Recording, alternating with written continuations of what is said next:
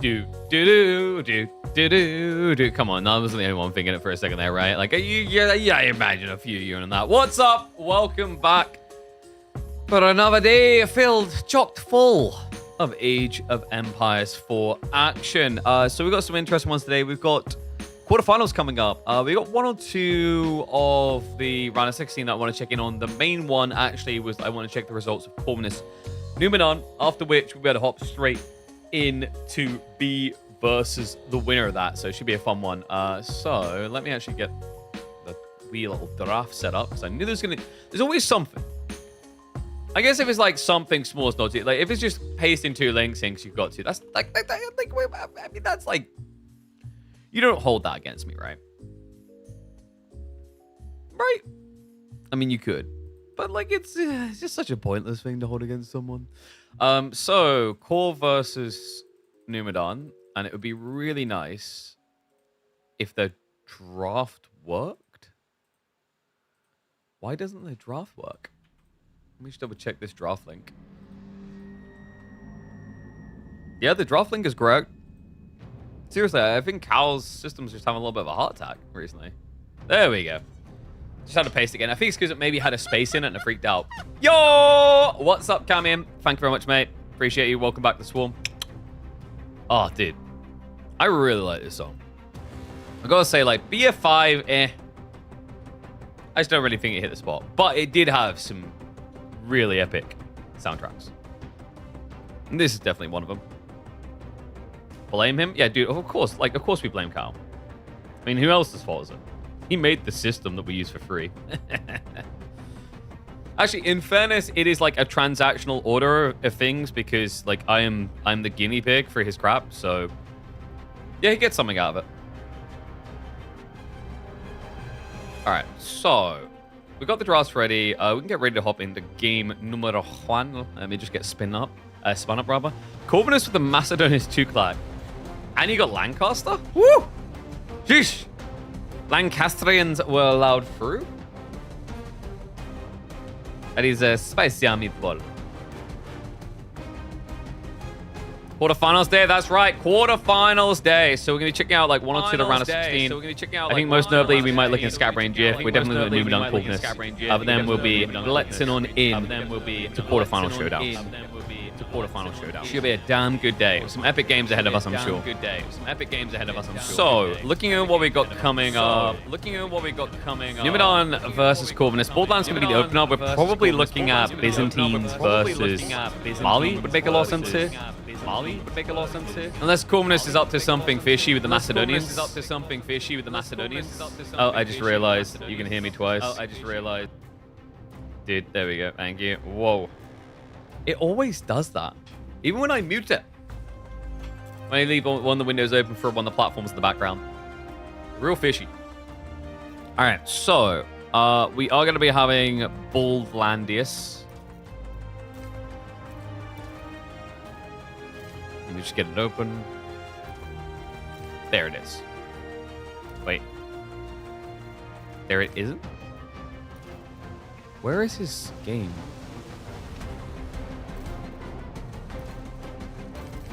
Ah, 1 sec. I see what's happened.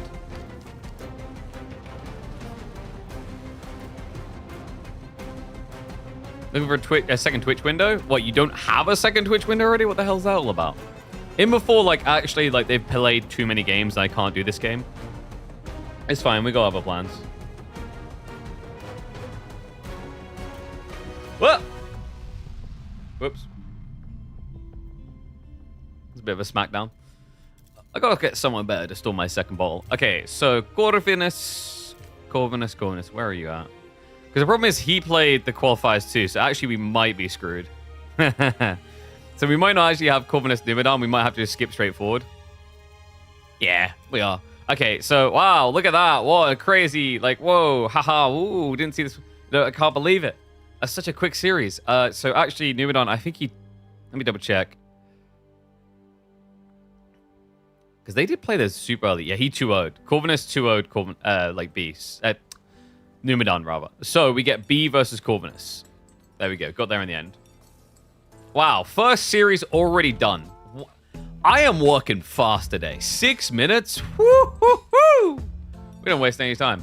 All right. Should be a banger this, though. B versus Corvinus. Two off-meta players, usually quite creative and different in their approach. Update us on Warlord qualifications. They're happening.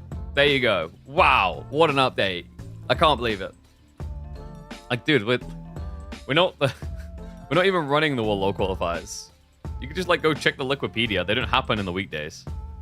That's all midweek mustard territory, baby. All right, so let's have a look-see here.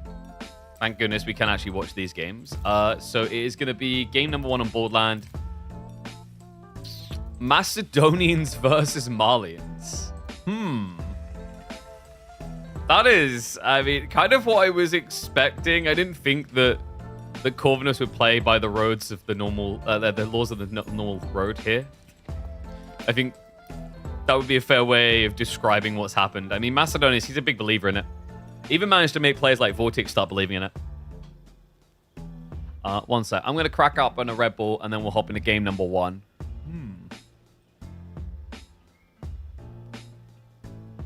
Am I grapefruiting? I might be grapefruiting. With Blossom. It has Blossom too.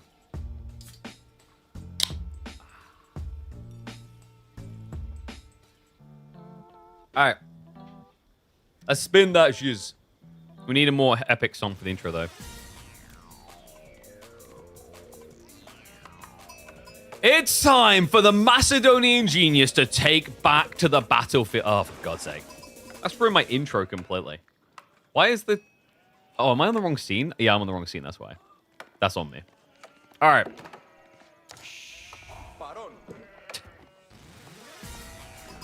It's time for the Macedonian genius to take back to the battlefield. That's right. This is the man that is convincing anyone he can that Macedonians are an S-tier civ. It is none other than Corvinus, first of his name, taking to the battlefield on Boardland with a Macedonian dynasty. But in his way stands a Goliath of the weekly series. None other than 3D Clans B on the Malians, a civ that he prioritizes above all else every single opportunity he can. We head into the first game of a best of 5 here, and it will be kicking off on a map that feels good for deer, but neither of these civs might have time for that. No, tempo aggression will be the name of the game, not just because Macedonians are here, but because it's the only way that B knows how to play the Malians. This is going to actually be a really cool one. I'm kind of like, okay, bias caster a lot. I am like a little bit sus with this. In some ways, I want to see Corvinus do it because I want to see what Macedonians can do in this matchup. Like, how do they... Oh, that would explain it. He tried to go for a Dark Age rush, and it backfired straight away. Has to go more defensive here. Yeah, so this isn't as impressive initially, but the idea, the follow-up is really cool here, guys, because you can go into Spearman and start burning down the pit mine. And once you get into the Feudal Age, you can always just rush an upgrade on this thing to give it arrow slit so your opponent can't die of it. Unfortunately, the placement isn't as threatening now. You wanted it right next to the pit mine, so you were protected. And the resources in this area aren't exactly important to B, and B also does actually shove him off. All right, I think the plans have maybe petit backfired. Oh man, that's kind of rough. Is he gonna go back for it? He is. Oh my god, he pulls another worker! Alright, at this point, it's do or die by this player, isn't it? And it looks like it's gonna be a die, but he will at least get to do. Yeah, so both at once, right? The funny thing is the villagers, could they actually get this? With weird formation shuffling, maybe, but Corvinus has the right path to get away. And also, the scout B can't come back. Corvinus already harassed him down. Oh, this is brilliant. So, Corvinus will retreat. -1 worker already, though. And the Adki and Mafur are not going to be able to get some vengeance there. But they can at least take their frustration out on the housing situation. I don't think anyone really anticipated this. I mean, shout out to Corvinus. This was a strategy that quite a few players done straight away. I definitely remember this coming out from some players such as... it would have been Louis. Louis done a lot of this, actually. Louis was a big believer in the proxy forward Varangians when the Civ first dropped, but hasn't really made an appearance in the last few weeks. Kind of died off pretty hard, so really cool to see it coming back. And a good map for it. Look at this spawn, actually. There's no full defensive gold. It's out on the flank. So, like, a pretty tricky game for B to acquire gold unless he fights for it.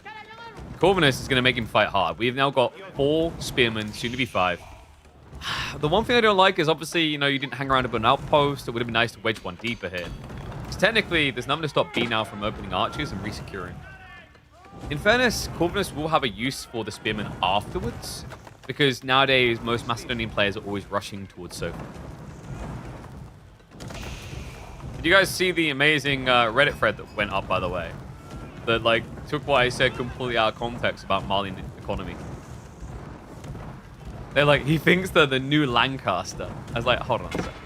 Where is this come from? They are when you think about the passive income. Like, they've taken their place with the scaling. Like, obviously you have to set up the cow, but once it's there, you are basically the king of passive income.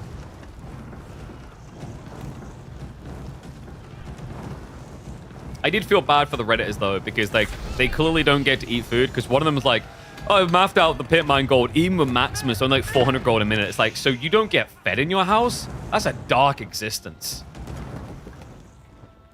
And then he realized, wait, actually, I'm the one who's meant to be feeding the people in the house, but I'm too busy typing to people on Reddit. Damn, gotta go get that job. Imperial Hippodrome now coming through. So Corvinus just gonna be doing the expected. I don't feel like Grand Winery makes much sense. It's funny because there were certain people when this Civ first came out that were like, Grand Winery is giga-busted. Oh my god, it's like, have you seen the income? It's the best thing ever. And I was never really convinced. Like, the people I watched straight away and I was like, they have the right idea, was the Spanish bros. The Spanish bros were immediately obsessed with Hippodrome and just going straight towards Ridari as quickly as possible.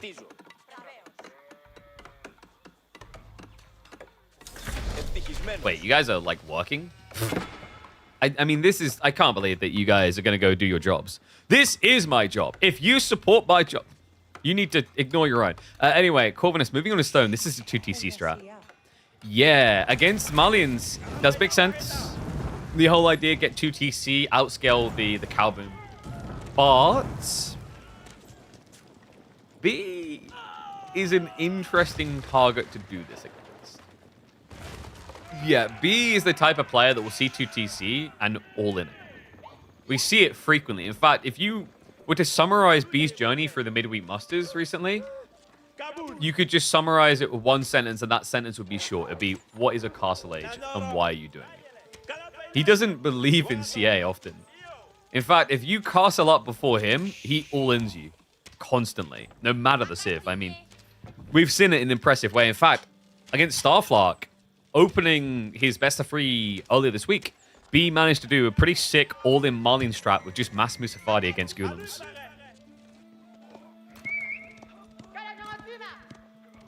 I wonder what Corvinus is also going to do with the 2TC element. I can't imagine he's thinking of just like inflating up in the feudal age too much. Because there's a lot of negatives there, right? Like your horsemen will get mismatched against the Sofa.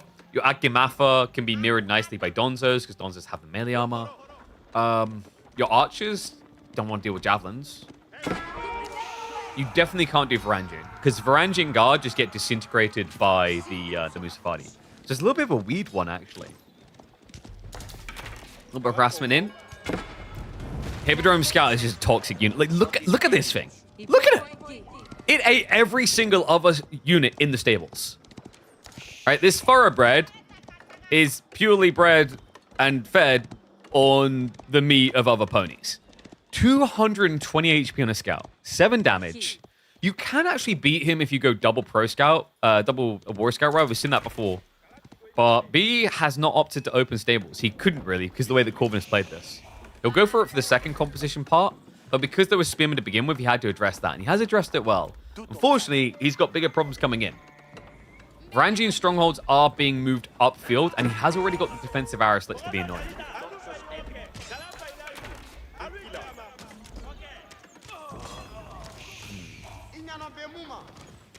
Archers. I mean, this is a bit weird, actually. Why did he go for Varangian? I guess just because the archers are existing. And he's going to be setting up the war camp. Kind of unfortunate here, actually, guys. Corvinus should have had this war camp up a lot sooner. He already minused, what, was it 5 at Gimafur? So he would have almost already refunded 1 unit back. So kind of expensive miss out there by him. Which of these two players has a weirder playstyle, would you say? Or B? Weirdly enough, B. Corvinus has a very off-meta approach, and he's very unique in some of his ideas. Like the idea that, you know, Tuklac, very powerful. Macedonians, very powerful. He really believes in Knights Templar on land. But the thing about B is it isn't a quirky idea of a strat. Or rather, it's not a quirky build order. It is the execution of the civs and the way he does it. He can be very creative like Corvinus, but where B thrives even further is his ability to take the game completely off the trodden path. He will take you into confusing realms that you've never experienced before. And I've seen this, I've heard this from multiple players. The way to describe B is completely unusual. You know, he'll take a game in a direction that doesn't make sense to you, but somehow does to him. And we've seen it these last few weeks with the all-in feudal timings we've been talking about. Now, we do have the Varangian coming through, by the way. They will be able to set up the Kira Siphon. This is a super effective play, by the way. This was one of the effective Byzantine strats in the early days against Malians. One of the few civs that they actually thrived against, because you just are able to burn down so much infrastructure simultaneously. Look at that. Burns houses and pitmine. You can hit 3 buildings at once and get a little bit of skim damage on the 4th. So far, are going to be riding in to punish this, though. And this is the skeptical part I had, right? Like, we're not seeing Musafadi, but you don't need them. So far, answers Varangian fine. He will at least keep the Hero Siphon alive. But I don't like the way this is scaling. Remember, Macedonians are a sucky economical civ. They're meant to suck the life out of you through pure aggression. Where's that aggression? Like, it sounds weird to say that when someone has 2 outposts, basically, up in your face. But all I'm seeing is these outposts, these tanky outposts, gradually getting burnt down. And this is also pre-undermesh. It's another interesting part. I thought B would actually try to prioritize that, but he just chose to bulk even more so far. Frangie stronghold down to half HP. A 3rd one being built up. Corvinus. This is so toxic. Archers are going to dive in, but he uses the ram to keep the workers safe. Hero Siphon is a hero siphon at that. There's going to be a snipe out on the Hippodrome Scout, though. The Hippodrome Horseman's going to want to be careful, too, because he could be turned on quite quickly here. The Varangian just feel like a waste of money. Yeah, seriously, they are not delivering. These things are meant to be tanky, and the crazy part is he's already got 2 stats upgraded. He's already gone double armor, which also gives him extra health, and it still doesn't matter. I can't believe actually how underwhelming the Varangian strongholds are proving. 10 base damage against 2 armor, and it just doesn't feel like it matters at all. No, maybe the problem is we need to build more strongholds. And so it will be. Oh, man. I don't know. I think the idea of what Corvinus is doing, there's maybe a way, but like I don't know if I agree that it's Varangian. Adgir Mafa would deal with the sofa. Now, there are archers, but the idea is if you're spamming Varangian strongholds, then the archers should die to the strongholds. You're seeing the repetitive problem here. It's not even targeting those archers. He's always hitting the sofas. You do at least have Varangians moving quicker now, but I don't think the issue was reaching their targets. I think the issue was beating their targets. Even the champion Radari doesn't look great here. Oh my god. All right, we've got triple Varangian stronghold up. He just needs archers gone and Spearman produced, really. But Corvinus will not be convinced anything but Varangian is needed.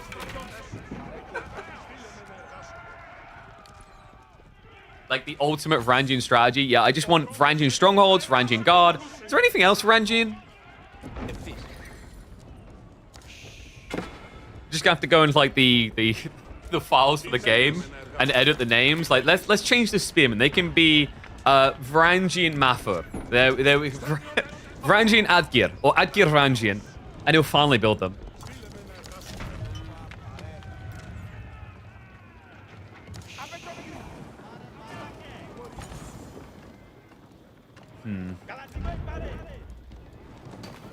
I don't know what Corvinus' out is anymore, guys. We have double RAM now coming in, so B is respecting what's happened. Right? Like, 1 or 2 of these was not good enough. Now, 4 or 5, like, okay, DPS is there. But that's where the Rams become handy. Now, in theory, Corvinus should just be able to stand here eventually. And if he just creeps buildings, he can move back towards the base.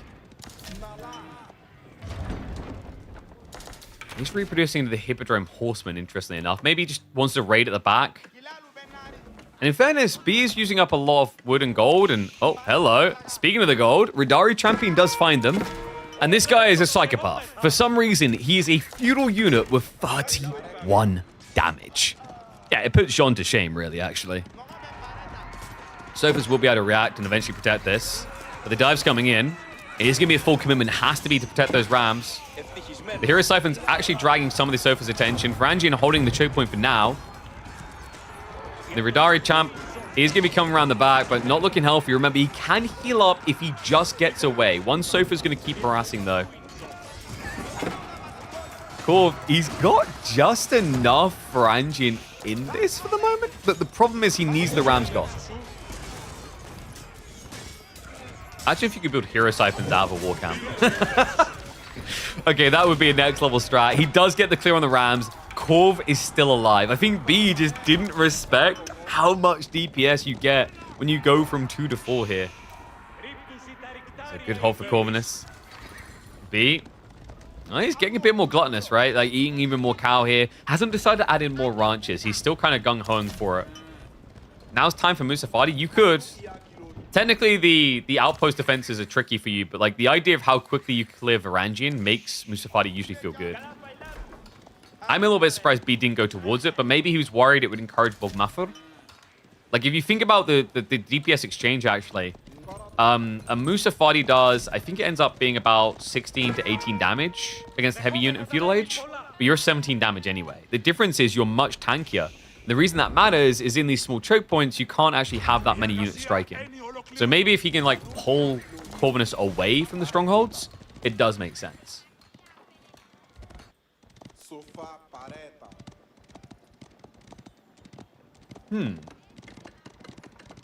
Now this is like an interesting thought actually. Corvinus doesn't have a scout, guys. And the Varangian strongholds do not reveal stealth units. So, you can gang bush him. Yeah, just build up like 20, 30 Musafadi, bait Corvinus out into the open, and then full surround. Now, he is switching to Bogmafur. I'd like to see him adding in a scout just to protect himself against this. So if it does 17, yes. And he gets the +2, so he does 19. But the Musafadi, they're very close. They're 18 damage. We got raid coming in. Oh, hold on a sec. Wait, the sofa. Oh, he caught him. Oh, he got him good. -6, I believe, on that raid. Big striking. He's going to find more. Wait. Corv, he does dodge the bullet for now. He's still scouring the area. B, that patrol back actually might catch them here. Oh, they run back into it.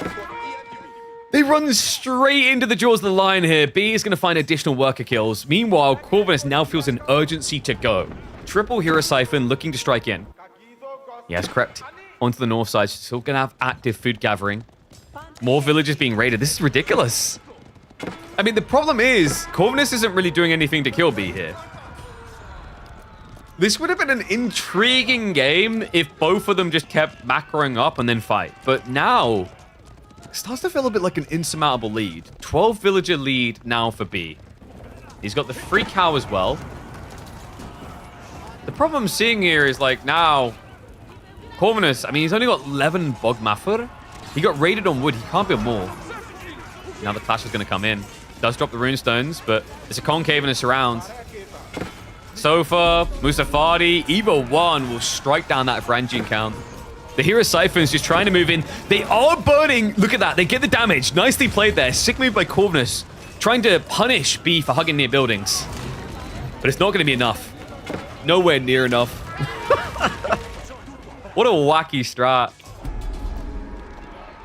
B just going to keep milking it until Corvinus bleeds out here. Yeah, he hasn't really got anything left at this stage. That's GG point. B, like, I would argue he probably didn't even need the Musafadi. I feel like he could have just won this with Sofa only.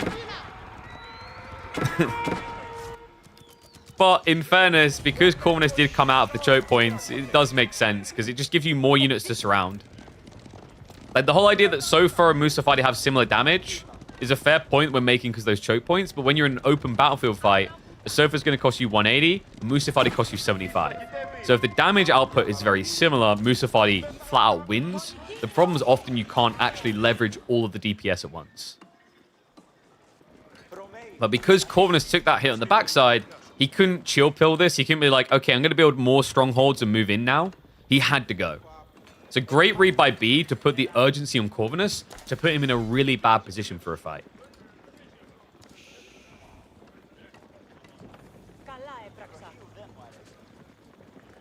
Cool. Not really sure what we're up to here. I guess it's just... Oh, he's moving his whole eco. That's intriguing. That's actually not a bad idea. He basically lost this game because he lost villages back here. But if he puts all of his villages near the front base, then he can guard them more easily. Cool idea. I like the adaptation. But yeah, it still feels like it's too little too late. Triple ram now coming in. This mini Sofa capable just burning through as well. Branch in. Start to get surrounded. Does activate the Berserk. Worth of that extra burst damage, especially if you initially outnumber the Sofa. So this does feel inevitable, Mr. Anderson. The Archer is also doing some noteworthy damage when you do Berserk up. And the Bogmaffer not going to be good enough to try and clear out those Musafadi fast enough. Infrastructure dead. Game number 1 of the best of 5 looks locked in for B. But I think we can agree Corvinus is by far the most entertaining Macedonian player to watch in Age of Empires 4. Doesn't mean you're going to win, but I mean, a tip of the hat, it's something, I guess.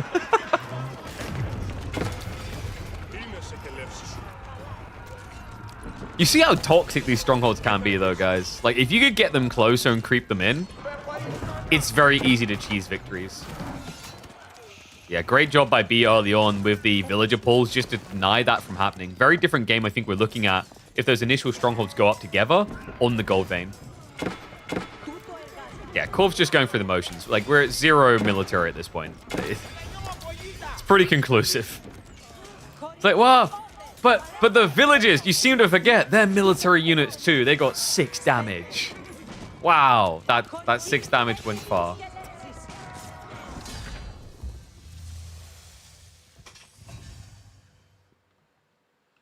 Oh dear, oh dear. Is that one uploadable? I don't know. It's quite funny, actually.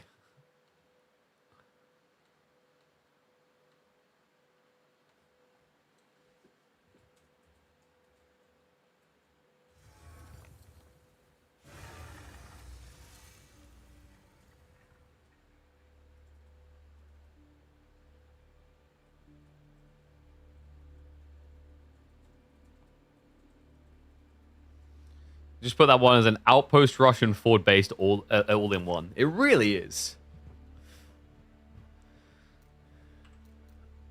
I'm confused by this person in YouTube. Like, that's what threw me off when we missed the raid. I'm like, are they talking to someone?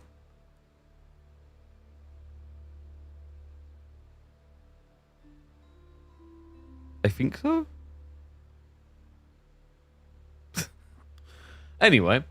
Let's see what we're going to be getting for game number 2. Crap, it's too hot already.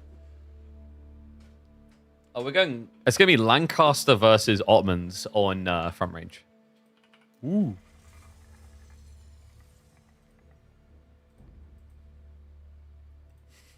When I think B on this Civ on front range, I just think 2TC. I still remember that game. Yeah. All right, so we're going to have to flip sides, aren't we?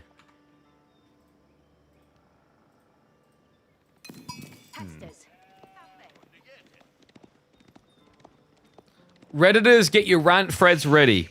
Lancaster's back in. It's back on the menu, folks. Somehow it just didn't get banned out. We head into game number 2. Corvinus, Toro Corvinus, looking to utilize House of Lancaster to get a big fat win on an aggressive map. And he starts by eating a big fat pig. On the other side, not fattening himself up, is going to be B. He will be looking to just pull out into the gold fast here And he will be looking to set up the military school, but this is a civ that cannot eat the boar full stop. So he actually has to stay at home and just stare at that delicious looking pork. Let's get into it. Game number 2. Welcome to the channel, folks, for Cast a Game. This is an interesting matchup, actually. House of Lancaster versus Ottomans. A lot of cool dynamics here. You've got worst horseman in the game versus best horseman in the game. Sipahi versus Hobbler. How do you want to play this? I'm wondering. And B, he is long distance mining because he used his wood on what? On the military school, right? Yeah, because he didn't want to chop extra. That's very interesting. I guess it's worth it for the timing to push your opponent off a boar, because now in 60 seconds he'll have a spear. In 60 seconds, Corvinus would have probably eaten like, what, another 200 food maybe off the pig? And then have to break away. Not sure if that's entirely true, though. Like, 6 villagers with short bows, he could take on 1 spearman easily. It would be a lot of idle time, but it's feasible.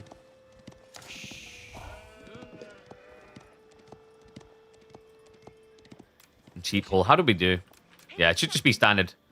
I was wondering for a sec there, like the way he pulled the sheep back last second, I thought he'd actually grab something extra, but the way this map is designed, on front range, you get 9 sheep spawning in a circle around your starting TC, and that's it. So it's very difficult to win the sheep game on this map. But Lancaster's so OP, they did. Yeah, because remember, Lancaster, they get an extra 4 sheep to begin with. And this is the other nice thing, is like playing under the boar as a follow-up, having those sheep afterwards, like... It's fair to say Lancaster on this map should feel very comfortable when it comes to food access. I'm just curious if they're going to feel comfortable when it comes to unit diversity. Because Hobblars, I mean, if you go Hobblars, you're just inviting Sipahi to kill. Sipahi can technically even beat just Spearmen. The whole idea is that you kill them as they trickle out and you heal up afterwards. So an interesting matchup, because actually on both sides they should have access to healing. As it is going to be an Abbey of Kings and a 4-1 at that.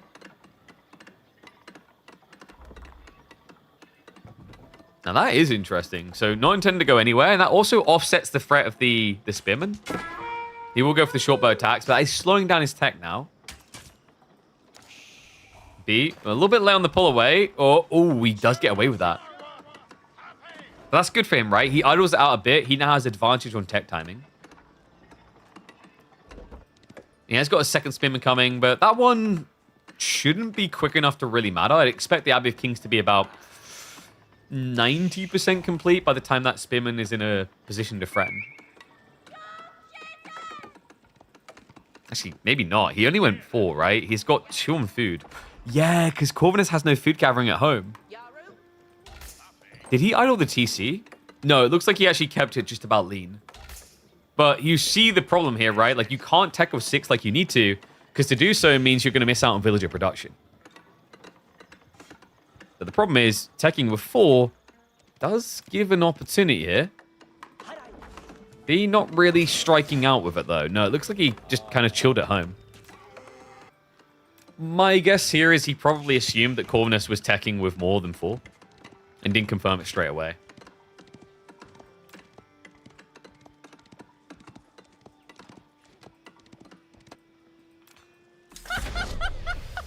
What's up, Zelwang? I see you with a sub, buddy. Thank you very much. I think I said thank you to Cammy and Earl as well. Appreciate everyone who's been subbing.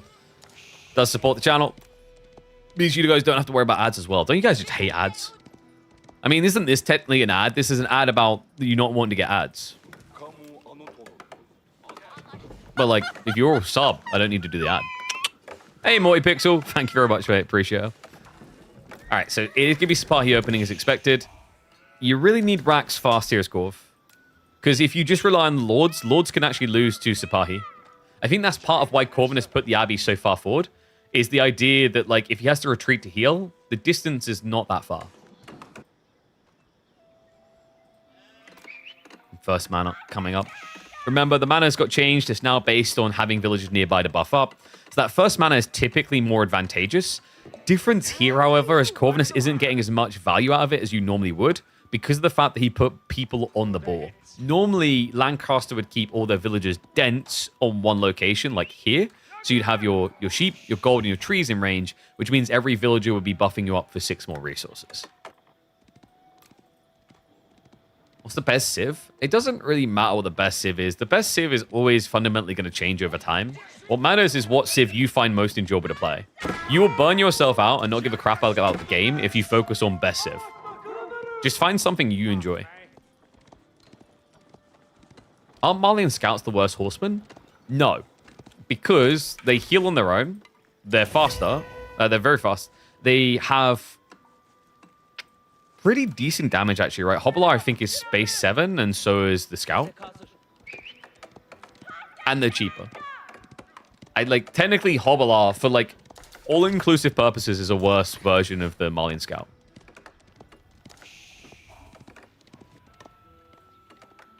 Don't pick a Malian because KB says it's bad. Whoa, no, I've said the opposite. I was saying, wait, why is with everyone twisting my words today? I said they're, too good. Their passive income is too easy. That's my issue with them. You just sit in a corner not doing anything. You're definition generational wealth. Daddy made the money and now you're just living on the interest, you know? Don't get me wrong. You have to know what you're doing to get the setup. But once you have that setup, you could argue, same with Lancaster, oh, they need to know how to do their setup. And then once they did, the old mana system just took over. And the mana's like Aachen. In a weird way, you can think of them like Aachen, because you're getting 6 more resources per minute for each villager in range. But technically, that villager doesn't need to be doing anything, which isn't very efficient, but you could technically just have villagers standing here and you get resources. So in an odd way, you aren't wrong for comparing to Aachen. Because of the fact that, a villager on average will give 40 resources, so 6 more resources, that ends up being, 15% resource buff? Not quite Aachen levels of power, but the idea that, villagers influence it in range is an interesting kind of parallel to make there.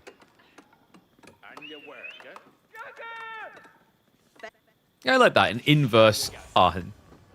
And it is going to be full forward infrastructure, by the way. So we're getting the Hobblars now. B has already gone to the Archers, so Archers Sipahi only. One of the big problems you have here is Lancaster, by the way, that can make them super sucky against Ottomans, is the auras.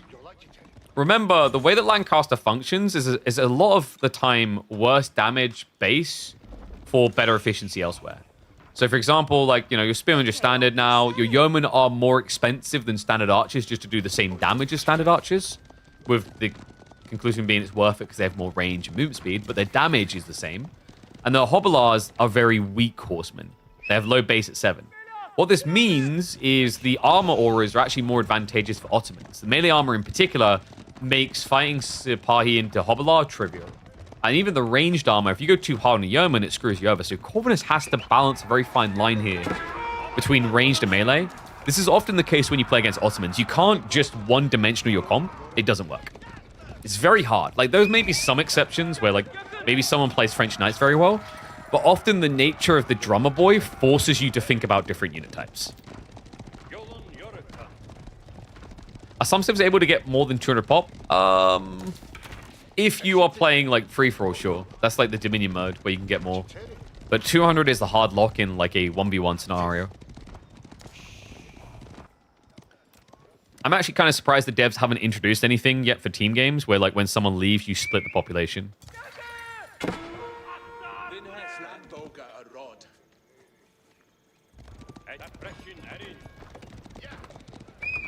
Oh, you're talking loopholes now, Iabids with the Raider wing? Actually, I don't know if Raider can do that. Can a Raider pop out the extra? I forget. There is a very interesting interaction with Iabids and the Desert Raider wing, by the way. Because if you stay at 200 pop cap and it can't push the Desert Raider spawns, what it'll start doing is stockpiling the tickets. So if you then, several minutes in the future, delete a bunch of villagers, all the Desert Raiders will birth out at the same time.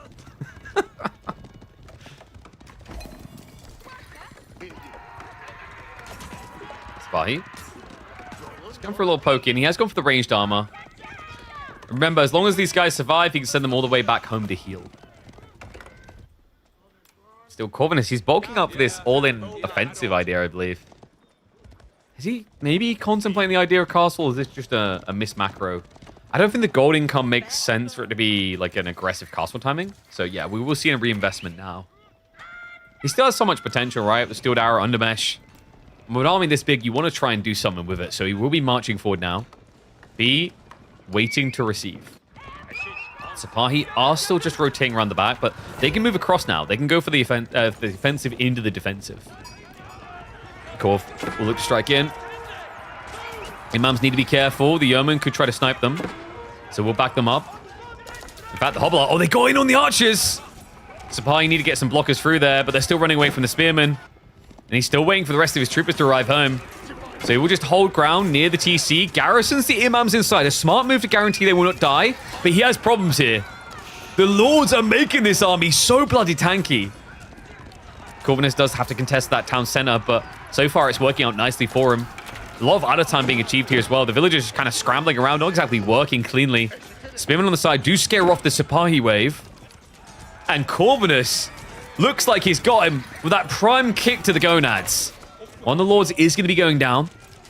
Two more are going to scramble over the side. He is onto the villagers who are not pulling away. They did just try to shivs out, which is ambitious. Corvinus now with a worker lead as well. 4 up. Should be probably 5 or 6 up by the end of this if he plays this right. I mean, the lords, they haven't gone for the workers. They will get sniped out in the end. And the imam, there's still one imam. That's critical. I can't believe that. B, he baits him. I think that's what Corvinus was thinking about. Okay, how do I get rid of that aura? B does keep one alive, and that's going to be important here. Supply count is still decent, but actually ends up losing another. Pretty decent dive from Corvinus. The other time alone with the worker kills does kind of even things up despite the losses. But now he needs a little bit of breathing room just to get the lords back online. Remember, they take a little bit of time, 25 seconds each to pop out, and fairly pricey too. He has to try and keep this pressure up. Yeah, this is the weird thing about Lancaster. Like, they're basically looking for advantage into, say, a tech, because they don't have the options they used to. It used to be from this position, you'd be building extra manas, and you'd have passive income to win the game. Now, you're only going to get that extra passive income if villages are nearby. Because the base gathering rates, rather, of like the 10 wood and 30 food, not very good. It's only made good when you have plenty of workers nearby. You're terrible at the game? I mean, that's fine, dude. Like, I don't know. People are obsessed way too much about being good at the game. I guarantee there's people out there that are bronze rank and enjoy the game 12 times more than, like, Beastie or Marine Lord do some days. Like, being good isn't synonymous with enjoyment. You know? If that was the case, most people wouldn't bother to have sex. Hey! Alright. Spirito, by the way, thank you very much for the sub, buddy. Appreciate you. But just like having a sex life, I don't know why we could use this analogy. It's about trying. It's not how you began, it's your rate to improvement. That's right. So there we go. We did bring the analogy around. RTSs are like that. You're never good the first time. You might think you are, but you learn quickly that it's all about improvement and enjoying the fun of exploring the game. Taste the satisfaction of being better is really good, though. Yeah, until you get a much better opponent, then you get the crap kicked out of you. That's why when I downloaded PUBG Mobile, I just done the bot lobbies only. Like, the ones where you definitely against bots that are meant to make you feel good, and then I quit. I was like, okay, I'm great at this game. I don't need more proof. Like, just be one of those... I just chose to be one of those people that, like, ranks in a top rank. It's like, I'm not playing again.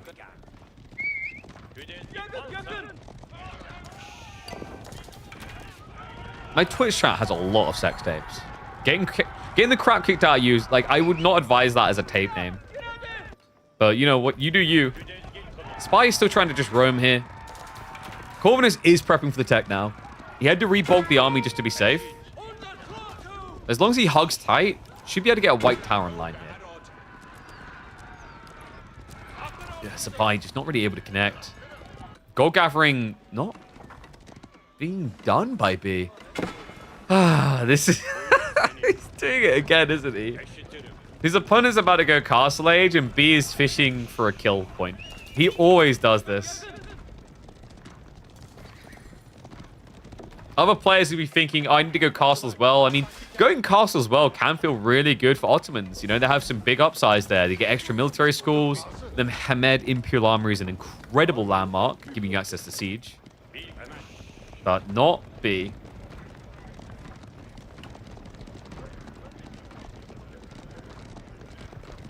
enjoy the game, but you're also competitive. Yeah, but I think like you can have fun in making your own challenges. And oh, this is a challenge. White Tower drop in the base. Corvinus. He done this last week with Lancaster. It's happening again. There's a backstab attempt, but the spin they get bait forward. The Sipahi in with the fortitude. The reaction speed of a corpse 2 weeks dead from Corvinus. He finally pulls the spearman over, but damage hasn't been done. The workers are in here with the shivs out as well. It's worth it because Corvinus will also lose workers. Archer's trying to snipe them down. Textiles is not going to save them against this many. It's a scramble-brained attempt. It's not going to work.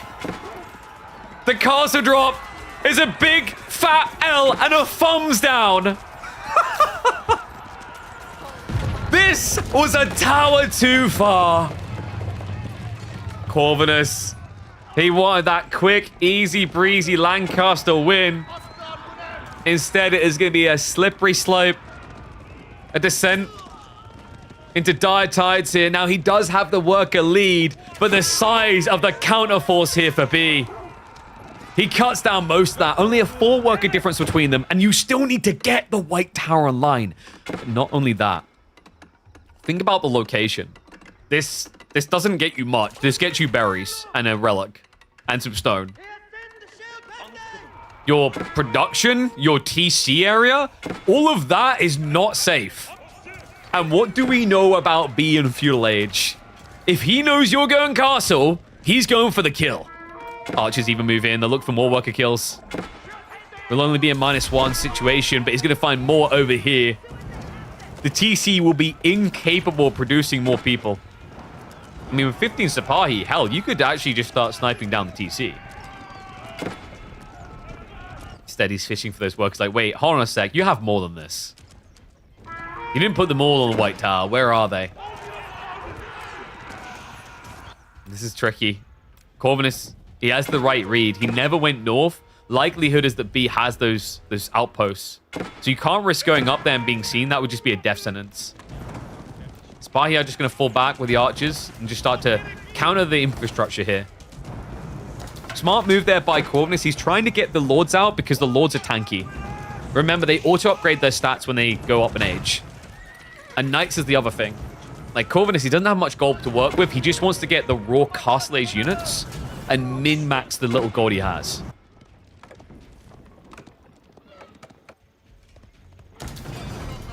Rams now being built by B. Sipahi are a good answer to lords, by the way. As you are seeing. Like I said, more tanky, but still capable of getting kills with the ponies. Doesn't quite finish him off, but keep in mind any damage done there is going to be permanent because he's going to get rid of the Abbey of Kings. That's going to be gone.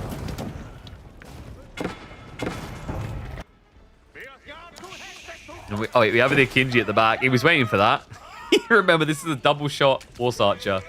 We'll go down to the dagger throws, but does at least get another worker kill. Another Lord creeps out, but barely alive again. Yeesh, I don't think is he going to be alive at this rate? We have got a Rax creep, so Corvinus just trying to exploit the little food access he has, and also min-max his gold. He only has 300 after all. And Sipahi, oh god, they're in again. The workers, they came back. I think they'll want to be taking an extended leave here. Doesn't feel like a safe place to be. He will just jump on top of the Earl's Guard and love that. Look at the micro.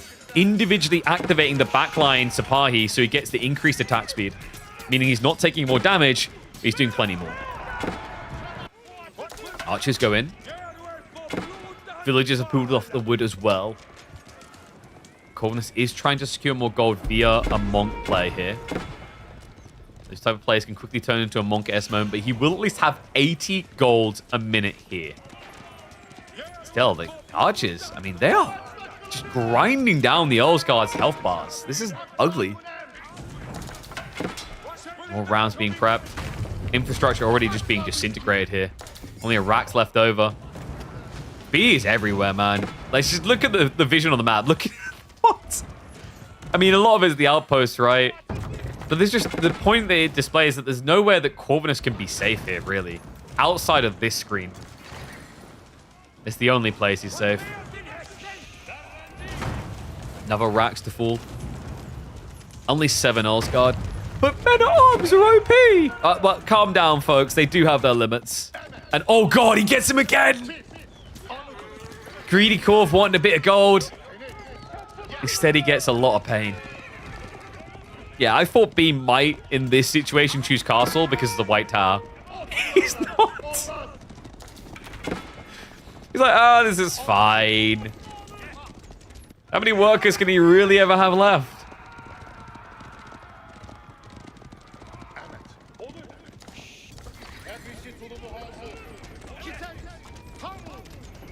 Unbelievable.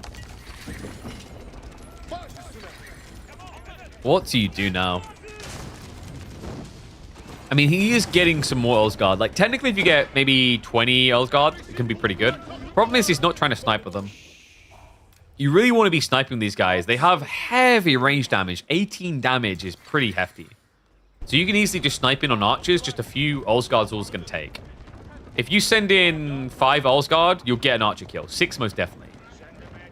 You need to be doing something to shrink these numbers.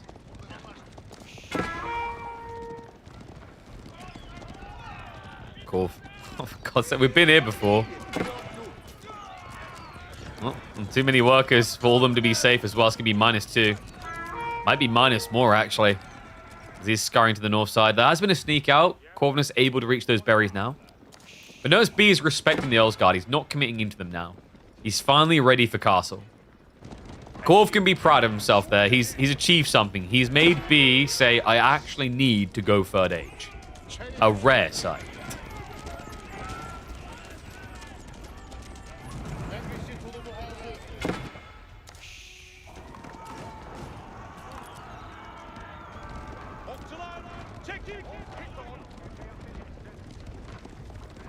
Why do you guys always resort to challenging each other to BO5s?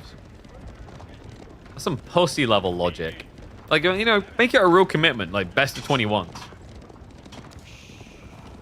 Like, shout out to my boy Nilly. He used to be on stream, he's like, all right, continuing my practice of like a best of 69 series.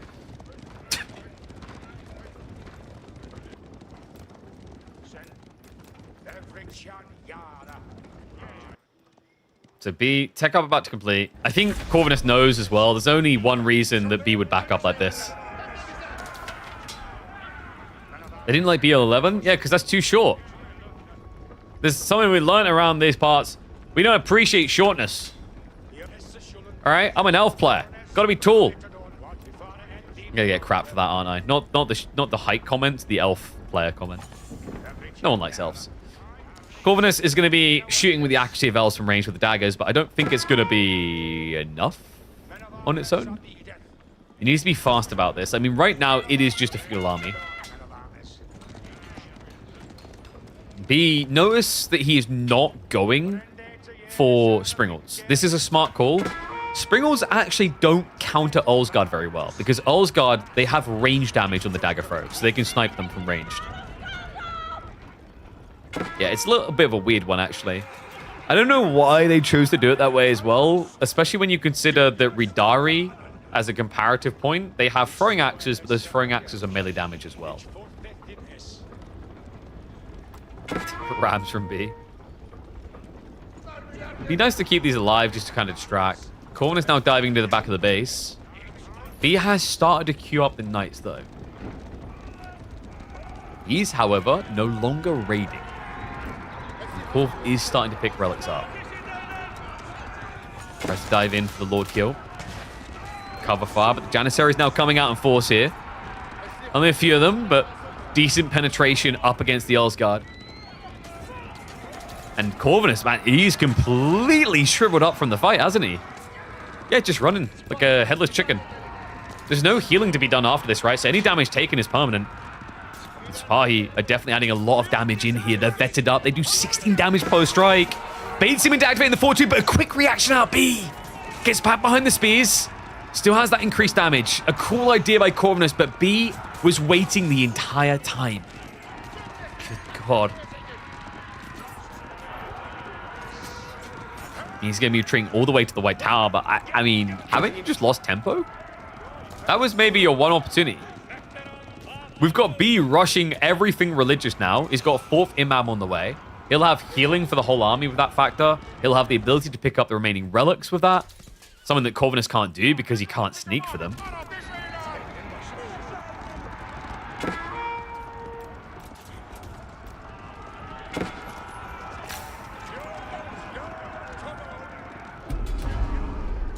Corvinus. He's trying to use those dagger throws now, but I think maybe it's just taking too long.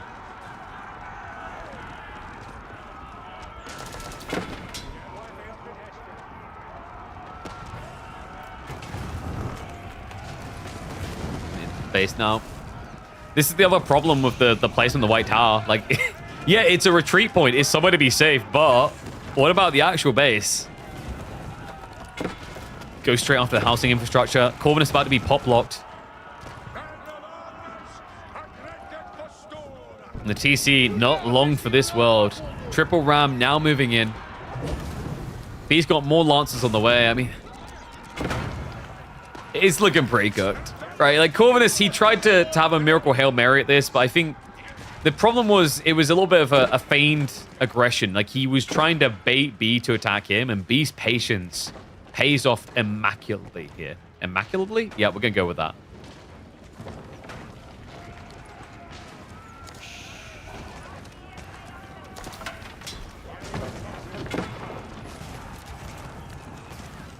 TC now down. No more workers for Corvinus. And those that exist are now gone.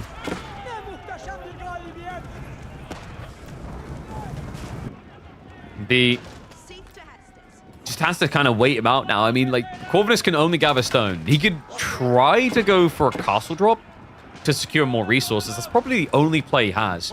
Not the worst of ideas, by the way, because remember, each castle you have does buff up the stats of your Osgard, so they hit harder. I just don't think we have that sort of time or that sort of stone access because the stones are so far away. Osgard just trying to cut reinforcements now. Dagger throws really ineffective against a Mango. Remember, good against Springalds, really bad against Mangoes. Great read by B to not go Springalds for that reason.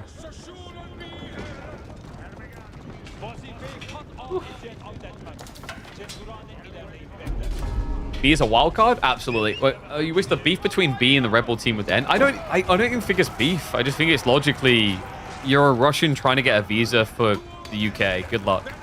That's not an easy thing to do. GG. There it is. You just have to throw it up into game 3 and pray for a comeback maneuver because B is looking unstoppable. Corvinus's cheeky White Tower plans have been unraveled. I think that one, we'll call that one like what every Lancaster player wants to do.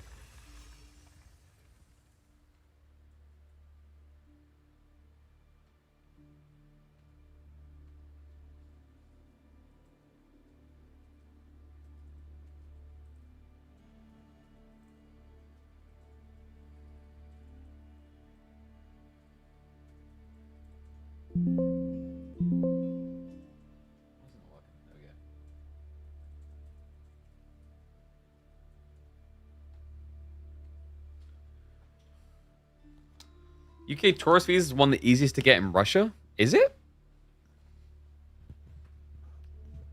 Maybe he doesn't think it is for some reason. Because like B doesn't... I don't think B tries to qualify for many lands, no? I don't think he tried to qualify for the garrison one, if I remember correctly. But Cat did. Usually, like with most players, like the way you can try to get a visa as a Russian is like you basically just go through Serbia. There was an expectation when the Ukrainian-Russian war began that what was going to happen is basically all of Russia's esports was going to start funneling through Serbia because Serbia was still quite chummy at the time. But I don't think that fully evolved in the end for whatever reason. All right, so 2-0 up, 1 game away from the clean sweep. We're heading into Frisian next. Byzantines versus Tuklac. What the... Huh?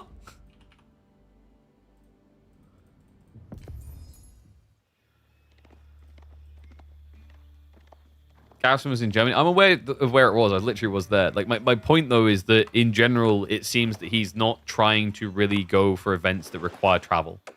I don't know if he tried to qualify for Denmark either. All right.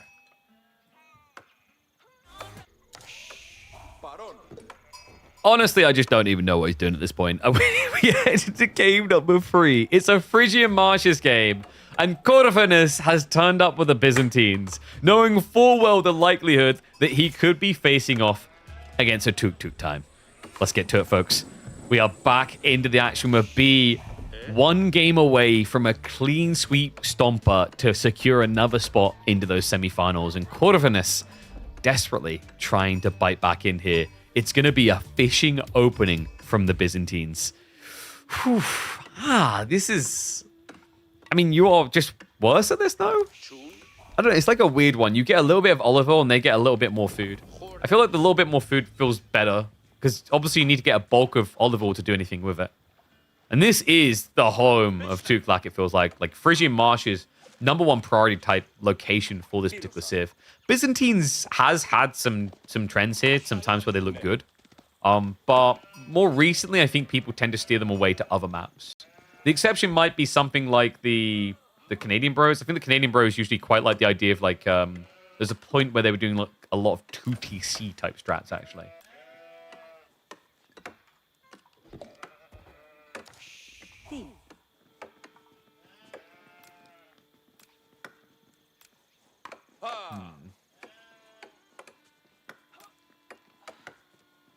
No wonder.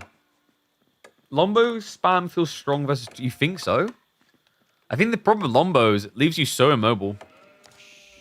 Like, if you go Lombos, am I not just going to go for Raider Elephants?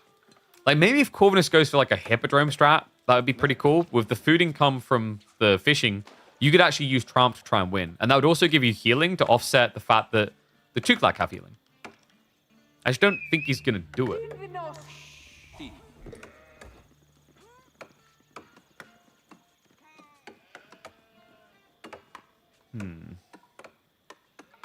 God, all the logistics chat going on right now. Like, I don't know. It's kind of weird how often people just gravitate towards the very first AV4 Red Bull when it comes to, like, this discussion. All I'll sound that is, like, I wouldn't be at the time. Like, he needed to kind of assess and not do podcasts or interviews or whatever. And I believe he did have an interview done with Fitzbro where he kind of half admitted to using like the see through the stealth thing. Whether people like or lump it, technically at that point, admin's discretion, they can say that's using like an exploit. That'll be like my go-to on that. Whether it was anything more egregious than that, that's where you get like the question marks. But I would say typically Microsoft, etc., are not going to get involved unless they feel like there's something there, right? But, you know, B, I think like the problem with B is he's very good at the game, granted, but we haven't really seen him able to prove that he can be a top 4 or top 6 contender. So there could be a litany of reasons why he's not necessarily playing right now. Like, you know, everyone's got their reasons. People seem to forget Louis MT. I think Louis MT is the biggest surprise to not be playing in the Red Bull Road to Red Bull Wallow. That guy should have been, no, not necessarily a shoe-in, but an obvious contender for a top 8. The Hippodrome coming. Yo, Corvinus, my boy. Okay, we're good. We're good. This is the way. I don't think Grind Winery does anything for you here. The Hippodrome is the one way you can potentially try and deal with this annoying Tuklac timing on this map. Because remember, when you add fishing into the equation, that means a lot of Raider Elephants. And also, if you want to extend your fishing as well, while harassing your opponent's fishing, you're going to need to pony up the ponies. When we get New Delhi variant with Bombard Elephants, look, they should just like add that in as like a tier 5 unlock, you know, like you go beyond Imperial, you just get that for both civs. Winchester will have the same problem as B in AoE2? Probable. It's different from person to person, right? I know Kazva almost wasn't able to like make it to Germany. Because, like, the problem is Germany, when they see a Turkish person applying for a visa, there is a prejudice that the assumption that they just won't leave. And esports is still kind of memed on and not taken fully seriously in all these different countries.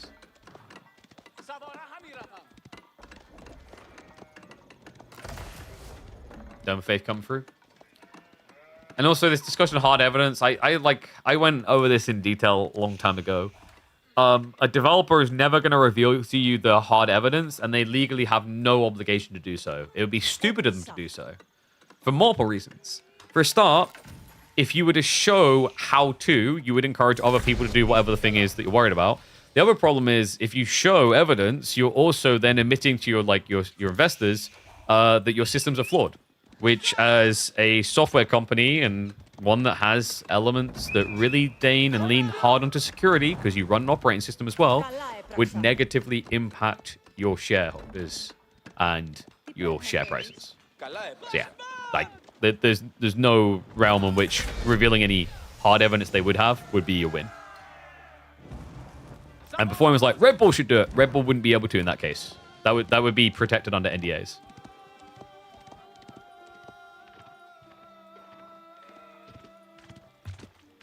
Yeah, I mean, like Olympus, the top reality is, if you really want to be brutal, cold-hearted about it, a TO can kind of usually just invite who they want, if they want to. Usually, the nice thing actually with Microsoft is they do, within the contract, stipulate that you have to have some sort of qualification process involved. You can't just select everyone if you want to have their funding. But yeah, even then. So Raider Elephants and Heel Elephants now coming in. A lot of fishing already, by the way, for me. Like, this is what he's so good at on this map. Sometimes he makes this map feel ban-worthy just because of how quickly he bloats.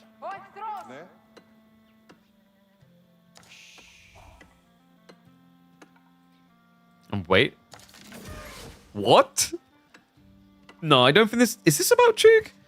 This might just be about the production rates. But then again, he already has, what, level 3 assistant? Which means you're going to have a 60% increase to production rate, which supersedes the 50% the production rate, rather, from the Merc House here.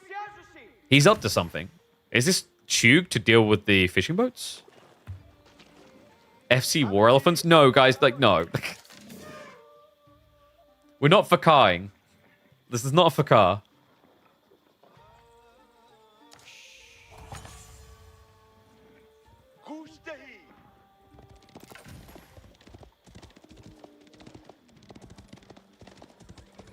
Just release the game code. Of course, yeah. Let's just... Oh, so let me just release all that source code. It's what all those cool kids do on GitHub. Oh yeah, props to be, like, I mean... Pause that for. The Hippodrome Horsemen. They have gone in with the initial triumph. It just ran out, right? No, it's still got 5 seconds. But body blocks are good there, so the Heel Elephant gets in the way. Like, honestly, I think this is the only way Corvinus can deal with the eco. It's a good idea. He just needs to make sure he keeps extending his fishing as well.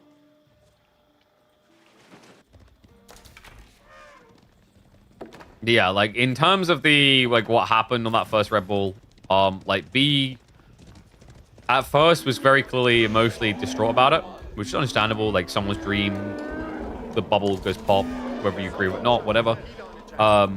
But he has, like, over time, accepted it for what it was and hasn't ruminated. Which is, like, I mean, rumination is toxicity.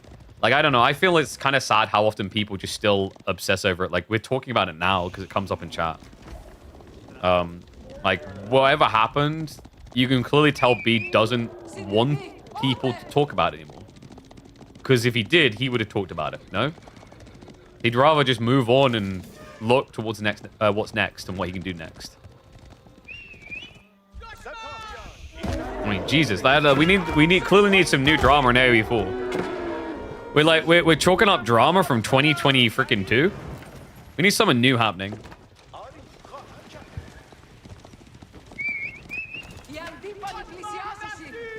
Like, I don't know, can Corvinus, like, knock an old lady out with a pig or something? Like, come on, someone do something in the world.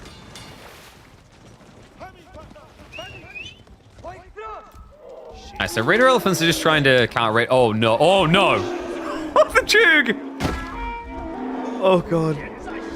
Yeah, you're not getting away from that. Somehow he gets free out. I'm surprised he did get that many away. I think there was maybe a bit too much shuffling there from B. But he won't care too much. He's heading towards a castle time by the looks of it. He's going to start reinvesting a bit, but it's just so much food income already.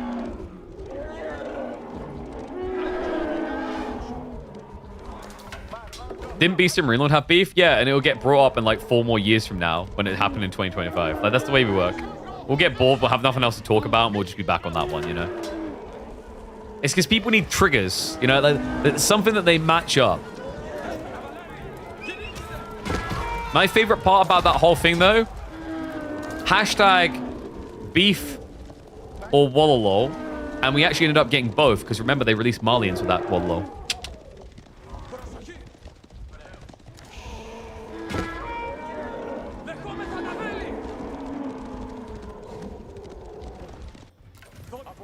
Okay, so Corvinus has bulked up quite nicely. And it looks like B actually isn't going to be rushing that castle timing. Which is a good call, considering Corvinus is looking to go. He's got more cheek on the way. Remember, he's generating some olive oil off of this fishing. So it's gradually allowing him to inflate the repeated bow crown. Just a lot of raider elephants already. 10 tolls, pretty strong. It's got 4 of the heal elephants. I like the idea what Corvinus was thinking here with the repeater bows, to try and snipe the healer elephants. Still, easier said than done. I mean, they are still very tanky at 400 HP. More raids onto the docks here. And what happened there? Are you kidding me? A raider elephant got a double kill. On his own? Surely not. It's so annoying, actually. Like, if this was some other horseman versus your hippodrome horseman, you can surround and snipe and move on. But no, this like the one log conversation. You can't move. You can't move on. You can't get those kills. They always just get away because raider elephants can just use trample to walk out of the snatch. Dive underneath the TC here. Corvinus looking for a few kills. 1 or 2, but it's coming at a high price here. The Limitane. What are they going after? No, they all targeted one raider elephant. Oh my god! And now the raiders. They have found their arc. They'll be able to move in easily for the cleanup. As B looks well positioned to make this an easy free.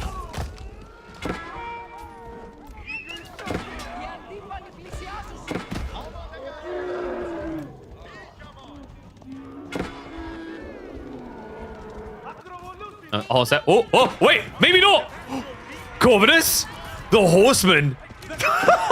It's starting to look over. Can the triumph make him triumphant, though? We'll have to see. It's still running. It's about to run out.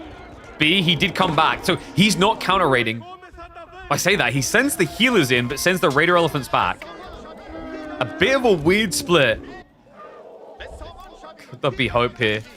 I mean, Corvinus, he's flowing way too much wood and gold is the problem, though. If his resources are more balanced here, like there's a remass, right? But Limitane? No, they're not going to be able to get that right. But unless he stands still. Hold on. This is getting a little bit scramble brain from B. Second one of the heal elephants to go down. Raider elephants now headbutting through this. Yeah, so this is better. Look, this is always the thing. People who say spearmen counter elephants, the problem is you have to surround. He's getting kills because of concaves. And it's a straight line, it's stupid. There's gonna be a lot of elephants down from B. I don't know, man. That reaction on the raid, I wonder if he should have just waited for more spearmen to produce and guarded. Then again, like, his wood income got decimated, right? So maybe he just didn't have the resources to get any. Goodness. Is he trying to creep attack? Probably going to be thinking twice about that. Like, if that was all the healers gone, then sure, you could go for it. But considering there's a second wave of elephants, he probably doesn't feel confident. B is ready, though, guys. This is a sick play. This little detail, the Governor of Ook, is vile. Because the balance point of the castle art is that you pay more for your technologies. By going Governor of Ook, you do not. By going Governor of Ook, you now play into a standard priced veterancy. In fact, slightly cheaper. But you get it in 5 seconds. And where's that going to be important? None other than the Raider Elephants. Wait, what the goodness? Is that villages or a transport ship for Chug? That actually might be the Chug new. Because there wasn't 6 idle a moment ago, and he... What has he got in there? What is going on this pond? This is just weird. You may have taken the land, but you'll never take the sea. Dun-dun-dun-dun-dun-dun. Spears. I'll just go for the clash. B. A little bit slow on the pull away there. That was greedy to try and hang here instead of just waiting 10 seconds. Chain healing coming in though. You see what I mean? The Great Elephant does get the heal elephant on the side. Veterancy's about to kick in 1 second. Silvered up. Spears. There's not many of them left actually. Only 8. There's enough Raider Elephants here. That has to be the break point. A valiant effort by Corvinus, but I'm even checking the mini-map before I say it again, because the horsemen are not raiding this time. May have an eco lead, but he just has a confusing economy at this stage, to be honest. 1,700 wood, 1,200 gold, and no food. Like, at what point do you just stop gathering gold, or rather just sell it and buy food? That's some 150 gold to get 100 food. Doesn't sound great, but I mean, it's better than having 2,500 surplus resources. I think it's pronounced Uch. Is it? I'd have to check that one. Admittedly, that's one of the ones I didn't check. Done my research with the Tuklac, but that was one I was like, huh? Just seems straightforward. And now with the fishing being cut off, this seems pretty straightforward too. Yeah, you know, Corvinus has been struggling with his food income for a few minutes now. And he's about to lose access to practically all of it. Veterancy on archers is in as well, which means the horsemen aren't a good answer either. This is the thing, remember, the horsemen, you get the Hippodrome buff, it increases damage, gives a little bit of healing. Doesn't do anything for your effective HP, realistically. Like, sure, you heal for 2 a second, but doesn't give you more ranged armor. And now your free ranged armor unit has to deal with a 9 damage archer. No deal. That doesn't sound like a fair fight.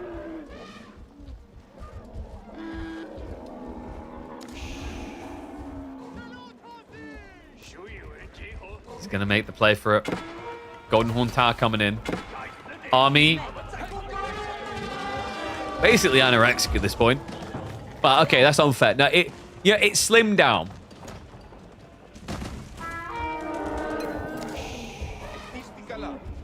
In this next fight, I mean, think about this. 29 archers against Limitane.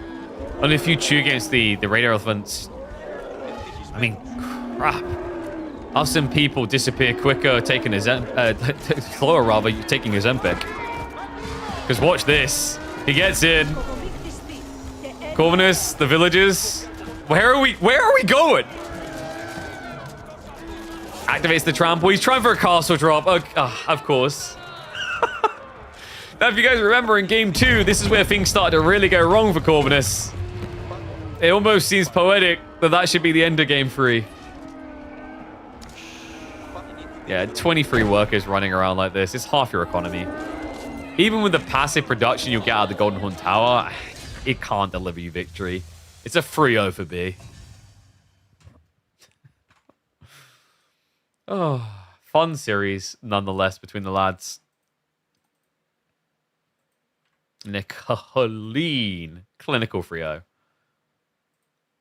So, let's have a look-see here.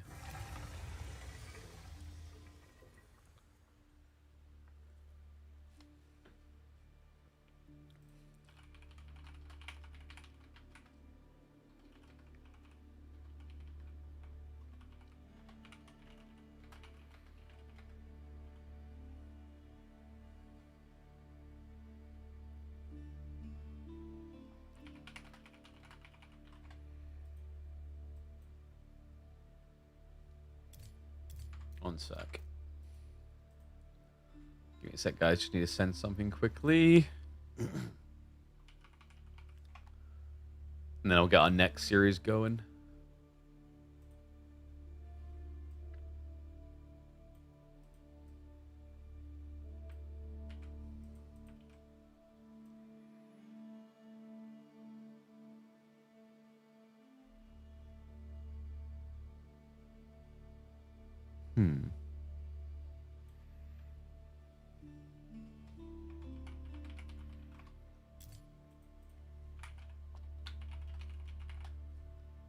Nothing like a sponsor sending over one of the dodgiest links I've ever seen for one of my creators. I'm like, like that one seems a bit sus. Just gonna double check it for him. You'd be surprised how often creators forget to actually scan links. They're malicious.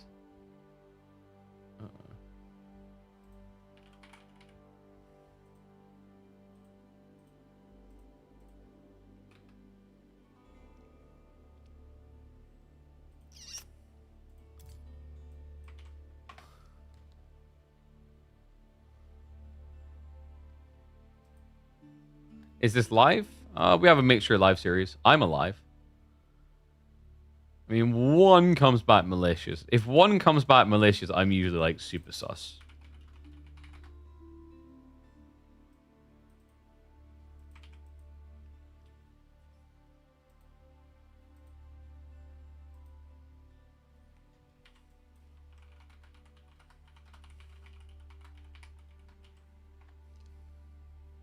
All right, one sec. So, right. Next series we've got...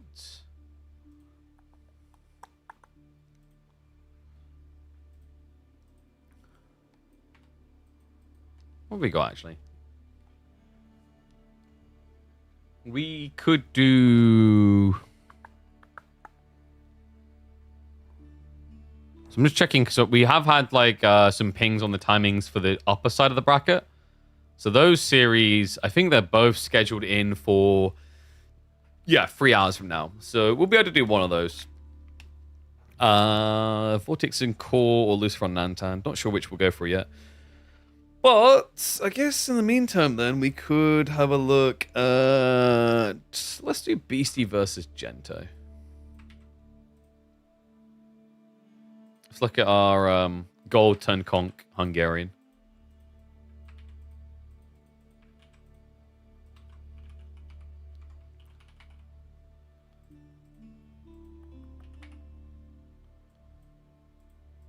Yeah, what else did I miss on that? I'm guessing the discussion continued about being well long, blah, blah, blah, right? I think I said everything that needs to be said about it, though.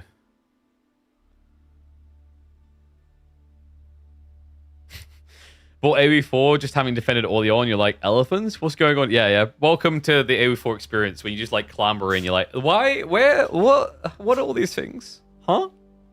Rogan?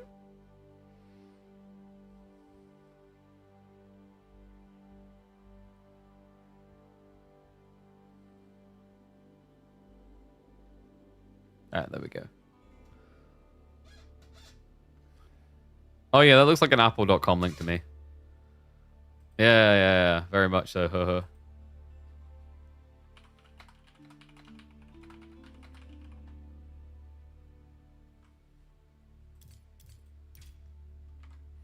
Seriously, like, these Chinese games, that some of the...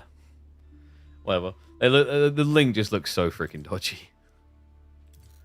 It's like, it's already a dodgy looking link, and at the end of it is something zipped. You're like, Intriguing.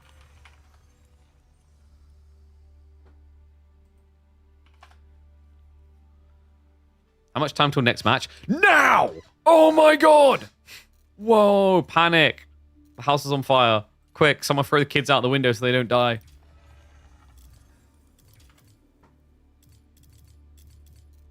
Alright, so Mr. Gento. Let's see. We had Bell land times we wanted, didn't we?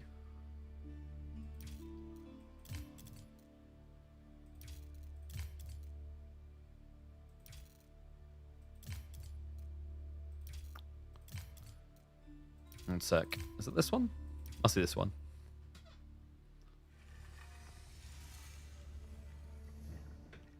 Yeah, Bold Land. For some reason, it wasn't showing the name of the map. I was like, huh? This must be the one. Mali versus Japanese. All right. It's time. Dento time. We're getting him in a series up against BC. That's right. Our gold turned conk Ukrainian that also became Hungarian. It gets very confusing. Just stick with the story and get into game as we've got Japanese up against BC's Malian. And one that he's well known for. And it is going to be Borderland. A damn good map for it here, folks. Interesting pick here, actually. Japanese into Malians. This is one that Mali for a long time has felt pretty content with.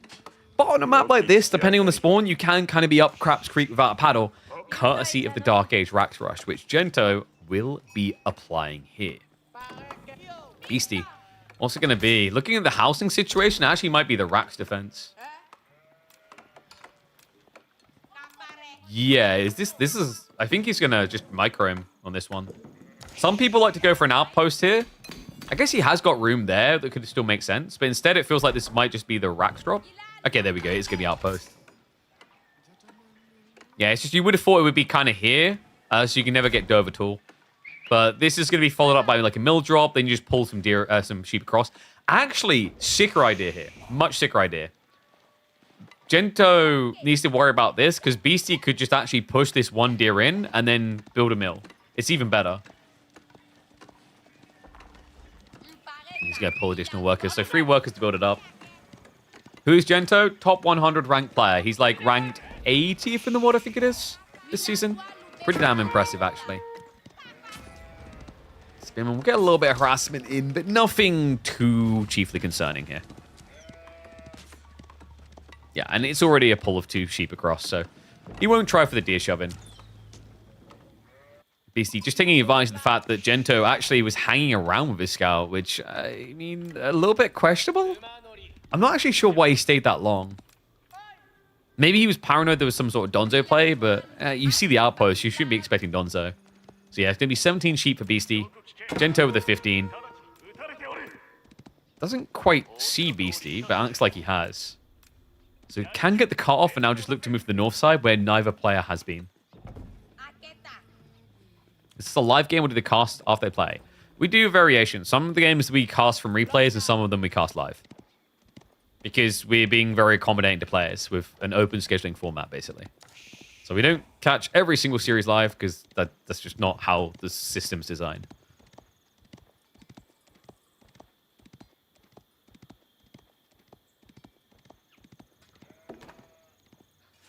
Okay, so Aggro has taken a chill pill.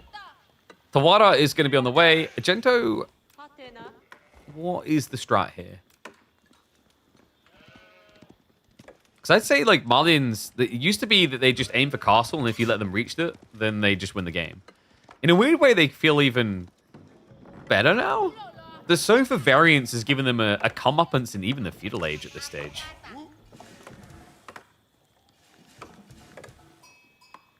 And that is true. Most of the time, the semis and the finals are always aimed to be played live on the first day. Is this Dry Arabia or Borderland? Oh, this is Borderland. Why does it say Dry Arabia? Dude, the UI is so drunk sometimes. There we go. It's fixed. Oh, this is super fast castle. All right, guys. Yeah, Gento's just going for the FC. 1 on Kura builds. This started to get popular again thanks to the Chinese players. BC, what does he want to do against this? Like, technically, you can all in the play. It's only a 4 gold. The back gold's pretty far away. And also, Gento's being pretty greedy. Like, only 2 on wood, so maximum we're probably looking at 1 outpost here. I don't know. Like, it is like a bit of a slow timing right for Beastie because he had to go for the outpost. Don't hate it, but I don't love it. It's just like the options for Japan just feel weirder these days against Malians, I think. Mali just kind of turned the nose up at most of your game strats, I think. Like, I'd say this is a matchup in the last year that's just been kind of going down in terms of what Japan could do and up in terms of what Mali can do. which is not exactly a comfortable position to find yourself when you're up against one of the top players in AoE4.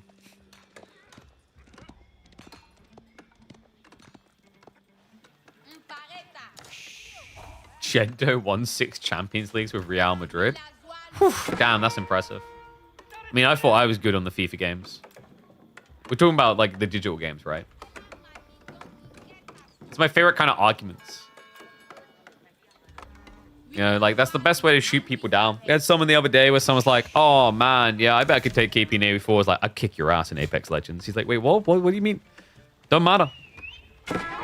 Is it true or is it not? Like, imagine you're, like, trying to go for local offers, and you just look across the guys like, I kick your ass at beer pong. What does that have to do with anything? Would I kick your ass at beer pong? Answer the question. Yes. he admitted it. I'm voting for the beer pong winner. So Berry's almost tapped. Did he go double outpost? No, he just sticks to the one. And it's going to be archery stables. So Beastie looks to aggro, but... Interesting that he went archer stables instead of rack stables. Boy, dude, like, boy, you can't... You couldn't even kick a donkey, let alone kick my ass. Like, Jill.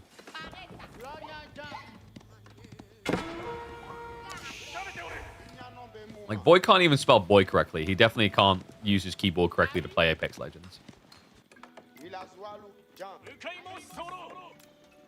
So that's an attempt to creep out here. Beastie just wants that second pit mine set up. Actually beat the spearman over here as well. More houses coming up. Scout just dragging all the attention, actually. And Archer's already here. So Gento, I mean, he knew he wasn't going to get much out of this, right? He's ready to pull the trigger, though. So should be the floating gate, Yorishiro drop into a stables player that we've come to expect out of Japan. Kick everyone's ass in battle, right? Yeah, like, I think most people just never involved that game. Guys, I can beat you all in Supervive. You know that game that announced the shutting down the other week? Oh, man.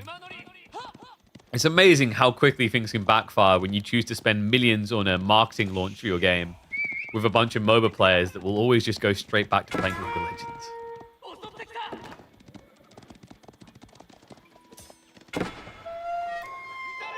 That happened in the Trump-Biden debate. They just debated who would win golf. Did they really spend time just on who would win golf? This is why I feel like I'd have a good shot at being your president of the United States of America. Because I just go in there and I'll be like, yeah, sure, he has like some good policies. I'll give him that. But I bet this pussy ain't even seen more than one of the endings for Doki Doki Universe. He don't even know what he's talking about. I could take him and crush him in a Banjo-Kazooie speedrun. If we played Smash Bros, I wouldn't lose a single life. And these old-ass men would have no comeback.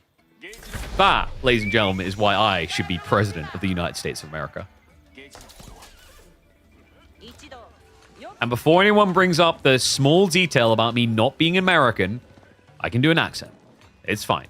We could even get like one of those Texan mustaches. Wouldn't be able to tell the difference.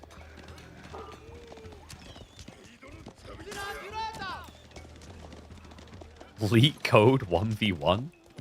Why?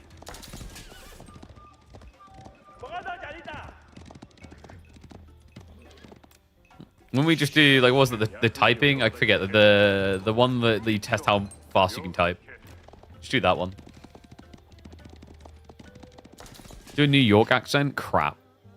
I can't even remember what New Yorkers sound like most of the time. Would it be, I'm walking here? Is that New York? Or am I thinking Chicago? No, that's definitely New York. I'm walking here! Hear the Texan accent? Oh, you just go full cowboy, right? Let me know if there's Texan. Somewhere down there. God damn it, boy. You just got to get a move on. We ain't got time for this stuff. Got to get over here with the big old samurai and swing those doozy swords around until we bamboozle the foozles that hang around on that gold. See right there, the little toothpicks? Well, I'm going to go ahead and stick my big pick in their face. 10 hut. Yeah, like that.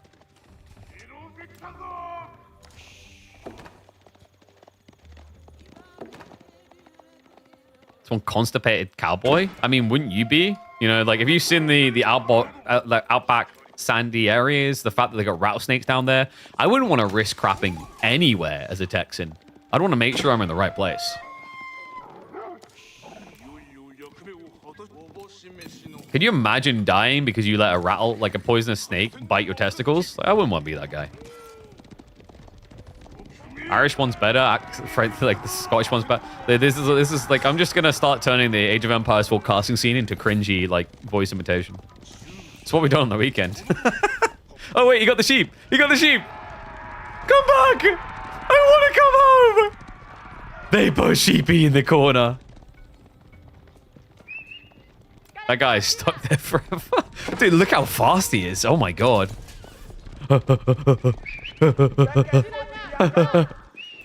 He's never getting out of there. It's like, listen to Matthew McConaughey. It was all right. I mean, I don't know. Would it be Boston with the nasally one I do? You know, where you kind of sound like this. You're kind of going for more of a more chill, but not too intrusive. You know, you just got kind of like slight nasaliness about it, and it really. The big thing when you're doing accents, actually, more than anything, is learning the dialect of how they pronunciate in their areas, you know? And that's actually a really cool one. If you guys look that up, with Hans from Die Hard, there's a really interesting like dissect I was watching the other day, and there's a fair point. He was talking about like when he was researching the role. In the script, it had something like, I loved doing models when I was a kid. But he changed it to, I loved to do the models when I was a kid. Because like, there's an interesting thing with Germans where they often don't use ings when they like translate to English. They work around them. Always reminds me of that scene. You guys remember from Inglourious Bastards where he gives himself away with the hand gesture? Constipated Cowboy is the coolest gamer tag. I still want to see a pro gamer called Big Nugs. Let's see who's got the big cojones there. We're up to what? 17 cows. Beastie still hasn't aged up. He's got enough donzos to make Gento think twice about a brute force dive, though.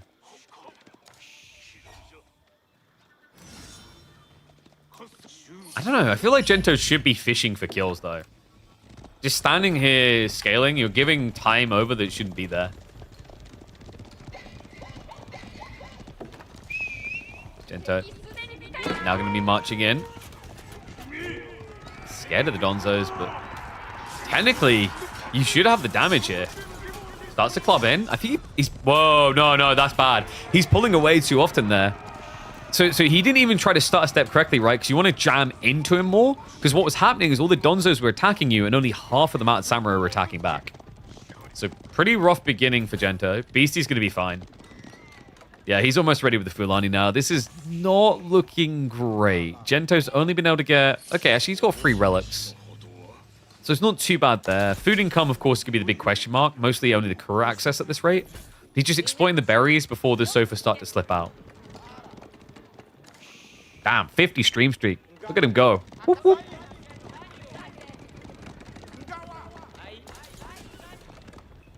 You know what actor I've been enjoying at the moment? I wasn't like the craziest fan of him in Marvel, actually. Anthony Mackie. I'm really enjoying Twisted Metal. On season 1, and it's actually a banger. I think they got the level of comedy just right for it. And also bringing in the girl actor from Brooklyn Nine-Nine was genius. She nails it.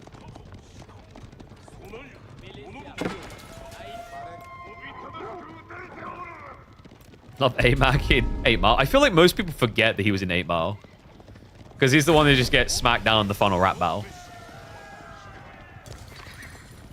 Also, actually, like I think my favorite performance is Samoa Joe, the guy who plays Sweet Tooth. Like, the Sweet Tooth portrayal is perfect. All right, so we've got age up on age up. 20 Donzos for Beastie. The Yumi switch is on the way for Gento, but it's not in position to really threaten. The veterancies are going to be coming fast. Beastie's just going to delay this. Remember, it only takes a few seconds. 30 seconds in total is pretty fast.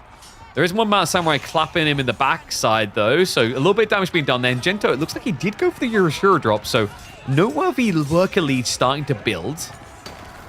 The Mountain Samurai are finally going to be scared away when the veteran seeds do come through, but honestly, compared to how I felt about position-wise for Gento 2 minutes ago, he's looking a lot better now. Yeah, Sweet Tooth, the writing for that character is just... There's a moment where he's talking to a guy about him growing up in, like, basically a very lonely place. And the character goes, must have been lonely. I get that. And he just turns around and says, don't try to inject yourself, Stu. It's unbecoming. He's a complete psychopath, but the way that he just randomly spews lines is just perfectly contradictive.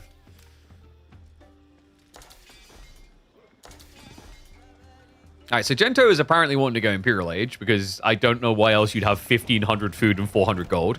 Then again, maybe Gento is like one of those conspiracy theorists that thinks that the whole world is going to blow up. So it's just like stockpiling canned beans for when it happens.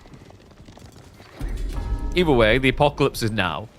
Beastie, he's got plenty of Donzos to defend against you. He's scaling into Musafadi, which is a little bit curious. Yeah, why not just Sofa it up, actually? That's interesting. Going Musafadi, and he's even going towards the local knowledge. I think the idea is like a brute force surround. Moon Knight was by far the best new-gen Marvel TV show. It was pretty good. Like, if you want kind of like the pre-genital, whether we're looking for is, to Moon Knight that was really good, there was a Marvel TV show where it's based on the X-Men ones, and he basically thinks he's crazy. It's called Legion. Legion was pretty good, actually. I always forgot to watch the final season, though. Whoops. But in that, he's a paranoid schizophrenic. So that's the similar idea. Like, I'd actually argue if you want something that's, like, very deep down, like, if you like the new Joker, for example, more than the old one, you'll probably prefer Legion to Moon Knight.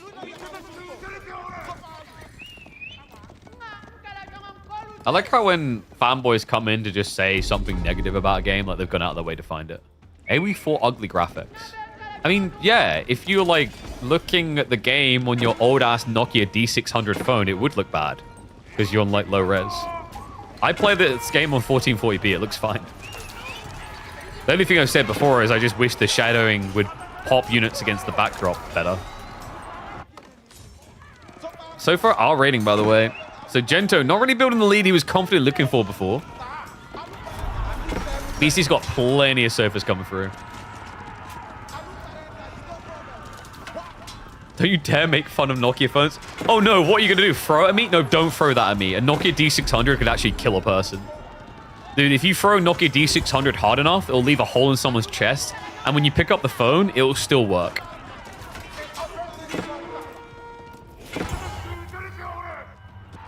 Curse continues. I mean, Beastie, like, this is just a Zerg now. I think Gento just wasn't able to keep control of the flow of things at all. There was a moment where it looked like he was going for the confident break-in, and then he just doubted himself. And from there on, Beastie's just been lapping it up, and about ready to run a lap around the Japanese base. Sort of GG. Game 1 for the Beast. You saw a fire truck drive over a Nokia phone once and it kept working. This is what I mean. Those things just don't die. Like, my best friend, his mum had a Nokia D600. They used to toss it at walls, like full on, like pelt it. Because it would just still work.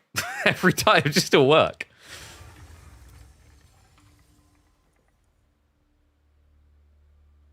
Name a better RTS graphics. Like, dude, I don't know. So here's the thing, right? Like, I have a love for AoE2 and AoE4. There's people in both scenes I love. I can enjoy both games. I will say, when people try to bring up the graphics, I'ma just fucking say it. You're both dead wrong. If you're like, so here's the thing, like, the modern graphics AoE4 are well done. But if you like the classic graphical style, AoE2 is iconic, yes. But holistically, Stronghold looks better. Another one for you. If you like 2D with like pixel art, Cossacks just kind of took the cake. Cossacks really exceeded everyone. Like 10,000 units on screen, and you can visually understand what those units are if you played the game at all. Rendered 3D looks uncanny depressing. 2D is best. Okay, then go back and enjoy your Mario. Like, you're welcome to enjoy your Mario Bros. 1 while I'm fucking loving life on Super Mario Sunshine. That's your call. I'm not going to disagree that in some cases, like, 3D games look like shit. Like, I love Warcraft 3, but I can admit that Warcraft 3, because it was the beginning of that transition, doesn't age well graphically. But I think we're a little bit delusional. We're trying to argue in 2026 that, like, the graphics level of RTSs hasn't got to a point where 3D can look good. If 3D doesn't look good, it's usually because the devs were lazy and they tried to optimize for low poly too much. I don't think the devs of AE4 tried to optimize for low poly at all, really. In fact, it shows when people who have microwaves can't play this game. And maybe that's the problem. Maybe you try to play Age of Empires 4 on your microwave and at 5 frames a second, it does look bad.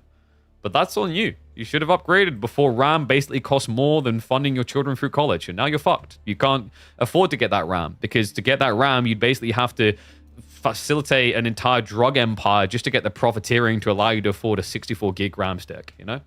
It's difficult. All right. So, let's see. Game 2. Where are we going?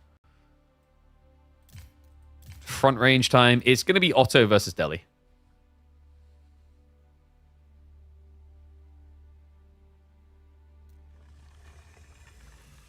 AoE 2 looked real. What?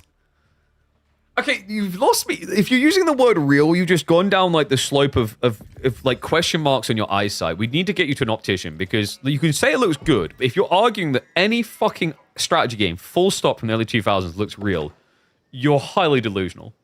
You could have just went looks good. You chose real. You outed yourself. You never tried to play AoE 4? Apparently you'll fucking watch it though. Thanks for the views. Oh, dear. AoE 4 is impressive. The 9 that means you play... Yeah, like... So the thing that I've said before about AoE 4 is actually, like, the one thing I wish they'd change is, like, they need more... Their shading is weak. The shading is the weak area. So, like, I gave this view out to devs, and they actually made a change where, for example, arrows have slightly more shading behind them now, so you can see them when they fire. I just think they need to just double down on that. Like, if there was more pop against the backdrop, like, I think that's the only weakness of AoE 4 sometimes. That's why I zoom in so much. I think zoom in looks a lot better for AoE 4. Yeah, I don't care if he's rage baiting, man. It's content. It's easy content to win. Also, just like saying Cossacks looks like ass in other games from the time. I mean, he didn't try to. Guys, you notice though, he did not even try to challenge Stronghold. Yeah, nobody challenges it. Stronghold of all the early strategy games is the one that graphically has aged the best. Full stop. Thank you very much. And Might and Magic 3, actually. All right, with that, let's get into it. Game number 2. Let me flip that score around, Gento. All right, because unless you level up the gameplay bod, the only way you're getting a point on the board is an admin mistake. Now, this is rough, man. That game 1, it looked like he had a timing, but Beastie just navigated very well, suffocated him out. This could be a lot better, though. We're heading into front range. A map where Ottomans are super solid. Delhi, on the other hand, a bit of a question mark pick. That's a good shot, by the way. Red Alert 2 is another goated game from the time. I think Stronghold graphically probably leveled up better than Red Alert 2 over the years, but Red Alert 2 is still iconic. Games like Red Alert 2 need to go back and be studied to understand the importance of unit identification. You just look at Red Alert 2, and if you've played like more than 5 games of it, you know that every unit is every unit, you know? There's no confusion there. A lot of modern RTSs or attempts to even remaster RTSs don't understand visual clutter and how it screws the game. Best graphics out of any RTS. I feel like most people, they go for the... What was it called? It was the sci-fi one. I forgot its name. Dunes of whatever it's called. It's the Sands of whatever. I forget the name of it. I have to give it to that game. Like, graphically, it's hard to actually beat that game. It looks phenomenal. The Dune one? No, I'm not talking Dune. This was like this was before the Dune hype. It was like 2015-ish. It might have been, was it a spin-off of Sins of Solar Empire or something, I think? Graphically, like, I very much enjoy... Yeah, Total War Warhammer is pretty cool, but when you zoom in, I think Total War Warhammer doesn't hold up very well to this day. Dune Spice Wars has good graphical coherence. The rendered game, in terms of, like, peak visuals, Homeworld Deserts of Crack was the one I was thinking of. That does... I've got to give it to him. That looks pretty sick. But, if you're talking strategy, not just RTS...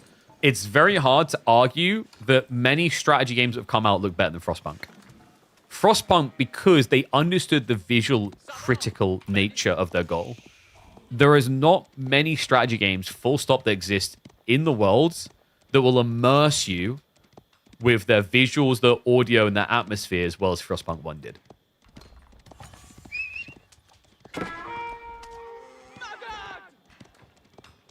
Like, what else is there? I mean, if you're talking raw, just prettiness, though. I don't know, some people really like the look of Tempest Rising. It's a good game, has some stay power, but realistically, at the end of the day, the problem with Tempest Rising is it suffers the issue of every medium-sized game developer studio at the moment, which is they instinctively go for Unreal Engine, and because of the lighting style of Unreal Engine, you can tell when a game is made in Unreal Engine straight away. That's something I'm skeptic of with Microsoft's recent employing of someone who with Unreal experience for an upcoming RTS project. I want people to stop using it so much, or actually stop being lazy when they use it and come up with their own lighting solutions. Also, just stop using default assets from the store. Anyway, we do have a Dark Age military school, which is pretty standard these days. Most people have actually gravitated back towards just scaling into the passive as quickly as possible.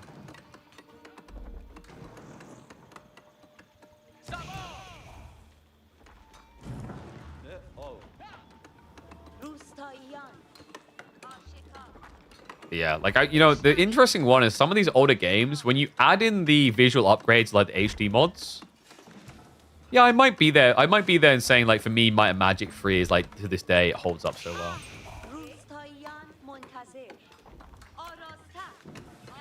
It's actually impressive the work a lot of the community members have done with, like, leveling up on that front, those details. Mana Lords is made in Unreal Engine, looks uniquely beautiful. Admittedly, I still haven't got around to doing Mana Lords. I might do some challenge runs on that for our Games Played in Hard Ways series.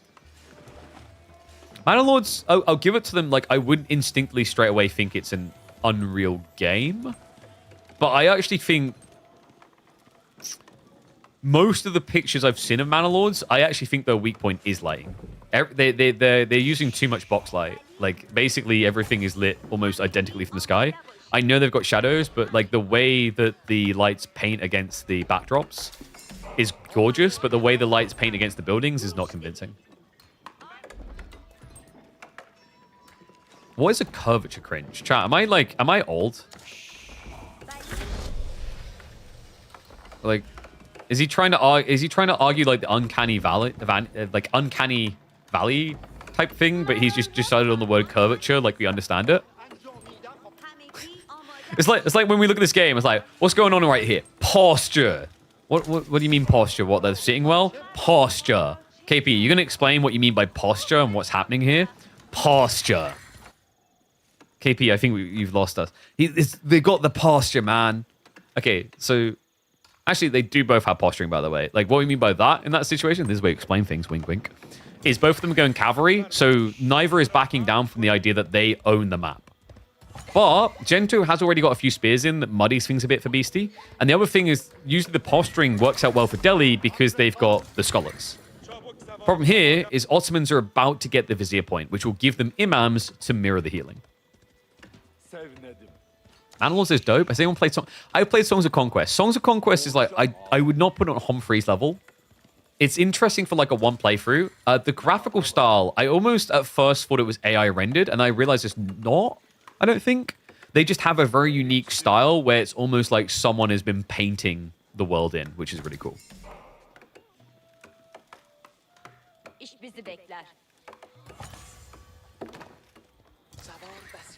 Rise of Nations. Rise of Nations is actually a go-at game. The problem is the remaster felt like crap. Like, I think Rise of Nations is a perfect example of a game that we can love and adore, but it should be left in our past. Because that game was not even remotely balanced towards multiplayer, from what I could feel. and hasn't aged well. But at the time, my god, what a game. Okay, so Spy and Ghazi. Ghazi count is pretty high for Beastie, by the way. Like, what's going on here? This is the effect of berries versus sheep on the opening, right? Because, like, we're seeing 7 Ghazi already, but only 2 Sipahi. It's also the fact that Gento chose to start passive production. He sacrificed his initial surge point. He's also diversifying, which is questionable. Yeah, there's literally no reason to. He's kind of just giving the game over to Beastie here. It's just raw Ghazi, which is going to be all of this at this rate. He needs to be careful of that. Nice secure there. The scholars do get in the way. That's Ghazi rather, so keeps the scholar alive.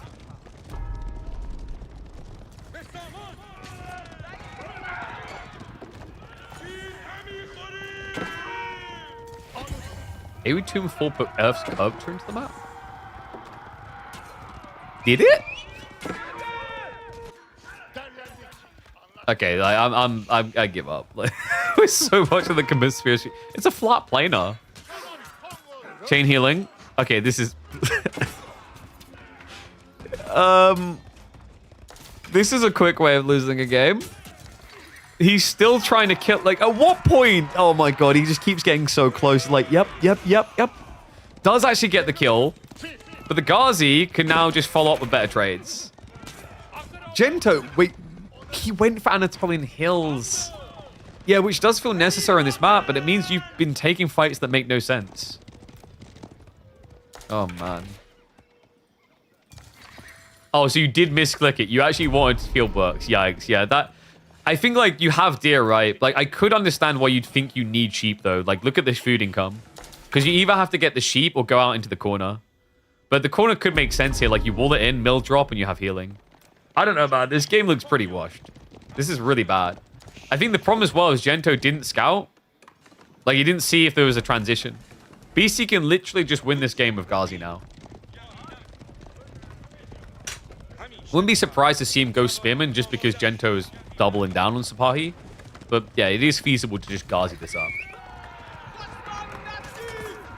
The funnier part is also that Gento is adding in a second drummer. But I think that was passive production. Technically, you don't need the second drummer against mass melee, because mass melee shouldn't really be killing your meta. But your villagers, on the other hand, they should be dying to mass melee.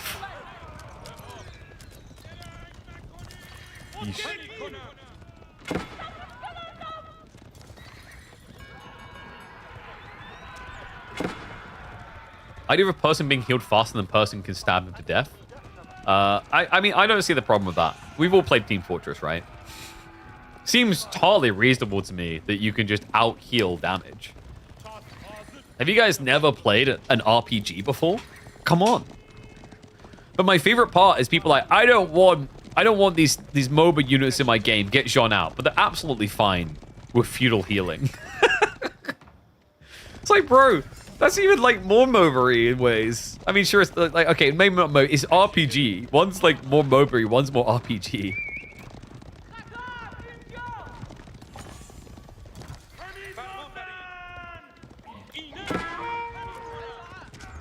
Beastie, just finding more worker kills now. That's going to be the 6th. He's already got 2 Sacred Sites locked in. I mean, if Gento comes back into this, he deserves to win the series. This is pretty bad. This is a rough one as well. Like, this is a very, very heavily skill-based matchup. You can win this with Ottomans, but you have to be on point.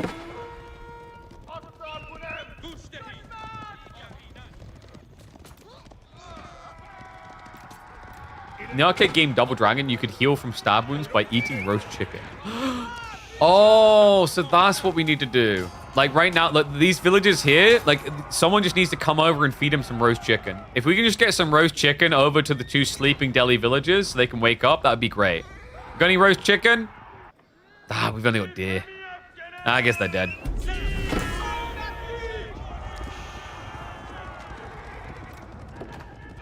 Okay, so double Sacred Site is still locked, by the way. Beastie's going castle now. He is full castle and chill.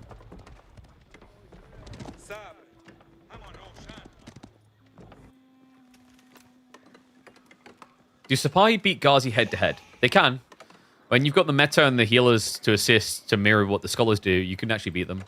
Because the idea is like when the melee blobs get big, if we go and fight right now in this little trick point here, these guys can't fight, these guys can't fight. They have to find a way to get around a fight. But if this is Sipahi, these guys will fight and these guys will fight. And then if you're really good with APM, whoa, you can micro these guys to have increased damage with Fortitude. So your DPS gets increased in your second line without the downside of taking more damage. And you still already had, you know, double the people attacking. Now it's like 2.5 times the people attacking because it's a 50% attack speed buff.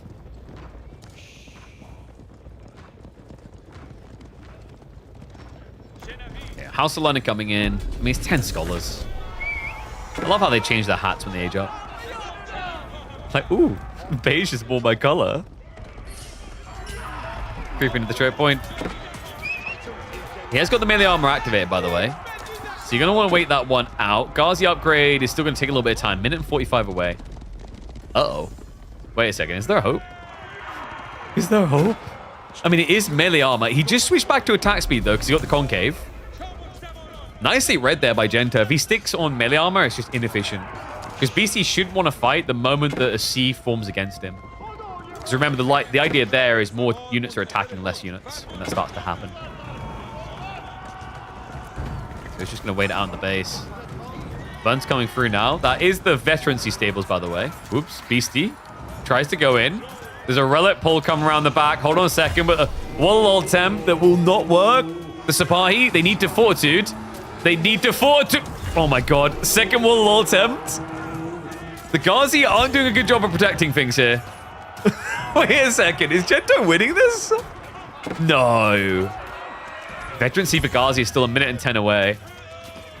It's looking like it. Another Wallow. Oh, God. Get him. Get him fast. Scramble onto him, boys. Gento, you absolute psychopath. This is a winnable game. He just needs to find the workers now. Tree line obvious. The berry should be fairly obvious, too. He just needs to keep hunting. He even has the imam, so he can just heal up. What? Unbelievable.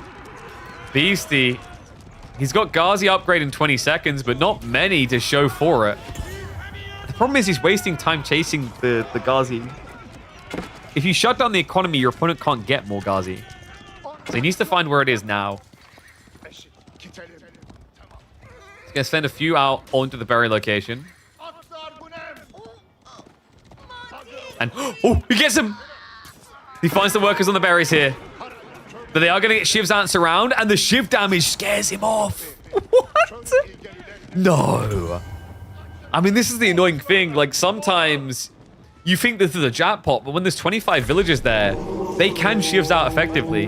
And a wall attempt now coming in the flanks. Gento will just pull away. Does end up losing one worker. I don't get it, guys. Why is Sipahi running away from villagers? I thought they were OP. The problem is you have to, like, micro to be OP. Gento would have to stay just on the edge of where the villagers are, but he let them surround him, which is why he ends up losing that attempt. Beastie, he has got more relics coming, I remember. They're just vacuuming that up. Gento also has neither fully committed again or gone castle. There's no way Gento loses this from... Are you sure about that? Because, yes, he's got a lot of Sipahi, but he let Veterancy for Ghazi go through. So you're actually out DPS'd. And out health. Because you've got, what? You can get 2 melee armor, but they have 16 damage to your 12. It's really not as good as you'd think. I mean, he has got the fact that more of them are going to attack, but... The problem is Beastie, you know, he's also got the gold gen now. He could just add in 1 war elephant. That's literally all it takes. He's almost got the food necessary, too. Ghazi. I'm going to have a poke at it. And, oh, well, will you look at that? I like how every game that looks a little bit glim, a little bit bleak for Delhi, all it takes is the sentence, he could add in 1 war elephant to fix it. It really is the gaffer tape of Age of Empires 4 Delhi, isn't it? Oh, this game doesn't look too good. Yeah, but if you added an elephant and oh my god, look at this. He defends the stables. Gento, he could have stopped that. Stop this dive.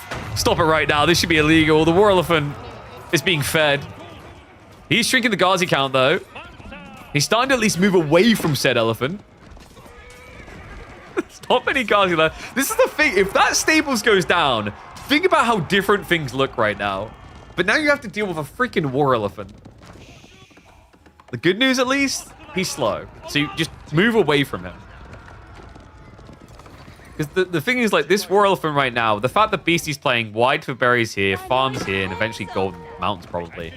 The way you have to think about this is it's like the bully in the playground chills out in the corner in playtime. And he's too fat and lazy to walk across the playground to beat you up. But if you want to be stupid about it, you can be the kid that goes over to the corner. Just don't go over to the corner.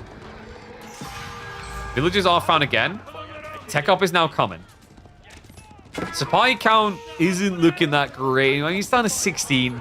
It's still competitive.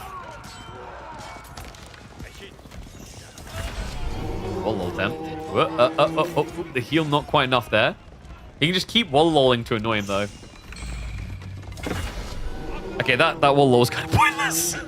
But it lets him know to get off your lawn. Fort Frolic now home for Beastie. Now, the problem that you get is with the playground analogy, it's all well and good to avoid a corner. But, you know, as more bullies inhabit corners, that's when problems arise. So if you go for a second war elephant, Gento has some big problems. Instead, it looks like Beastie is just going to be hunkering down for a castle drop.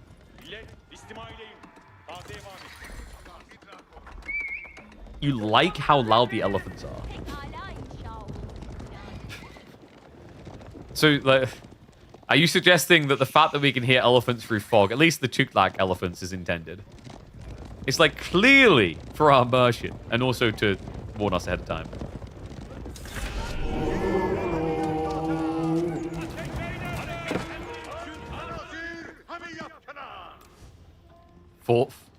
Fifth scholar.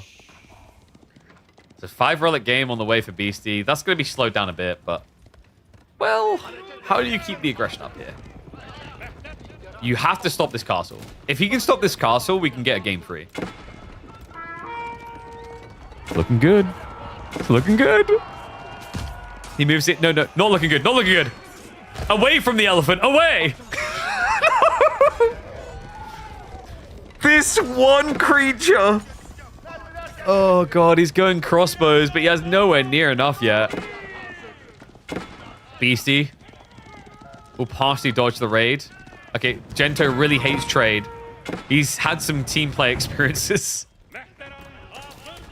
The war elephant, Lancers. Oh no! Gento, he needs to start guarding. Lancer's not as threatening. The elephant is going all the way home. But it's still going to equal additional losses here. And remember, the castle drop is a success. So Beastie gets a little bit more food to work with. Can gradually make his way into village fortresses too. Gento's the new Anatan. Is that where we're at? It's a little bit early in the year, but I respect the commitment early. You know, not one of those people who's like, oh, I'm not going to choose a side in this war, and then literally last second, like, let's go.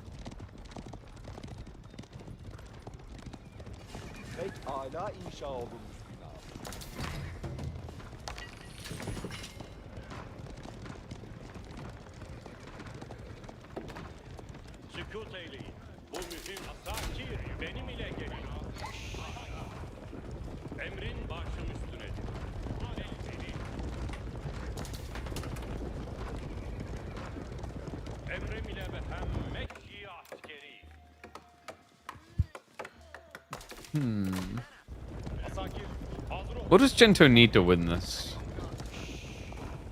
I think you get like 20 crossbows, you're pretty content. The problem is that we've got a Ghazi sneak back now, right? Like, Beastie's been a bit crafty about this. It's the farm clusters that are online, right? Meanwhile, on the other side, Gento, food's kind of going to run out over time. He's sneaking out to the gold now, so it could just lead into maybe like... Does Janissary work here? Janissary is not a bad idea, actually.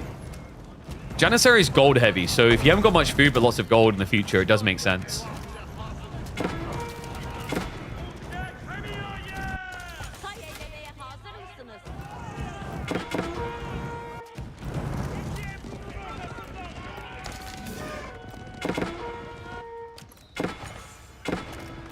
Gento.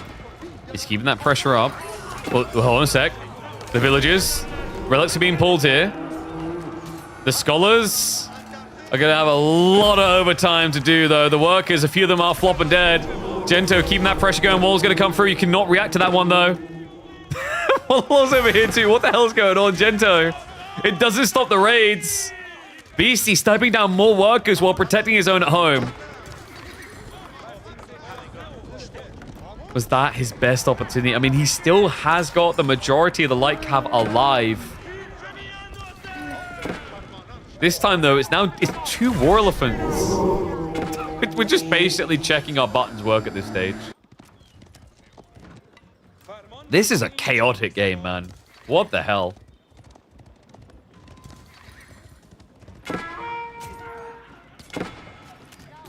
I'm getting a little bit worried that as this drags in, Gento's going to run a bit dry here in some critical areas. He has at least moved for gold, but he still doesn't have the food solution. He keeps getting raided. We don't have any wall attempts coming in from the Hungarian. Now it's a worker deficit with village fortresses about to complete for Beastie.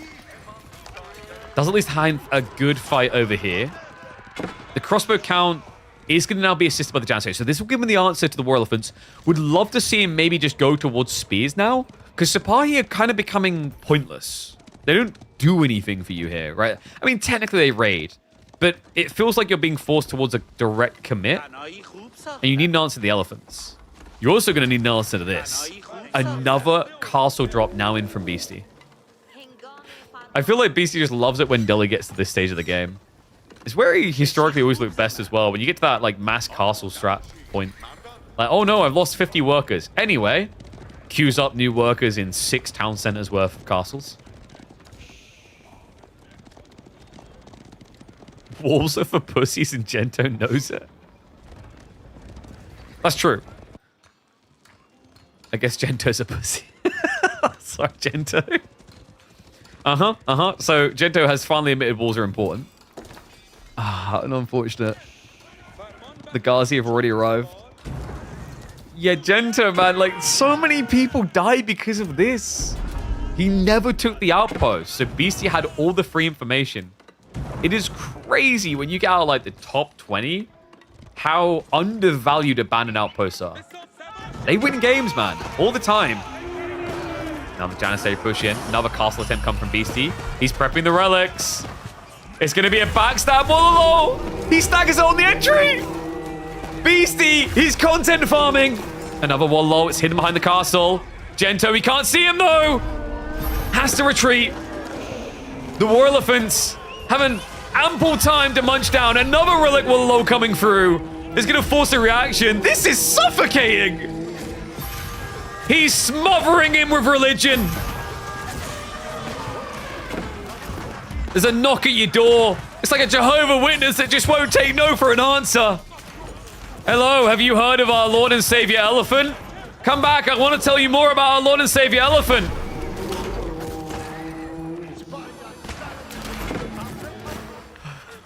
That is the end. There's no coming back. GG. Beastie rams his religion down Gento's throat.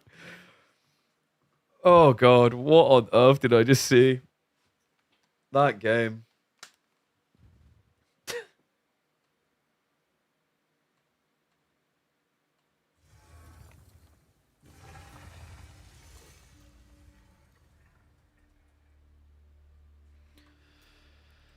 Oh dear.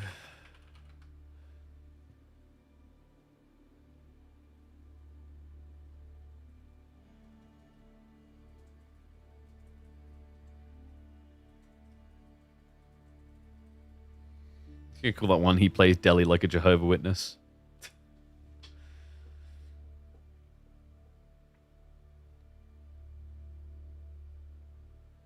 By the way, I just love the random guy who's like baiting on YouTube. He's like, okay, Horror's live, bye. It's kind of a sad existence of like, I get having the content you prefer, but apparently in his spare time, he literally just spends all the time sitting in like the chat of a game he hates, moaning about it until the game he loves comes online. What? I crazy thought. If you're not enjoying it, like I don't know, maybe go get a paper round, earn a little bit of money. Sounds more productive than just hating in the chat of a game you don't like. Some people, man. All right. Cool game. So let me see what that does for our bracket. We'll do a little bit of updates here. So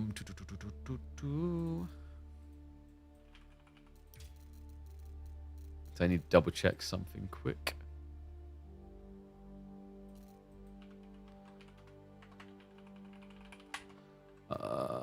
Wait, where's my file? Actually struggling to find my file here. Oh, it's come back to me. It's getting weird. Oh, there it is. Got saved into a weird place. How could Gento lose? I don't know, man. He disappointed us. We had like so much inspiration, so much belief. Fired. I'm sure I'll be back again though. So we've got. So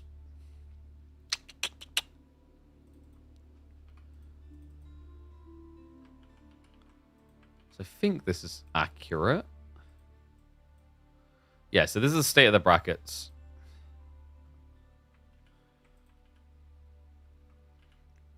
Those are all the results we have in so far. 1 second. Why are you being such a bellend? Sometimes Photoshop is just infuriating. All right. We'll be checking in on Scatterbrain next. And then we can like hop into the Beastie versus winner of that. See the siege tiles at OP in AO2? Yeah, I heard. I don't know like the context, so I didn't look at it. But yeah, I did hear about that. So let me have a look here.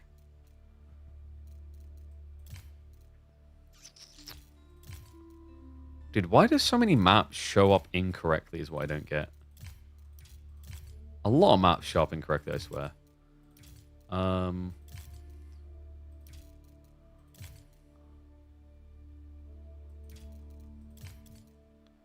Yeah, I need to find his games. Because Scatterbrain obviously had a bunch of stuff he's playing.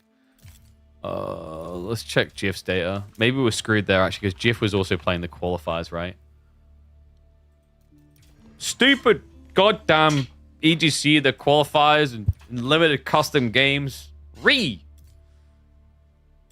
Why can't the world revolve around me?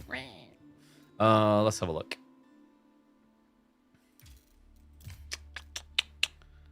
It would look like we cannot see the GIF Scatterbrain series. Okay, so we'll go ahead and do the Beastie Scatterbrain one then. This is fine. Let me just grab that series draft.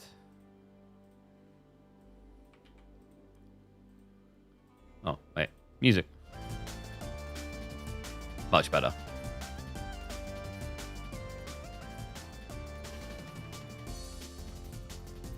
Alright.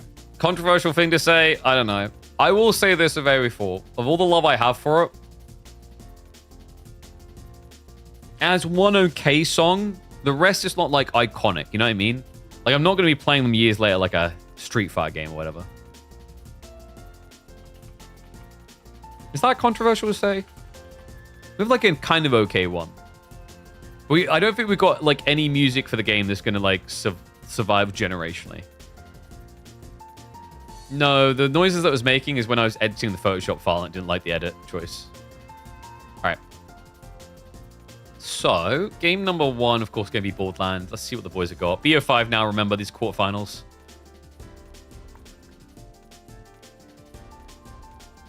Where's Golden Horde? You have to wait for Vortex. Vortex likes to pick it.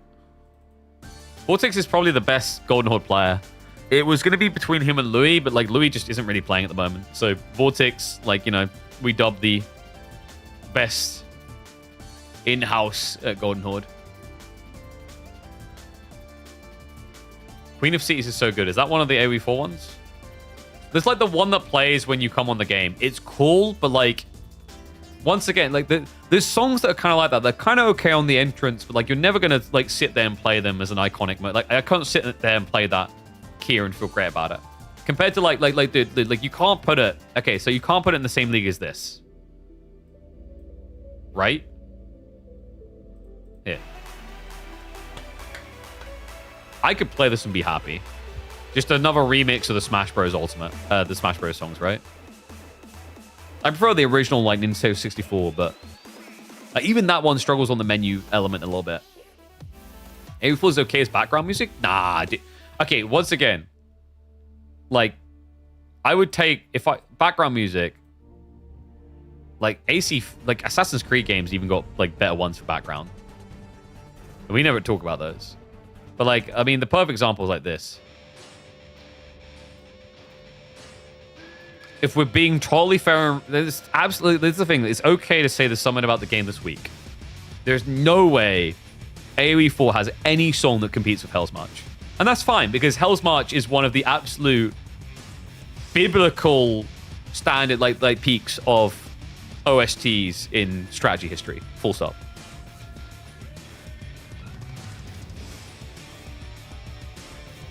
Right? Has to be the original one? What, like Hell's March 1? I think Hell's March 2 is better. This is Hell's March 2. Like, Hell's March 1 is, like, more classic-y vibey, right? But, like, Hell's March 2 is more cinematic. Hell's March 2, to me, like, because I can hear Hell's March 2, and instantly it takes me to the Red Alert 2 cinematic. The freaking Soviets dropping in on Lady Liberty, blowing that crap up. I mean, it embeds itself in your head. You're a Red Alert 1 boy? My commiserations. You just clearly never took the true appreciation and importance of mind-controlled squid spoken. It's understandable. Like, some people, like, you know, it's an advanced thing. Like, some people just look at someone that, I mean, tentacles, like, I ain't into this alien crap. But you got to understand that mind control, man. When you buy into the mind control, if I think about peak, what the fuck did I just watch moments between, like, Red Alert 1 and Red Alert 2? It's like, can I top in Yuri's Revenge blowing up a refinery and hearing, "We're free! We're free!" I don't think you can. Like, Red Alert 2 essentially casually just slipped slavery in there, and we just all like, yeah, that's fine. Whoop! Got him. I really, really wish Age of Empires 4 would yoink that element of Yuri's Revenge and put it in the game somehow, by the way. I really want an RTS to have, like, this kind of, like, yeah, they're controlled by this, and if you blow this up, they'll rebel. A boy came dream, though. All right, let's get ready for the Beastie series.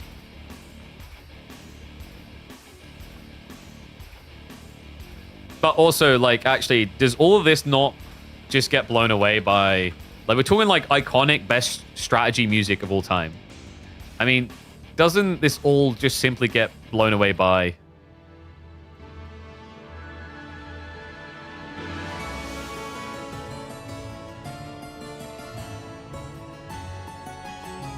No, not generals, you freaking heretic. This is Might and Magic, my friend. I can't believe you can go generals. I think Red Alert 2 is a better game. But remember, when you play Might and Magic and you get on the main menu the first time, it's like that loud. You know, it's this loud. Because they really need to make sure you can hear that you're playing Might and Magic. Can you hear it? Does anyone remember that every time? Like, classic games always had that. You just get, like, the THQ noise open up. And you're like, okay, I'm deaf now. We had that when we were playing through Dishonored recently. And every time I had to reload the game, I couldn't change the volume of it. So it would just come on and my ears would die. All right, G1. Oh, wait, no, that's the wrong series. Where are we? All right. Malians versus Japanese. It's just BC's just basically playing the same matchup over and over again on this map. What is the single most iconic strategy game song of all time? What would it actually be? I'm actually thinking really hard on this now. I thought, so I played Rush Hour for you guys the other day, and I thought more of you would have got it.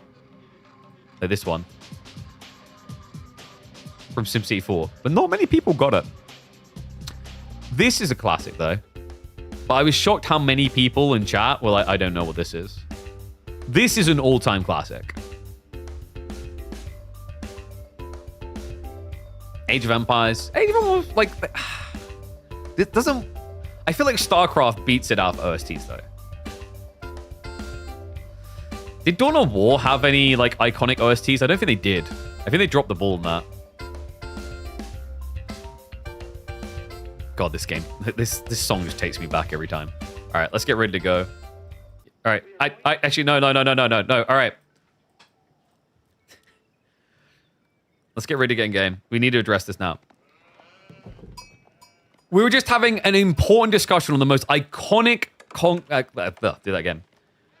We were just having a discussion on the most iconic song of the Command & Conquer genre entirely. And you know what? I'm going to just give it this one. This is the classic. It beats even my Red Alert 2s. And it's a perfect time to whip it out. Because it's time for the quarterfinals.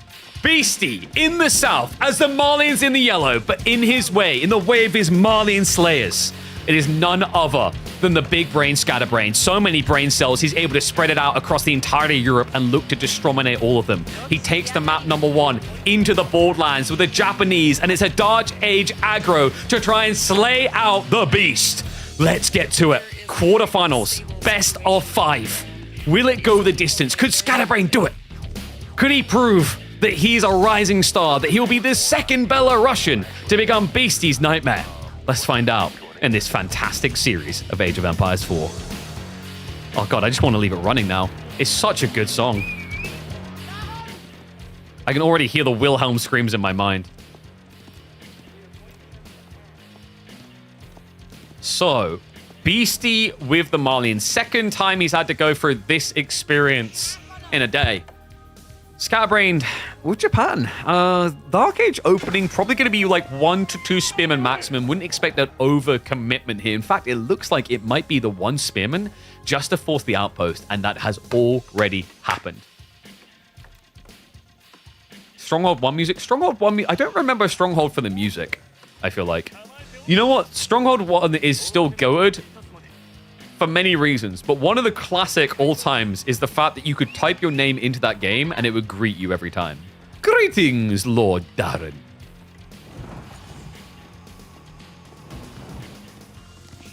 I just want to leave this music on for the epic spearman attempting to burn down an entire base. All right. Holy crap, now I want to play Command & Conquer 1. So Beastie, he's just going to look to spam up on the houses here. He's already got the 2 sheep out towards the outpost, so he'll be able to drop a mill here afterwards and club and go. Scatterbrain, now he's going to move across the gold. So it should be, what, you could put 5 on gold, actually. I feel like you probably should here. His food income is a little bit too high at this rate. Yeah, maybe, I think the problem here is it's almost like Scatterbrain macroed for the opportunity to go for a second spearman and then realized he wouldn't need it. So he kind of left the door open, but in a different way, it kind of left him weaker.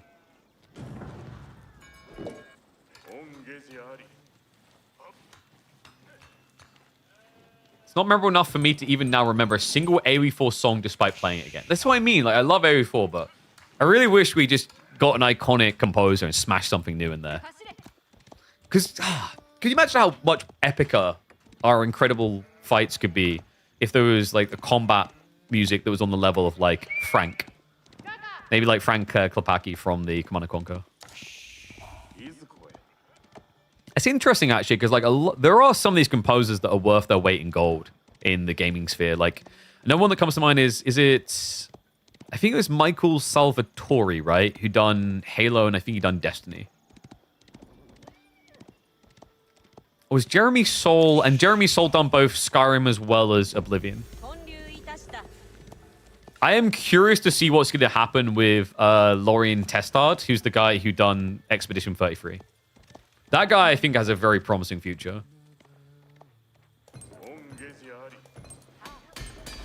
Halo is an all-time forever classic. Hell yeah. Like, growing up, I was, like, a very big Killzone fan. I still think, like, Killzone is, like, the world in 2 and 3 is iconic. I think Killzone 3 is, like, the perfect FPS game for single player. Like, I think it actually beats out the Halos. But where it's weak compared to Halo, most definitely is music. From Majesty of the Fantasy Kingdom sim. I don't think I played that one.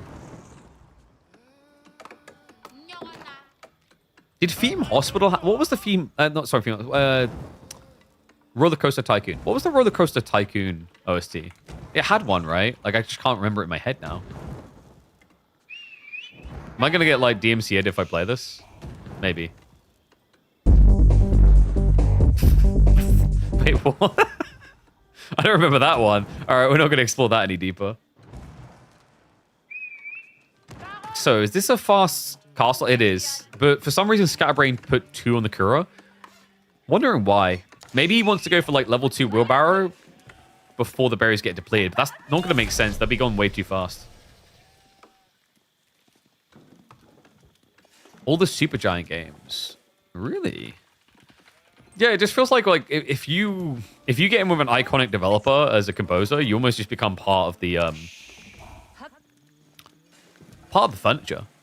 I think one of the exceptions in recent times is the Doom composer.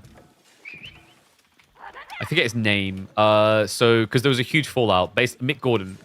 I think it was something to do with not getting paid or something after the 2016 Doom.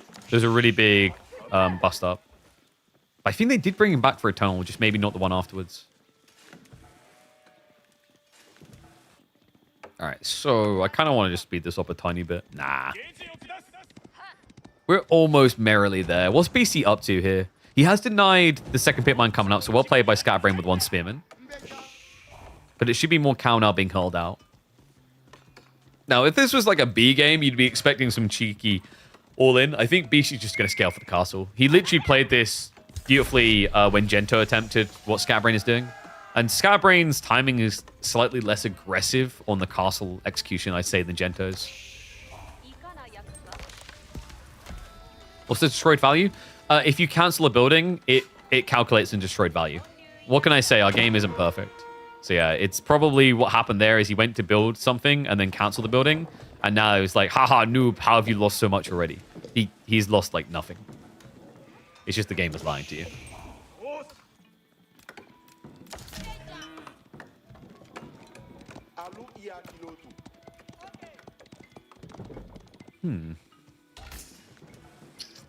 So Scatterbrain, we're presumably going to be getting a night opening.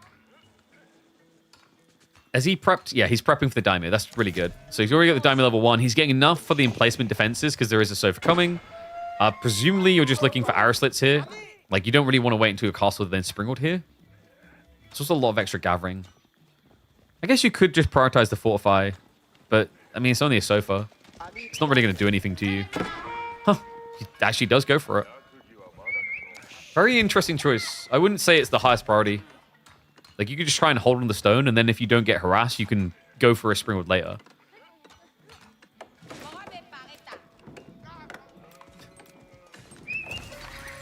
I don't know, man. This matchup can feel quite boring for the first 5 minutes, can't it? Not many people are willing to take that plunge on, like, all-in aggro when playing Mali into Japan. Farming destroyed value by cancelling Imperial landmarks? Yep, technically that's the thing. For no reason. Except for, like, you know what it is? It's the story. It's like, wow, look at this guy. He has 15,000 extra destroyed value, like, that he's lost. And yet he's winning the game. Wow.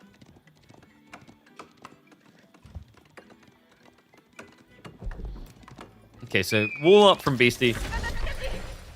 This has been something pretty consistent with Beastie, actually. He's very good at just finding his timing to get these sidewalls in. A lot of people just play naked and open, and he just tries to secure quickly. And if you're in a cavalry off, it does make sense. It just lets you move your units around the map while your opponent has to play happy camper.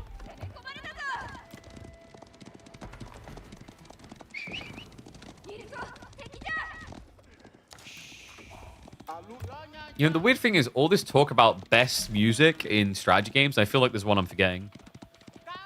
There must be.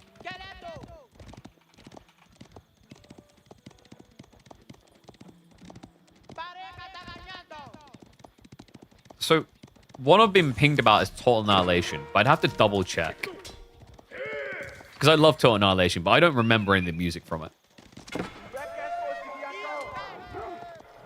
We said StarCraft 1. There's like 1 or 2 from StarCraft 1. I think StarCraft 1, most notably flag the, like, you've probably got the menu music, but that doesn't work in all situations. One that you could, like, vibe anywhere with would be Terran 1. This one. This is probably, like, the most iconic StarCraft music I can think of. Nothing tops that.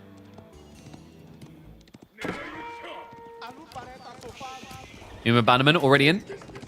Proven to be a nuisance. Has forced the Donzo switch, but that was always going to happen here. Terran theme is cowboys in space? Yeah, dude. Like, that's perfect. Like, imagine your game had dinosaurs. You use, like, cowboy dinosaurs. Like, I think that's the only way you top it. We need cowboy dinosaurs. They could have done that. They could, you know, like, when they introduced the infested Terran faction on the co-op for StarCraft 2, their biggest mistake was not making a song that felt like cowboy dinosaurs. Fools.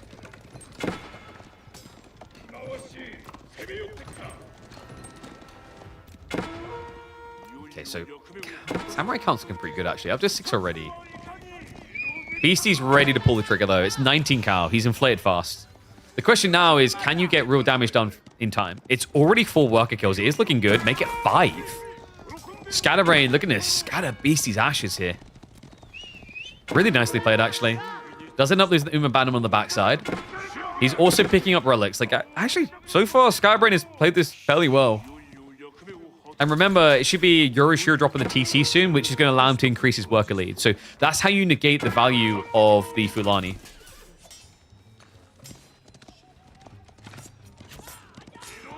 Another knight going down. Not the best of micro on the exit there for Scatter.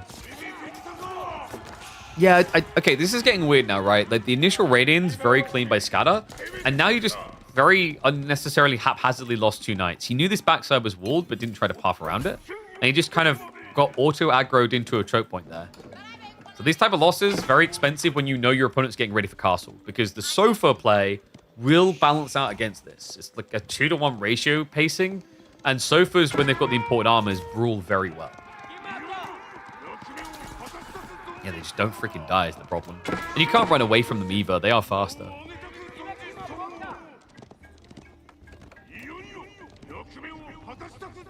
Iron Harvest music? I can't remember any of the music from that.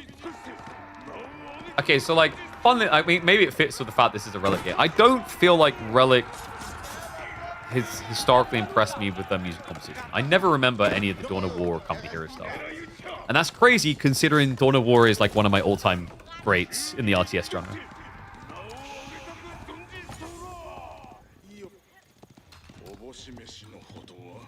So Scabbering.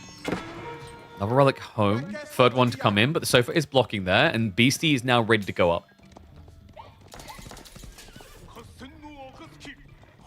Scat sit back and build army and get all 5 relics. 5 is a stretch, I think. 4 is possible, depending on positioning. Those -2 knights is kind of a big problem, though.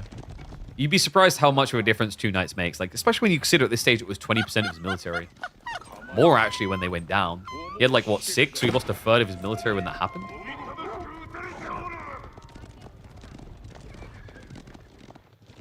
Heartspine 4 has certainly good music. I need to put more time into Hoi to remember that. For me, if you had to choose a Paradox game, it's Europa Universalist. EU4, the menu music is like all-time iconic. Goosebumps when you get into that. Villagers, gonna be fine. Creep out for the Relic again, but Sofa is on guard. Meanwhile, dive towards the ranch location. BC still has to pull that trigger. I think he's played this very well. Scatterbrain was hoping to catch him at that very moment teching. And if you think of the implications there, like 1,600, 1,800 resources rather going into an age up instead of army, you're going to be down like, what, 5 Sofas, maybe? And then like, 15 Gonzos? That's a viable fight for Scatterbrain. It's a great read by Beastie to not be greedy here and just keep inflating.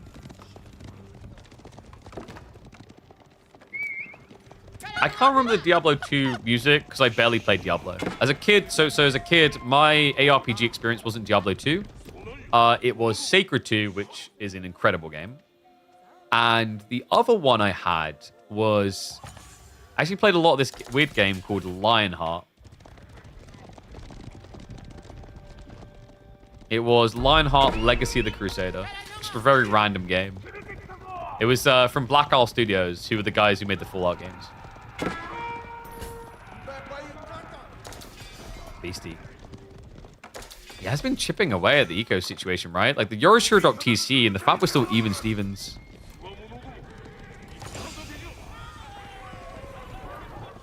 Grand Fulani now on the way, though. I think Beastie's played this very well.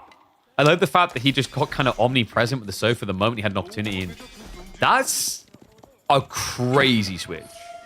We've got Owner Bugeisha coming in now for Scatterbrained. Wait, what? Okay, that's a cool idea, but there is a few problems here. So, of all the spears to do this against, Donzos are the worst because they have armor. And also, there's Sofa still. The other problem you have here is Owner Bugeisha needs scale. You need to try and inflate ahead. I don't know if you can here, though. Like, this is tricky, man. Remember, Beastie is essentially about, I feel like he has 20 more villages in his economy with the Fulani completion. We do at least have relics here, and Scatterbrain over time will be more villages, but for now, that just puts more urgency on him finding additional food sources, which brings with it additional risk. How about the WoW tab music? Like, wrong person to ask. I didn't really play WoW. And what's up, Huffy Tuffy and Mini I see you with the subs. Thank you very much. Legends. Appreciate everyone who gets those subs in. Means you don't have to worry about ads and does support the channel. Veterancy for Owner Bugeisha now on the way for Scatterbrained. He's hard committing to this. Now, he needs to fix his melee techs. He's only got a tier 1 so far. Cool idea as well for breaking the cow, really. Problem is, if you revealed it pretty early, Flash comes in. It is a messy melee blob, but one that Beastie will win. Yeah, the numbers are just nowhere near on Scatterbrain's side. I don't know what the fault was here. This is premature. Probably felt like he couldn't wait. I think what happened is, like, Scatterbrain had an idea of how he'd trend to win this, and then the raid came in the back, which is happening again. These small sofa groups are just critical to Beastie's success. He's still keeping the villager count in check. Yeah, I think Scatterbrain's in desperate mode. And the desperation has slipped in errors. This is just one big divide push to kill now. Yeah, I remember the Hearthstone music, though. The Tavern Hearthstone music. I think that's the same as the WoW one, right? That is iconic.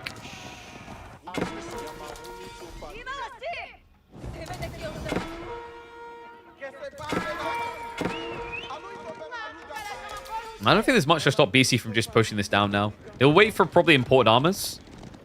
It is now on the way. Even upgrading the Warrior Scouts. So yeah, 35 seconds, and this is sick. I talked about the import armor's effect against the Bugeisha, right? Like, Sofa do very well there. He's going to make sure everything is happy. Going for fitted level works. Villagers on the front side. Scatterbrained, his comp requires so much food. Also, control groups? What was that? The Knights weren't attacking that whole time, so just buys more time for Beastie to pull troops back. Meanwhile, sends more in. Sofa underneath the farms, and this game looks done. Beastie seeming too comfortable in these Malian Japanese matchups. Shout out to the raid we didn't quite catch on camera. That backstab, I think a critical point. Just before that, Scatterbrained, I mean, early on, his castle time looked really clean. But it shows you the difference between boys and men when you get a little bit deeper, when that Donzo count gets up to 10, to 12, to 15. The ability to navigate the base without losing Samurai really is the difference between world-class players and the echelon just below.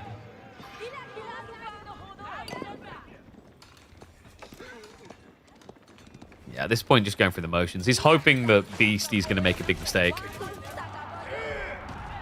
But with this type of food income, you can just keep tossing away sofas carelessly.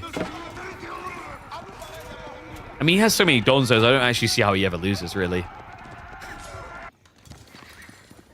KT's the most OP Civ, change your mind? Play games faster. That should change your mind. How many vills is 5 relics worth? It's worth about... We usually say about 10 workers. 10, 12 workers seems reasonable. Like, a fair metric that gets put on is like 2 to 2.5 workers usually. 2.5 is a pretty, like, safe and solid number.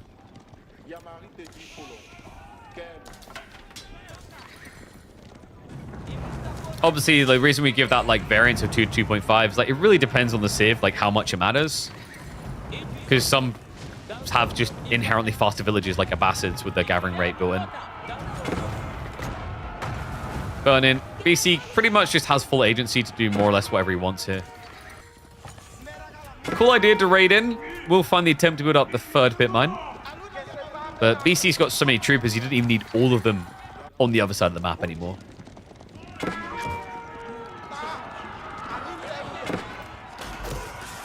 Fast coming through.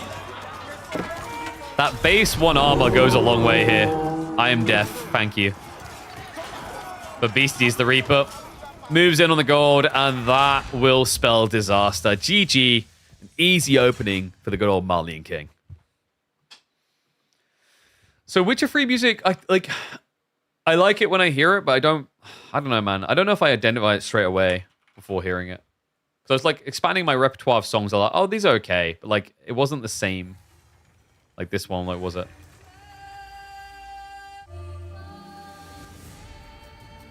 Yeah, like, I'll know it. And then Geralt of Rivia. I think maybe The Trail. The Trail is the obvious one for me from Witcher 3.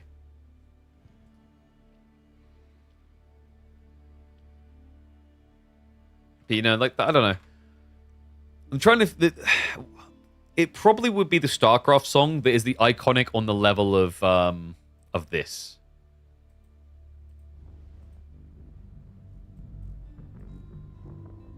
I mean, obviously they keep changing it game to game, but you get the idea. Like, this is... In the FPS genre, this is probably the most iconic song, right? This is like FPS genre's Mario song. Has to be.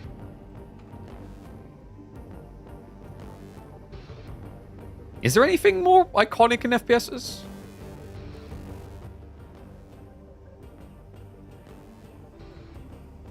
I don't think so. All right, left side win. Let's get Mali marked in.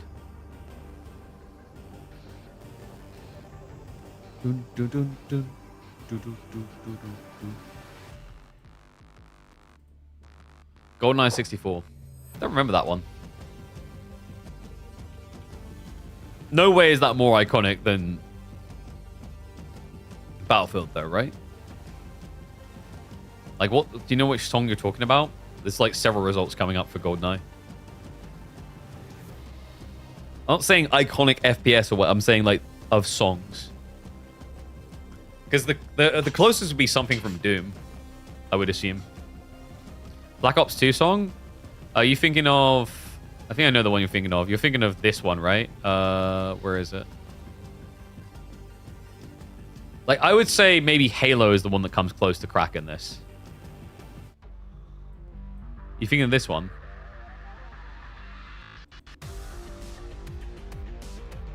It's good. But also, I don't feel like many people... Like, there's a lot of people that probably know this song and then just don't know that it's from Black Ops. You know what I mean? Like, Battlefield, props to them. They've done such a good job of evolving that song to always be like, yeah, I instantly remember this from that game. That is a Battlefield song. Whereas this is like maybe a little less apparent. All right, anyway, let's get ready for game 2. So, we are going in to Sukutra. Let's see. They have a remake? They did. Yeah, English versus Byzantines for G2.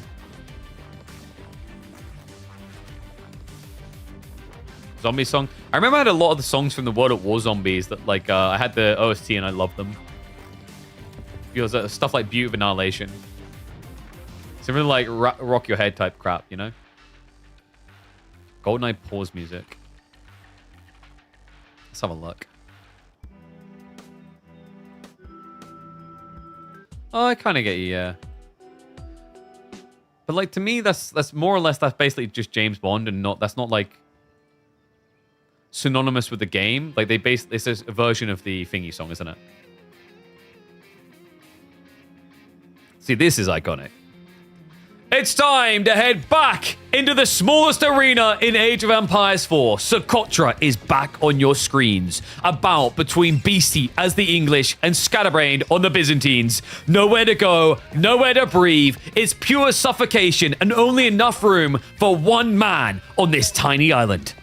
In we go, game number 2. Beastie with an early lead over Scatterbrained and looking to extend it fast. And English would be the way to do it. What the hell are you meant to do with a Byzantine pick here?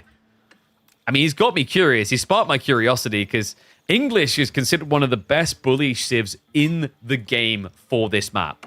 And it's all because of that ball play. The shenanigans around the ball makes it very easy for English to take an edge. Funnily enough, he's delayed moving out entirely. Yeah. So he's going to be moving out for a mill drop, which will allow him to get the wood necessary to build into either like an outpost or he'll go for a racks. That's very interesting. Beastie. He's already at the scouting position, so it's going to be a nice mill drop towards the berries too. Shout out to recent Socotra spawns. I don't know if they changed something, but I definitely feel like the boar is probably the most even it's ever been. Socotra used to be a phenomenally huge problem because the boar would spawn aggressively towards one player or the other, which made it disadvantageous for one side. Recent spawns I've been seeing, it's very, very much on the line. Yeah, great read. Remember, the reason he chopped all the wood is when you build a drop-off building, you will be able to drop off your wood straight away. And thus, he has the 120 wood. Yeah, so that means he would have had enough if he needed an outpost, just in case. But he should be fine here. Scatterbrained, of course, going for the rush tech up. It's going to be a hippodrome game, guys. So we're not even going to be seeing an attempt at longbow/javelins as the priority. It's all about the ponies.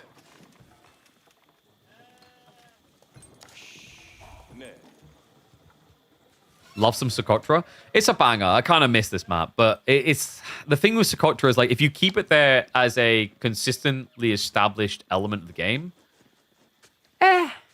it's one of those maps. I think it's a shame, but like that's sometimes what makes those maps so good. It has to disappear and come back to be glorious. I'm tempted to actually switch over to using the snipe system. Actually, I need to message Tommy about that. Because I think like that might make Socotra more compelling, as opposed to just having English and feeling like it's an insta win. In some ways, that's good though, right? Like English don't really feel like an insta win in many places. And he cannot campfire until age 2. Reminder: the campfire that gives an extra 10% gathering off of the hunt is locked behind feudal. People keep forgetting that though. We've had that in the past, like, oh, why is he not doing this in the Dark Age? So inefficient. Yeah, you have to wait until feudal to campfire. Hippodrome on the way as expected for Scatterbrained. Beastie, he could actually just wall this off, by the way, to hang around longer. Is he going to go for a forward landmark? I doubt it here. Your opponent's half-teched already. It'd be very dangerous.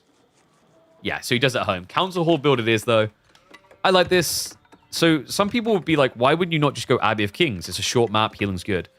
The longbows are good because of this choke point. If you wall this, you always have a safety retreat point. So it's very hard for Scatterbrained, who's going to be leveraging melee primarily, to reach you. Why can't they do shorefish? Because it's all anyone would do. This map doesn't need shorefish. When you give these central location shorefish play, what basically ends up happening is both players fight, or they just 50-50 it. So either nothing happens, or the game can be basically won because one player played one more villager onto a fish. This has like been a problem in the past with Golden Heights, right? Like Golden Heights still has this sometimes, actually. Wasn't there water tray in the corners? Right, why can't a map just be small for being small? Outrageous!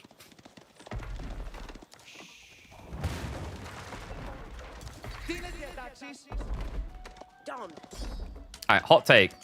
Water would be cool if fishing didn't exist. How many people have I annoyed with that statement? Think about it. Think about it.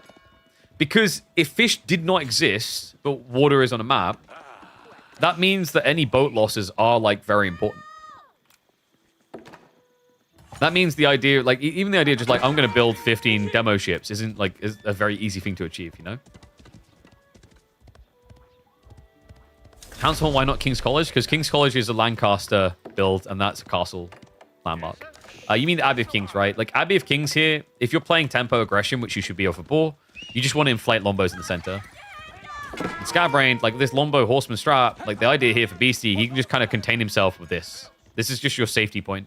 If horsemen come here, you walk here. If horsemen come here, you walk here. And just shoot them down.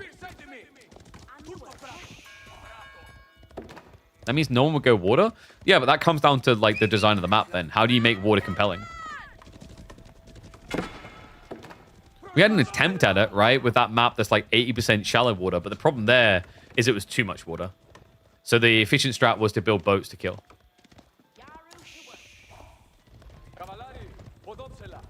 Will fish on it? No, it comes down to how you design the map. Like, there's no fish on this map, but people add in boats. Why do they do that? This whole idea that for boats to ever matter, you need fishing is kind of... I think it's a bit delusional, right? Because we literally have a map in front of us where we regularly see people build boats. Just not, it doesn't become the prime highlight. It's like a complementary element. For transport, we've seen it for raids, right? With transporting. And we've also seen it for, like, attacking.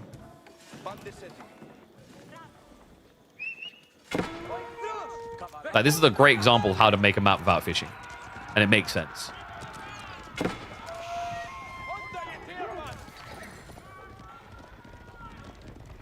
So, horseman count already looking pretty good at 6. Beastie hasn't added in Iraqs yet.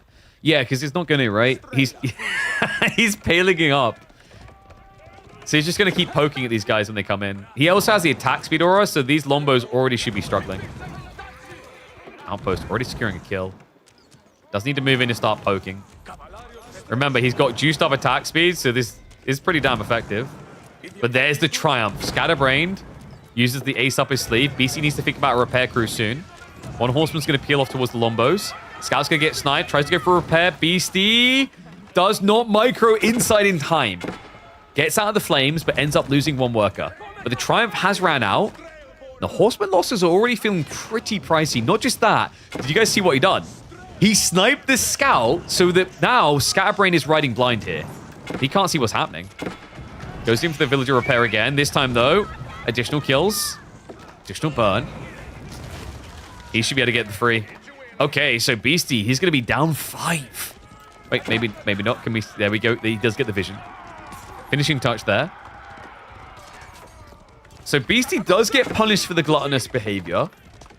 Scatterbrain also does have a system, but now Scatterbrain has lost a lot of firepower. Yeah, his Lombo count is 2. So there's an opportunity here. I wonder if Beastie's going to be trying to add in Iraqs now. Raw Lombo would be a bit insane because you've already seen Hippodrome. And this is the window he's waiting for, right? Like, he shrunk the Lombo count pretty heavily.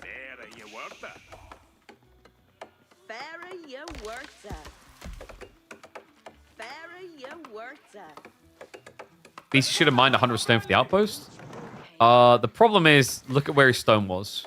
It's really far forward. That's a lot of idle time. I don't know. I think his idea was pretty cool. I just think Scatterbrain didn't shirk away from the aggro. So it's more like Scatterbrain's reaction was correct versus Beastie just being silly. Because, like, the idea of sniping the scout is really smart. Lombo count looking pretty solid. He will want to consider rushing towards blacksmiths. Otherwise, there's an opportunity for Scatterbrain to do a lot of damage.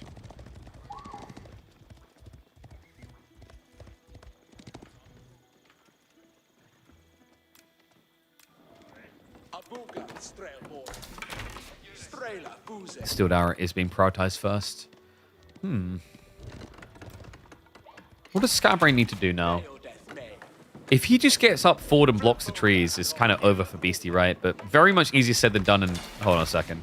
Look at that. No fish. Who needs it? He is going to go for the boat play. That's going to be a galleon. Oh. That's filthy. He knows about the berries. Or at least knows this should be an eventual thing Scatterbrain's looking towards. 14 Lombos now coming in. Scatterbrain almost looks like he's getting ready for a castle switch. I think Scatterbrain is in like a good position, but castle would be dangerous here. It's a very short map. I think that's the one obvious way that you could end up losing, actually. Galley is just going to shift around. He does have range here, by the way. To hit, right? Just about. Yeah. Able to whittle away at the villages, and Outpost is not close enough to protect them, so may actually have to switch onto deer. Oh, no, please don't chop that tree. Okay, you realized. That's going to be like a wasted 50 food. So BC just going for a full longbow blob to win. I think if Scatterbrain was wholly committed to the age, he just decimates this, but you can see Scatterbrain is being particularly greedy about this. 10 horsemen and trying to get ready for castle. Again, it's the size of the map that makes this greedy. If this was a dry Arabia-sized map, then yeah, like, it's a pretty obvious play. But when you're this close to your opponent, that you can just smell his breath, it is a dangerous move. Here we go. Beastie moving up the outpost now. Lombo's moving the snipe. Beastie neglects his workers. -1. We'll go back for the build now. I'm getting this weird feeling this archership is fully going to grief. Yeah, oh my god. It gets 1. 2. Maybe the 3rd. The villagers, they keep running back. Just build a new mill. Oh my god, he's doing it to himself. BC strips back free, but the dive's coming in. Tramp's been activated. Scatterbrain is committing for this. He will have his vengeance in this life or the next. Horseman able to rally now towards the worker line, but a formation shuffle gets him away. However, Scatterbrain does achieve an additional 3 worker kills to negate the damage he just took. He's now reinvesting into the ponies. I mean, just crazy to think how different the game looks if you had all this food already into horsemen. Because Beastie is still not building spears. He doesn't want to against Lombos. It's the worst situation to find yourself in.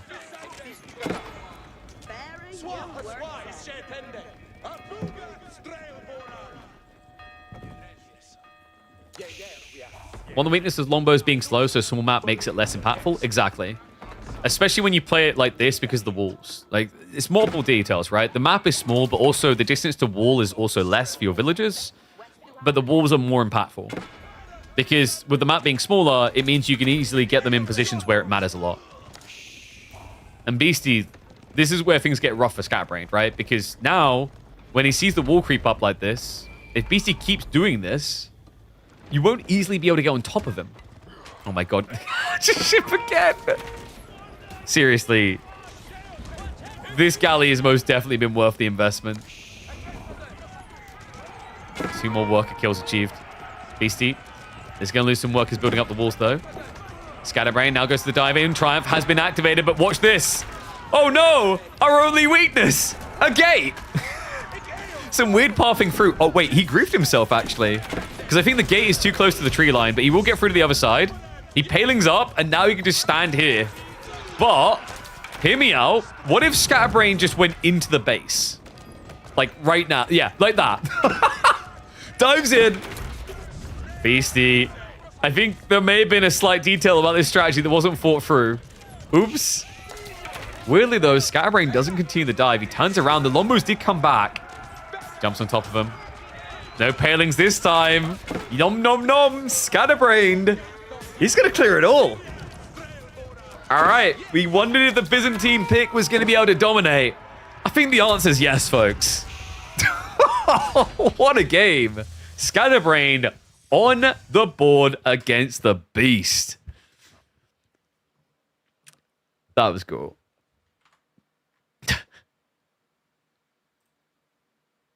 Yeah, cheeky ideas by Beastie with the walling, but Scatterbrain had the correct reaction. Just like bypasses it, goes deeper, gets the value. So English versus Byzantines, a win for the right. Despite the Pepegaville micro versus the shit. Yeah, but like he's killing workers as well. So that's also part of it. Is he's probably not paying attention to his workers because he's busy killing them, right? So it's like the tier-top balance of it. Okay, so next up. So we had Sukutra We're going to be heading into Dry Arabia next for a Delhi Rus showdown. Why English so weak now? It's like... Unless they're going to do the 2TC strat, it's very weird, like, what their other options are, right? In theory, there's, like, a mass-meant arm strat, but I think that's very situational. I don't know, their economy is just kind of weird. They did try to do something about it with the hunt. Alright. All set. Game 3 about to be on our screen, folks. We've proven it. Scatterbrained can cut into Beastie. 1-1 scoreline in our quarterfinals. The question now, the one that always confuses people.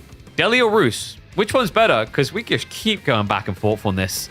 Beastie is going to have his Delhi on hand, but Scatterbrained so cozy on this particular civ. A Rus pick to see if he can take the lead in the midweek muster against the Beasts. Interesting spawn as well, actually. Look at this. Deer and boar next to each other. I mean, if there was ever a spawn to convince you not to pro scout, would this be the one? Why does everyone hate Kremlin? I kind of look at this, like a Kremlin here is kind of sick, isn't it? You boar pull in here, you drop the Kremlin here, guards the tree line, wall here. Yeah. It's not going to happen, though. It's going to be pro scouts. Because, you know, everyone and their mum pro scouts.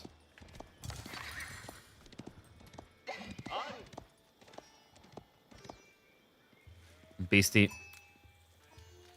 What is he going to be looking to do in this game? Usually when you're playing Delhi, you're always thinking Ghazi opening.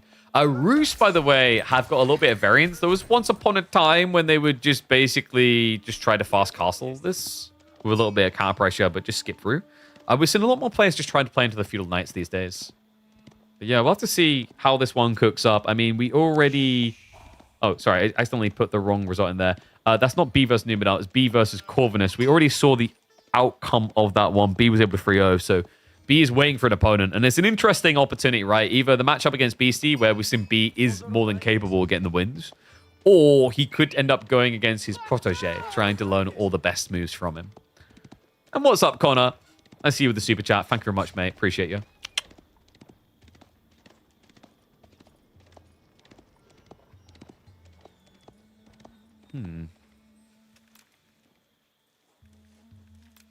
Let's just hit the 2x just for the first minute or two. I don't know what it is about watching Rus early game these days. It just doesn't fascinate me anymore. 12 sheep to the 11. No surprise there. You should always get a slight lead, and it is indeed going to be pro scouts. Like, we already have 4 scouts. So just move across to try and counter pressure a bit. And already generating pretty healthy amount of gold, actually, right? Like 75 gold a minute between the hunter cabins and the sheep gathering, despite the fact he has nobody, not a single soul on gold. Jazz hands. What a civ. It's more tame than it was, right? They even had to buff it, actually. After they initially nerfed hunting cabins, they had to come back and make them cheaper. Because this civ immediately felt gutted completely. And it makes sense, right? When they made those changes to Rus, where the hunting cabins are less lucrative, that was also off the back of a Pro Scouts nerf that hit Rus harder than basically any other civ in the game. This matchup in particular, you know, was kind of an interesting one because Rus did feel quite good against Delhi at the time due to the fact that, like, Delhi couldn't reap the bounty of a casual Pro Scout play. I think Delhi likes these matchups now, even against civs like French, where they're not really Pro Scouting as much anymore, which means as the game drags out a bit deeper, you will get it for free. And what is up, Wombat Combat? Thank you very much for the Prime sub, buddy. Smell more people with primes in chat. They should be smart like Wombat and commit them.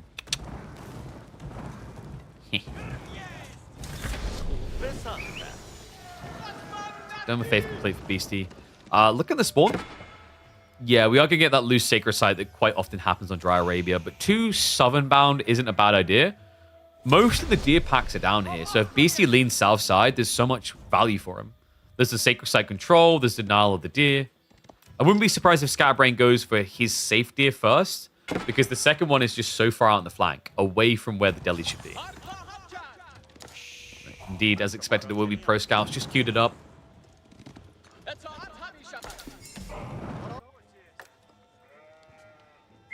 A reminder, by the way, we have got coming up live Anatime versus Lucifron. in about an hour. So we are cooking up a lot of the quarterfinals to happen today. Goal is usually to have quarterfinals happening on Tuesdays, if not Mondays. Beastie, of course. Going into the Ghazi, you know, sometimes people like to have the spearmen to deal with the pro scouts more efficiently. I think it comes down to the spawn, really. If it's a bit of a wider deer spread, it's better to have Ghazi. If it's a tight deer spread, or rather, not a spread, spearmen can feel nicer because you just sit there and you don't have to move.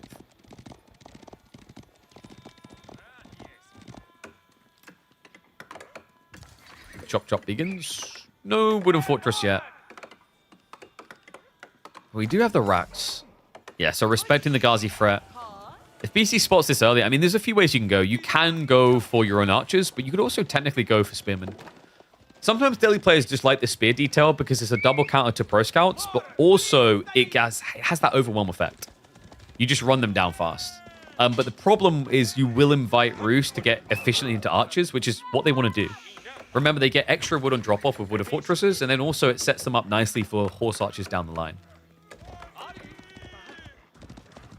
Have you guys thought about how depressing it is to play horse archers into war elephants now?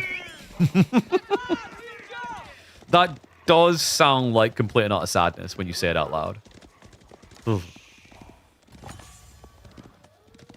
What make them so that gremlins do not lose HP over time anymore? I feel like there's some things I'd like to see them just change. In the way that, like, the Kremlin functions. Like, I think it should be that they're pretty much what you said, right? Is they rejuvenate when they're near the Kremlin and lose health when they're not.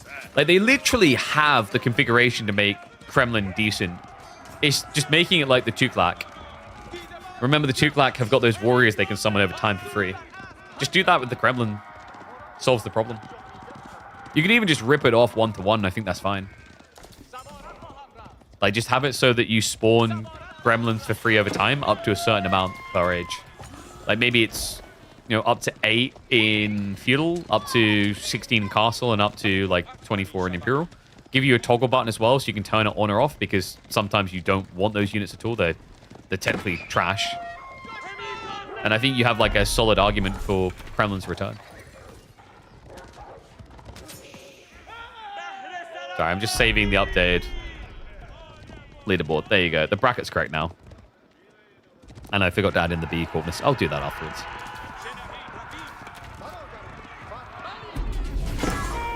Flash over the sacred site. Good micro. Beastie pulls it away at the last second. Extra 10 health. It does give you a lot of security with Ghazi. Like, you know, if you roughly gauge DPS, you wouldn't think Ghazi are that much better than Horsemen. The extra health and these initial trades against Spearmen, it just gives you that little bit of pump to gamble safely.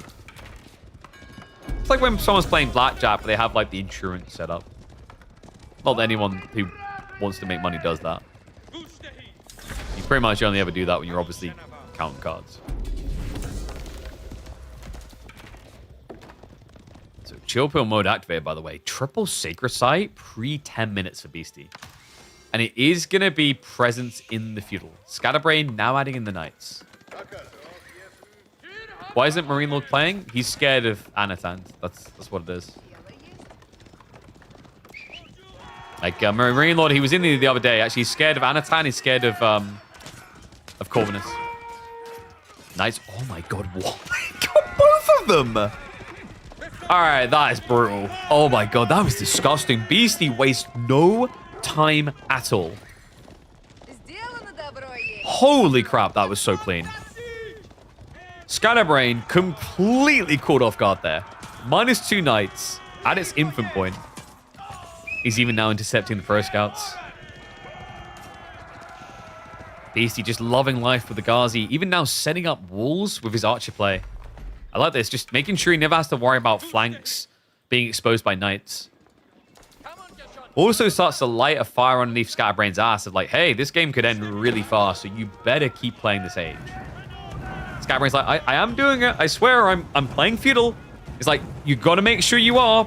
You better not be doing what those Roost players do where they rush Castle Age. Like, I'm here. Okay. I'll keep checking.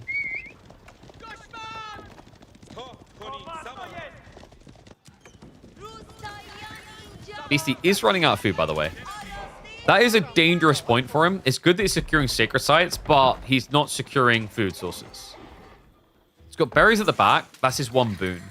But knights have already been creeping in there to be a nuisance. The other berries are on the fort side. This deer is a decent target for him.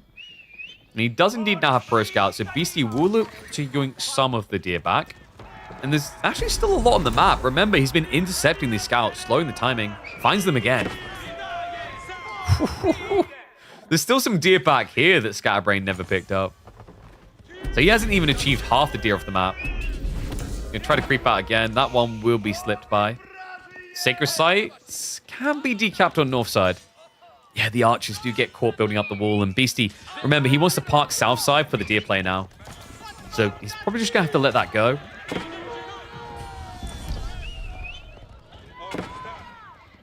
Why can archers build walls but not repair them? Have you ever, like, bought one of those build them yourself little model car things and you follow the instructions, you build it? Okay, so congrats, you just constructed it. I just stepped on it. It's all broken now. Can you repair it? That's your answer. You know, like, so I know how to make a child. Like, I've made 2 children. But when they get ill, I don't know how to fix them.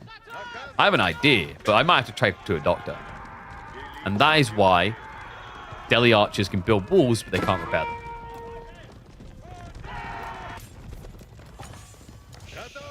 I'm sorry, guys. I can't. I know. I lost you in that story. You believed it all up until the point you're like, whoa, KP got laid twice. All right, archers are back setting up the walls now, so he'll at least have flank sacred site control. Attack up now complete. Scatterbrain going to be notably slower here.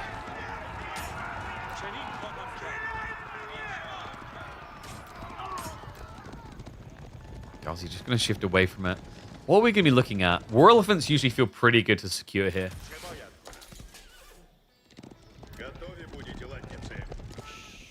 Archers are rushing up the walls now. I mean, the crazy part to me is that they build walls as quickly as villages. That's the nuts part.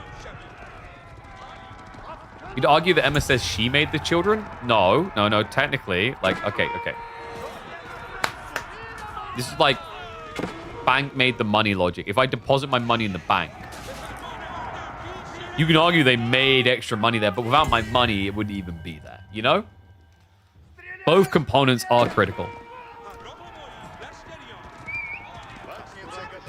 This is like the argument of like, did the factory make the toy, or did the production line make the toy?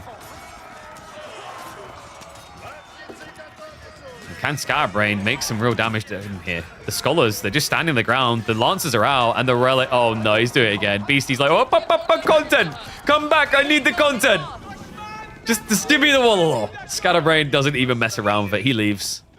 Yeah, so didn't really achieve anything there. Relic's still coming home.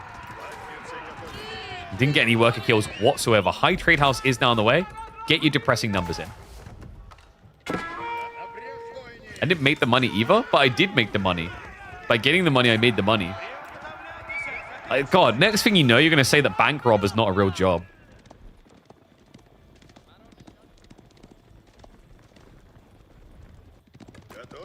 Yeah, I like how you guys avoided the factory comparison, though.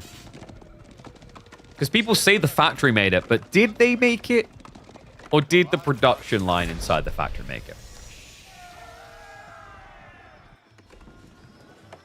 This is a really sucky high trade house, by the way. 28 trees. This is going to be like, what, 108, maybe? No, that might be... Actually, it's tier 2. 108 seems viable.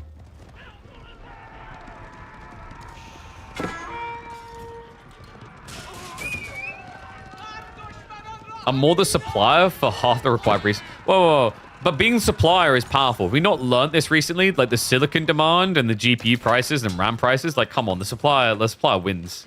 All right, there you go. Yeah, so it's going to actually be 112. A little bit better than expected. Was I closest? You guys are slipping.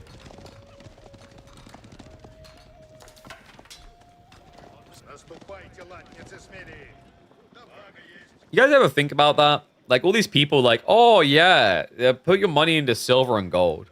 Why not just put it into RAM? That's a pricey endeavor.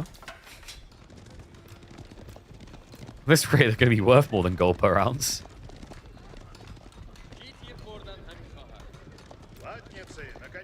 Okay, so Knight count is high for Scattered. He does not have the increased health from Boy's Fortitude. BC has got the increased health. Yeah, already has the tech stars. That's going to allow him to dodge death. Still no worker losses whatsoever. 2 more relics home, and also the War Elephants now to boot. Gold and silver went up a lot last year. I'm sorry. You think they went up more than RAM? I'm feeling pretty confident on this one. I haven't looked, but that relic will at least get denied. The War Elephant might have something to say about it. Surprised he's walking away. I mean, look at all these dead guys. RAM won't be usable for a long time. Not with that logic. Now we know which type of person you are. Oh, guys, I built a RAM. I'm going to send it underneath the primary TC. It's definitely going to last long. Gotta play the RAM market like you would play Rams as a pro-level AoE4 gamer. It's all about timing. That's where you make your profit.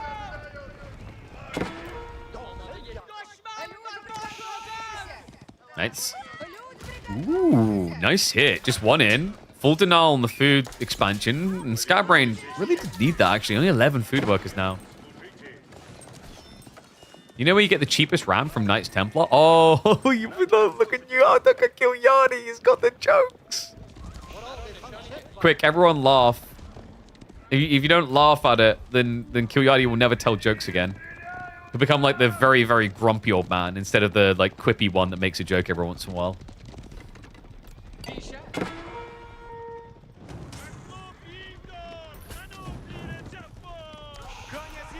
There won't be a new gold release 2.5, which is 20% more shiny than version 2.4. Not with that attitude. Wait, hold on a second. Don't we have a whole carrot system? We'll just develop a new carrot system.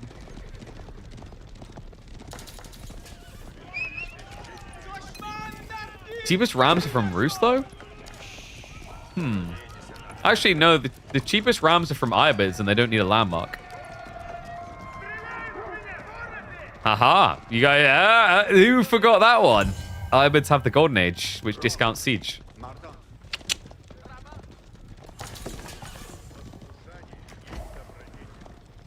Like, if you have the landmark of the Roost, I think it's 5% cheaper than the Iabids, but you'd have to build a landmark.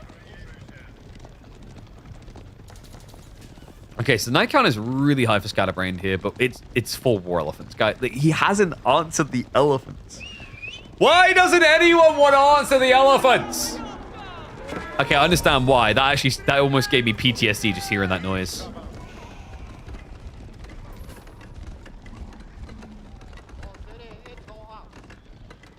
No, let's ignore the elephant in the room. Don't you just love how these things can garrison inside the castles? For reasons. Here's a funny one for you. Why are springled elephants able to garrison inside of castles? Why does that make any sense? Okay, in fairness, you guys wouldn't know that because literally nobody builds springled elephants. They're like the worst unit in the game. I've seen more siege towers built this year than sprinkled elephants. Alright, Scatterbrain is subscribed to downloadmorenights.com. Starting to look like he thumbed Roos when he meant to hit French. Tasty. He does have a food problem. Just a tiny one, guys. Like, there may be a few starving, dying people in the streets tonight. Alright, you guys, you want to feel good about yourself? If Beastie had that food income he had a moment ago and you were playing a game of Cossacks against him, you would have won straight away.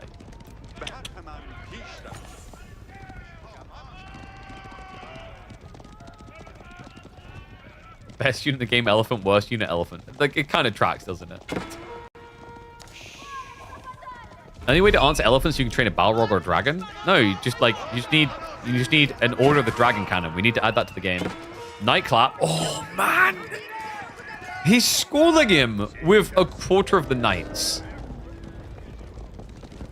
I don't know, man. Scatterbrain is just—it's like he's building this all-in timing, which doesn't work against war elephants. If he had crossbows as well, different matter.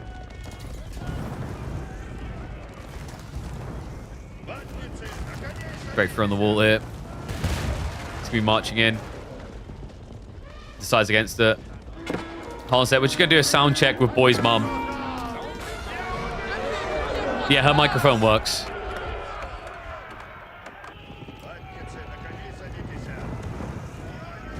Alright, so he's going to finally get the decap on the safer site. Boy, just getting strays in chat. 112 gold gen plus what? 2 from the relics. It's not too bad for Scatterbrain. Still, he's losing the farm transition. BC already has a castle drop in the back, and he already has, what, 14 farms? My first mum joke of 2026? Dude, we're 2 weeks in. I've at least made, like, 10. Oh, you're so immature, KP. Grow up. What does growing up get you? All right? Growing up gets you taxes. Growing up gets you literal death eventually. Growing up gets you hitting your head when you walk into rooms. More expensive tickets at the cinema and the amusement parks. I don't see the... I like, what's the good?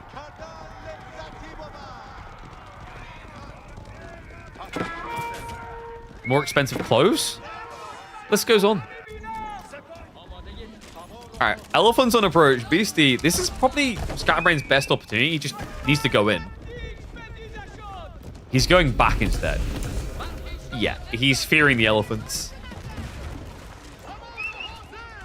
Chat's mums are just too strong. Okay, now I'm just shooting I'm just making everyone my enemy. Even if you were all my enemies, if I was an elephant, I could win. More elephants. Just stand here. Smile for the camera. There's no spearmen. Yeah, the archers... Whoopsie. The archers will die. But it's more about the elephant trades. Can the knights clear them up fast enough? They're hugging really tight. It's a lot of bodies hitting the floor for both sides. But Scatterbrain will club him down. Eventually. I just want you to process just how many knights were there and how few are still left alive at the end. That was a surround and he still lost half of them. Jesus. I mean, this is go time. This has to be Scatterbrain. It's the fight he's been looking for. Can he get the death push going? Beastie, he's still got... Wait, how has he still got 3 elephants? Oh, come on. Not just that, the worker lead. Now 30 plus for Beastie. This is the thing, right? Like, why am I like, oh my god, that's the best cleanup ever? It's because Scatterbrain still has a big problem. His food income is terrible for replacing the losses. Whereas we already know that Beastie has the type of eco lead to just start bloating farms like crazy. So this is tricky. Like, Scatterbrain's great fight, but when are we going to be killing some workers?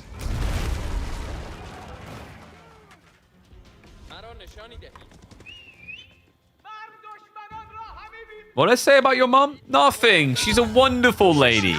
Look, there she is right there. That's me. That's your dad. All right, I have to stop now. Ghazi now raiding instead. How is it Scatterbrain is still the one losing workers? Beastie's literally lost no villages in the entire game. Despite the fact that Scatterbrain played mass knights. Oh, hold on a sec. Finally! We cursed it. That is infinitely more worker kills than Scatterbrain has achieved in 23 minutes.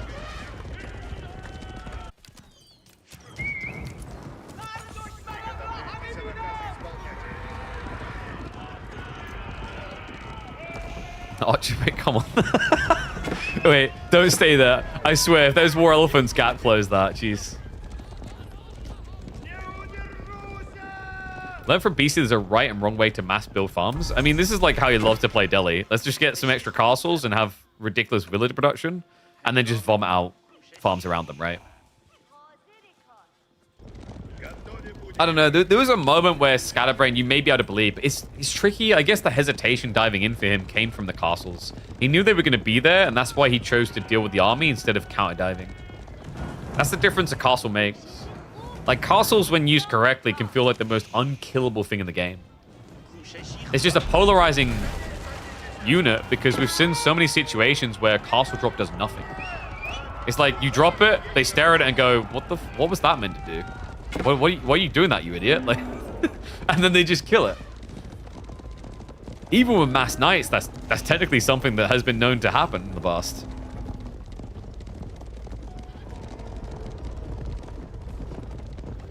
Spasskaya now on the way. So Scatterbrain's going to be playing for the fort phase first. Beastie's only just behind him, nibbling at the heels here.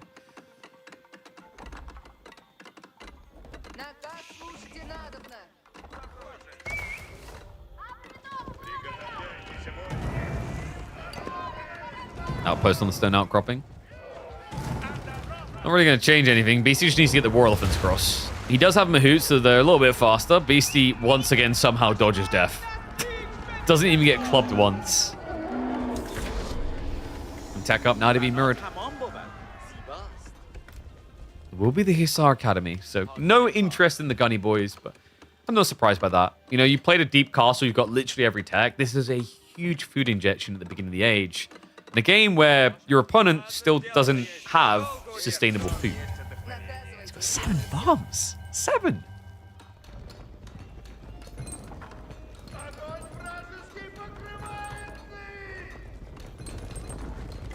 Oh, you're talking about like when you build the farms? I've seen games where BC has his villagers running over building the farms together. It just comes down to like if you're being pressured. If you're not being pressured, yeah, you can just like build them individually.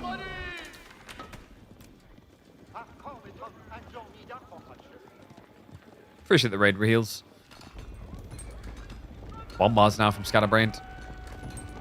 I don't know if time's on his side. Then again, Beastie. This is not much of an army, really, is it? Half of it is fake. The problem is Scatterbrain isn't going fast. Streltsy is not fast. Streltsy's slow. That's old man with a walking stick movement speeds right there. Like, you know, not just in movement speed, but production speed. That's guy living in basement, hoping to have kids one day levels of production speed. Probably like 50 years old by the time it finally happens, if it's going to happen. Just look at this bar. He hasn't been teched long. Come on. Scholars. 14 active research items, 26 garrison skulls. It takes him 2 minutes to get a university tech for free. And I don't know if Scatterbrain's getting in less than 2 minutes. Which does deeply concern me.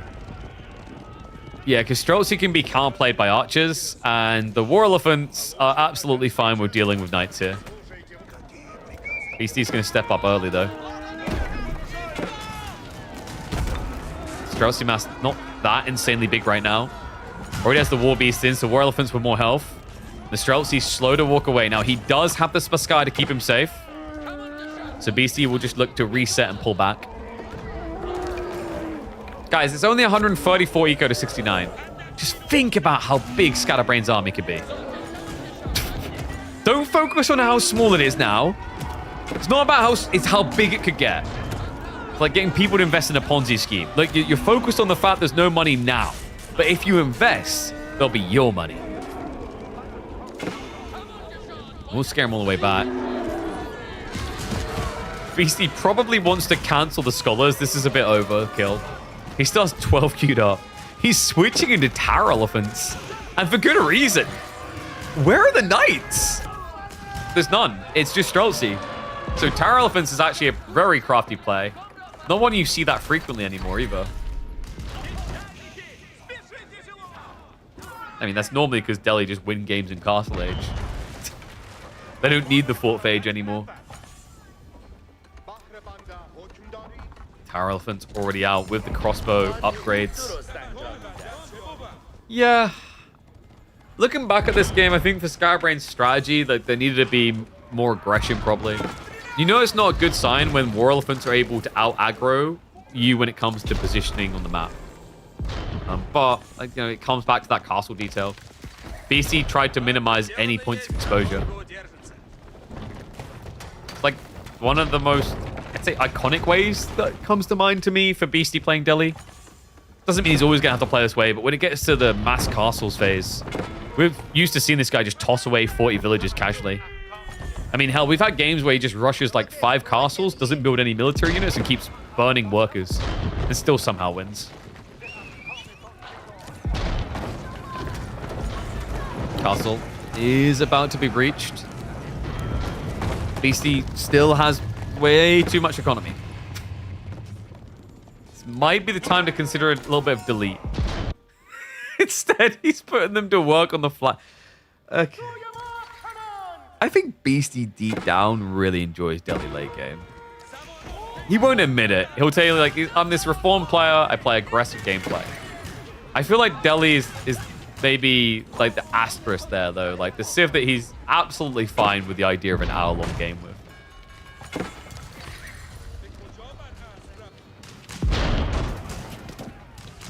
Bombard. The only hope for Scatterbrain is to end this game on the landmarks. Mangonel switch up, primed by Beastie. We'll have the adjustable crossbars. It's a big deal against Streltsy, but it's 4 bombards. Like, we're not even using EAT. Could we just delete the scholars?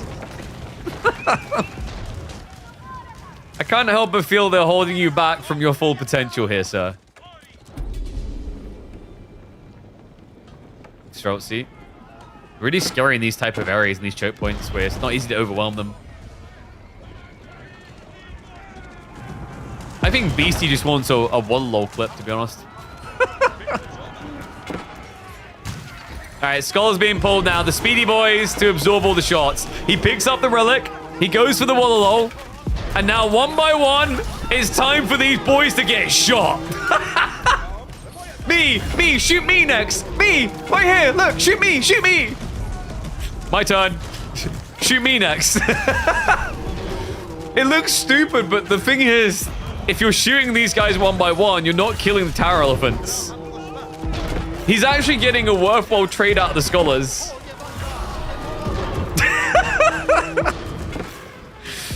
However, Scatterbrain, he has shrunk the count. There's 2 tower elephants left over. The bombards are starting to get hit up, though. Scatterbrain, there's 20 Streltsy left on the front side. The numbers are shrinking. The Mango comes out as well. A big wall up there. Bombards will be able to snipe it, though. All right, I think it's fair to say that Beastie is not being held back by scholars anymore. Oh, what's that? We need to queue more of them. Whoops. He's rushing for the end. Landmark situation is you still need to deal with these 2 before you go for the 4th. It's only the TC that's been deleted so far. The villagers, oh, he's just going to gung-ho it. Body block this sucker. Knight's coming through as well. The Wallow again. Even a bombard shot to get rid of it. The workers. Beastie says, I think I've got enough economy now. I had too many scholars. Now I got too many workers. What's the guy to do? And that works. That's game. The fact that he just had way too many of scholars and villagers and just massacring them is the way to win a game. Oh my god. Oh no, too much of this, frozen away. Oh no, too much of this, frozen. I think I'm good now. Yo, what's up, Tonio? Appreciate the resub. Welcome back to the Swarm. I just... freaking comical game. Alright. I think we forgot to mark that as upcoming, so I don't know if the map icon was shown correctly, actually. Left side win. Let's see where they're taking us next. It's Phrygian time. Mongols versus French.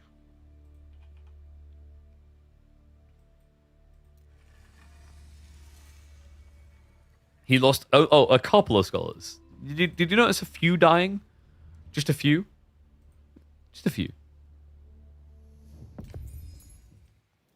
Oh, I don't know.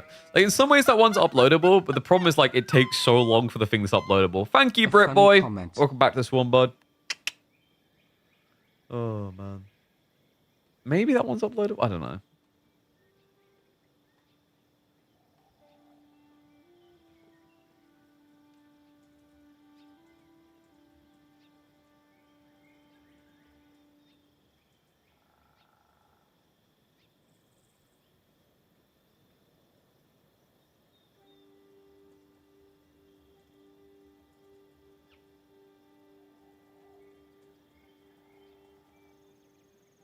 Just called it the infinite scholar loop.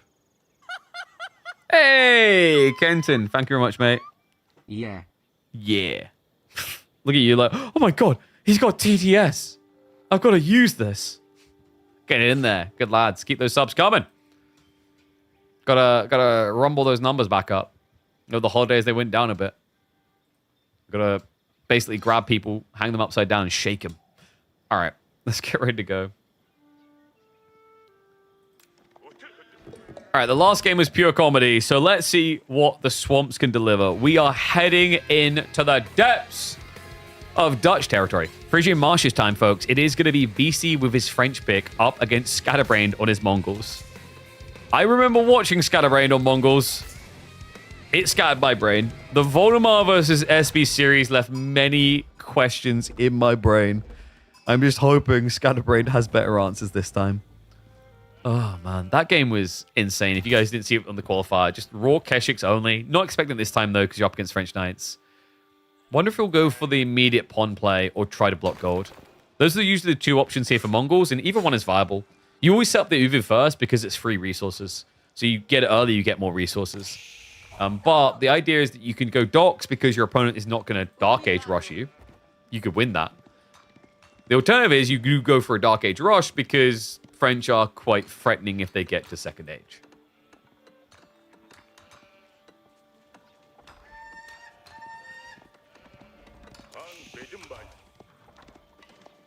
Looking at the golds, probably not a rush opportunity. Yeah, Scatterbrain seems inclined to agree. So we'll just move out for the dock drop. If both of the golds were like here, you probably consider it.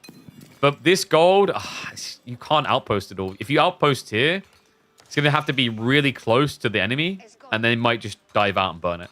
So just plays it safe, plays for greed.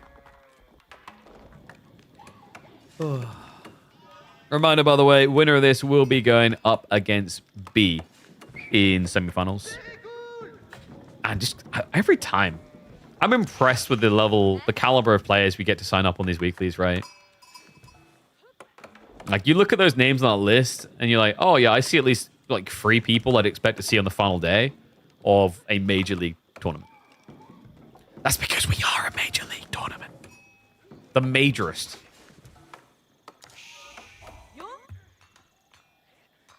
Okay, so heavy gold gathering now from Beastie. Wait, is he pro scouting? No, I think he was just paranoid about the potential for an outpost rush, so he didn't want to risk it. He's switching over now, so 12 on food, 2 on gold. Because he was actually holding on to quite a lot there. Scatterbrained, is it going to be 1 dock or 2? It looks likely that we're getting a 1 dock play.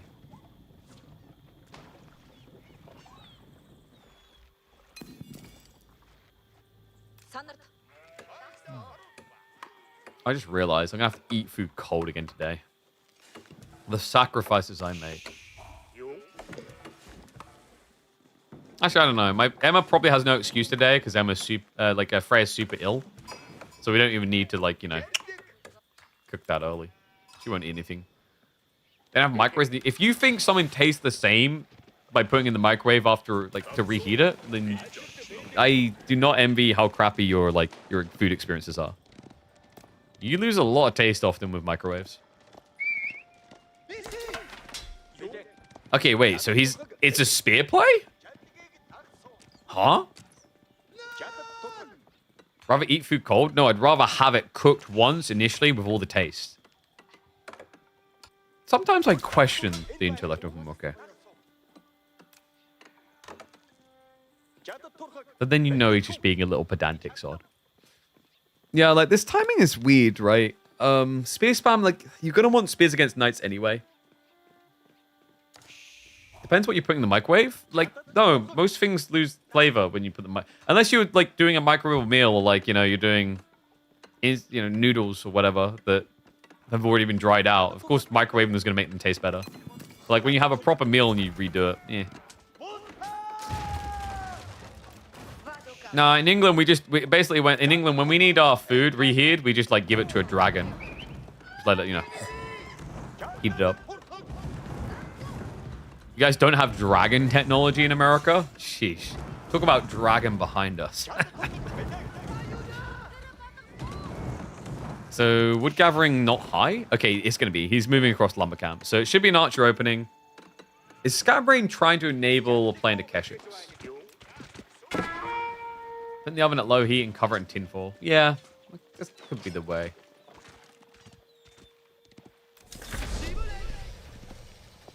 Sweat. Like, the fact you use the word sweaty to describe your food in a microwave is... I'm gonna be real, it's not exactly, like, appealing. There's not many situations where using the word sweaty can be an appealing thing, to be honest. You know what's impressive sometimes? Is that, like, there are situations where you can use the word moist, and it can be a positive. Have I got anyone in chat that, like, hates the word moist? Like, if I go, moist. Like, you're just kind of cringing a bit right now. So, Deerstone's coming through with 7. The Spearmen really... I mean, they achieved a little bit, right? They forced the mining camp to go down. I guess it was worth it. Because, like we said, he's going to need knights anyway.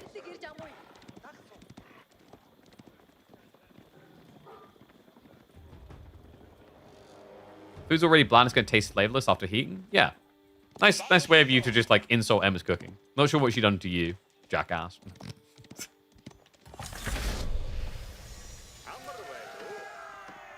Docks coming up. So second one to complete. He's got the timing. He will end up losing a worker for it, though. And villagers are going to get chased away. I mean, Scatterbrain, he's getting some value there. Knowing that Beastie eventually wanted to plant the bonds. But with the archers already in position, it does feel like negligent damage. Unless Beastie micros like that. Yeah, it's okay. It's just like 5 guys poking you in the face. What's the worst that could happen? Alright, chat. What's like a word that is really good and underused? You know, like be I want to see the boomers coming out as well. Like, be that person who's like 50 years old who's going, when are they going to bring the word wizard back? It used to be so cool. I think it'd be pretty wizard if we started using wizard again. You know what my word is? My favorite one that doesn't get used enough? Juxtaposition. What a word. Oh. It's such a good one. Just got to roll about it.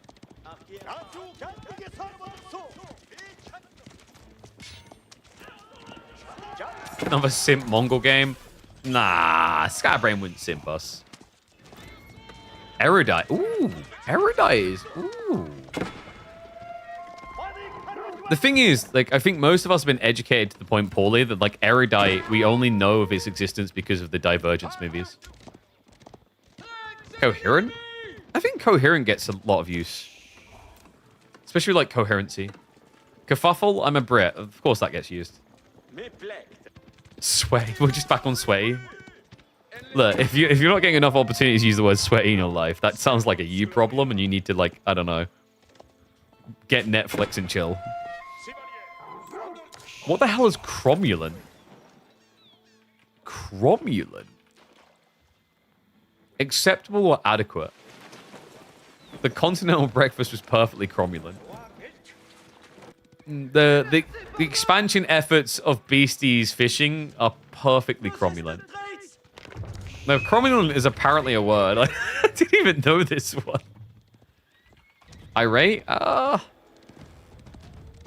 don't like irate.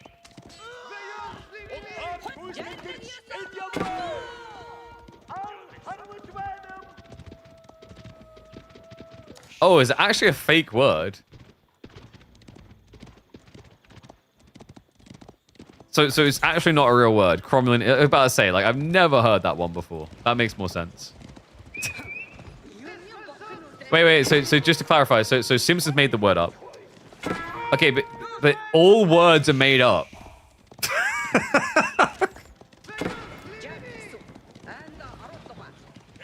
I think that is like one of my favorite lines from Marvel ever. There's a scene where what was it? Yeah, it's Thor's talking to them. And he's like, I need to go to Nidavellir. And Drax is like, Nidavellir? That's a made-up word. And Thor just goes, all words are made up. I was like, actually, yes.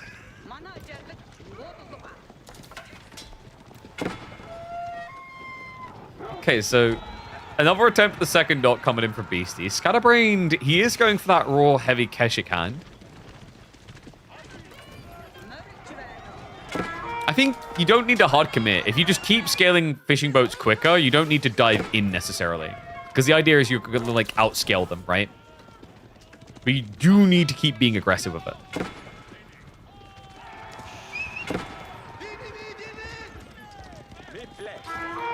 Wait, you've only heard your nan use the word Vex? Nah, Vex is a good one. I've heard that. I like Vexed.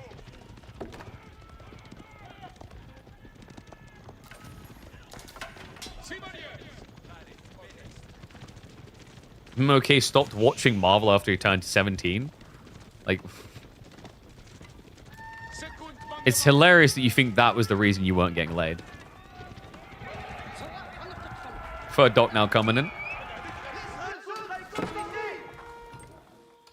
Scatterbrained. Could he think about going castle?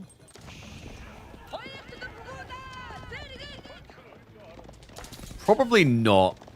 You need some sort of trade first. You'll eventually get to a stage where your food income is good enough. Like, the problem is you need to really slow Beastie down here. Because remember, French are producing workers faster as well. It's not enough that they're slowly producing the fishing. You like need to keep them stalemated out from it a lot. Like, be at least one pond ahead.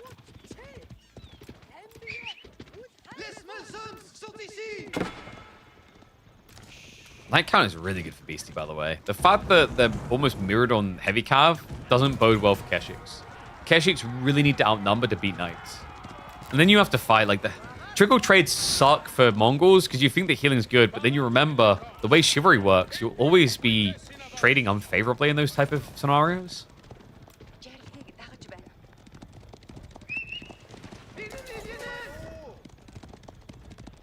Most reaction words are coming from the human soul. Like, ooh. Wait, what? What's that even mean? Keshiks? Ooh, ooh, ooh, ooh, ooh. No, by the sounds of it, actually, most reactionary words come from monkeys.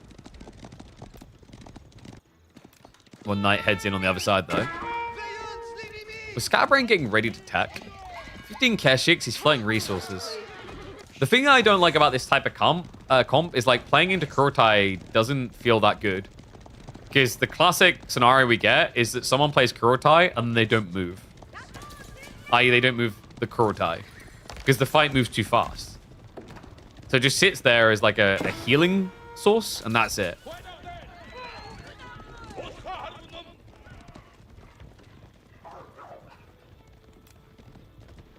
There's some universal things that humans say. Maybe? I feel like there's a lot that aren't, though. Like, ow. I feel like, depending on the language, you say something different than ow. You're just kind of describing grunts. And I'm really resisting the temptation to make another inappropriate mum joke. Anyway, Knight's gonna peel back. Movement speed arrow does get activated. Does have the yam initially, but he can't. No, he can't get him in there. Ooh. He'll settle for the 2. That does enable the charge from Beastie. It's up being a favorable one, though, for Scatterbrain. What, -4 Knights for 2 Keshiks, I believe? It's a little bit battered up, but he'll take that.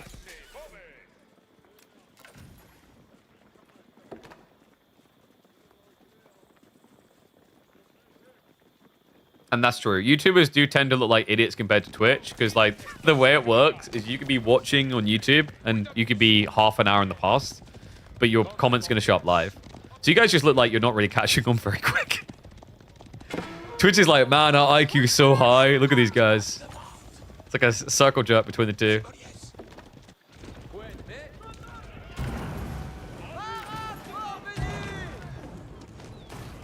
Happen on Twitch too if you subscribe. That's true. You can be wherever you want on Twitch if you subscribe. Mum is universal to children? Is it? Because mum is said very differently in a lot of different languages. I'm pretty sure you are completely wrong there. Like, if we go mum in Japanese. You ready? お母さん So, お母さん Mom. very different.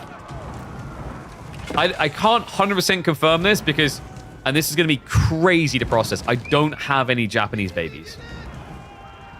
If someone happens to have a Japanese baby to confirm, make sure it's yours. I don't want anyone kidnapping Japanese babies to confirm these things.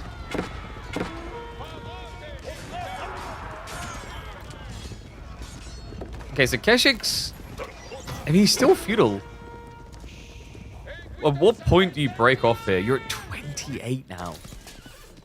I think Scatterbrain is just trying to bleed BC to death. It's pretty crafty. At 28 Keshiks, you'd feel like you can split the map a bit wider, though. But it just feels like it's one big group and then a tiny splinter group. Being said, maybe a good target over here. The workers do break away. Textiles will help survive a little bit longer. Able to club down as much as he would like there.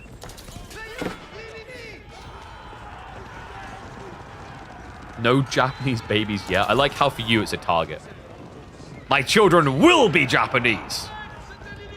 They will like anime. And they will not move out of my house ever because houses are really freaking expensive in Japan.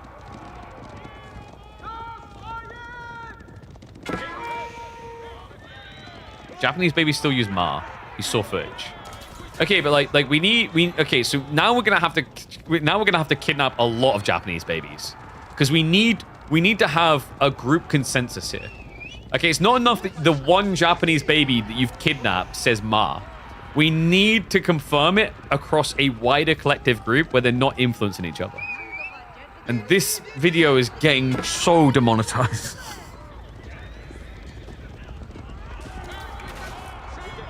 I need you all to get tickets to Japan. And you need to wed Japanese people. Thank you. This cast has gone off the rails, doesn't it, usually?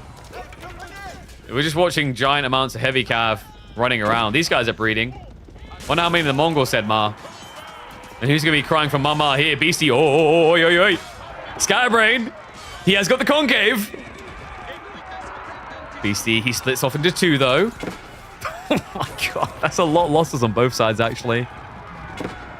I think Beastie got more kills, but then the cost difference is making it pretty tight. Mama is pretty universal across cultures. Yeah, but how many different families have you, banged into creation to confirm that? Like, have you got children of 15 different, or do you just travel? Like, do you just happen to invite yourself into random people's houses to confirm this? Like, how do you know? How did this come to kidnapping babies? Because statistically, it's more efficient to kidnap babies than to make all those babies to then confirm whether they all say Ma. Do you disagree? Can't really disagree with this logic. All right, Clash coming in on the base. Beastie is going to end up losing a few workers. A lot of Scatterbrain's army is being kept away from this, though, and this does not look good. Oh, no. Ma, help. That was not a good fight at all for Scatterbrain. He has lost the Knight lead.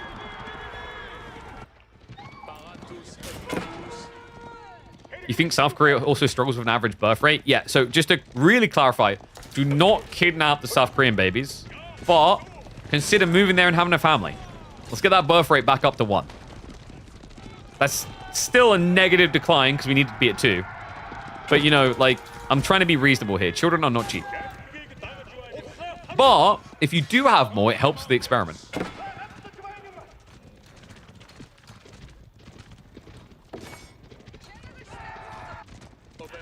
Okay, I think BC has what he needs, guys. Scatterbrain's going to try to sliver out towards a castle play. Could BC just double down now? Has got a few archers to deal with the spears.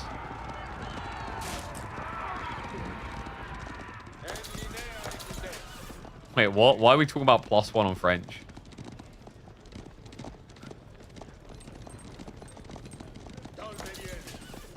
Oh, well, because he hasn't, BC gets it for free. Melee tech is free.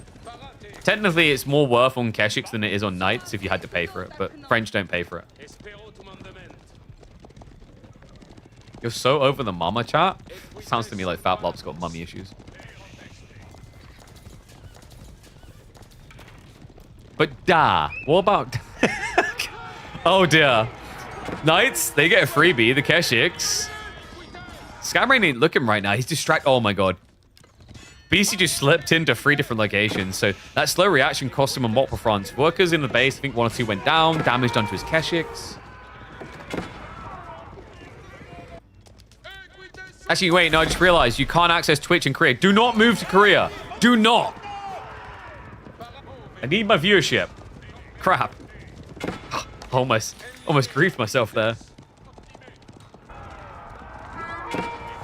Beastie encroaching upon the base now. The Kurotai does make you a bit reluctant to dive, but if you intercept before they reach it... Also, there's Keshiks yet to be upgraded. Beastie's also not far off a castle himself. What's up, Swaggy? Appreciate the raid. Sorry, I forgot about that. We're having parental discussions. Let's see who the daddy is, though. Beastie looks to stand his ground against this. The Keshiks. Oh my god, the health bars. Oh! They may have upgraded, but they had no health. Beastie's so happy with that. Just walks away. Royal Institute. He's ending this game now. That's a GG timing available to him. Should be munching through the gold fast as well. Yep, he'll be prepping veterancy as well as royal bloodlines straight away.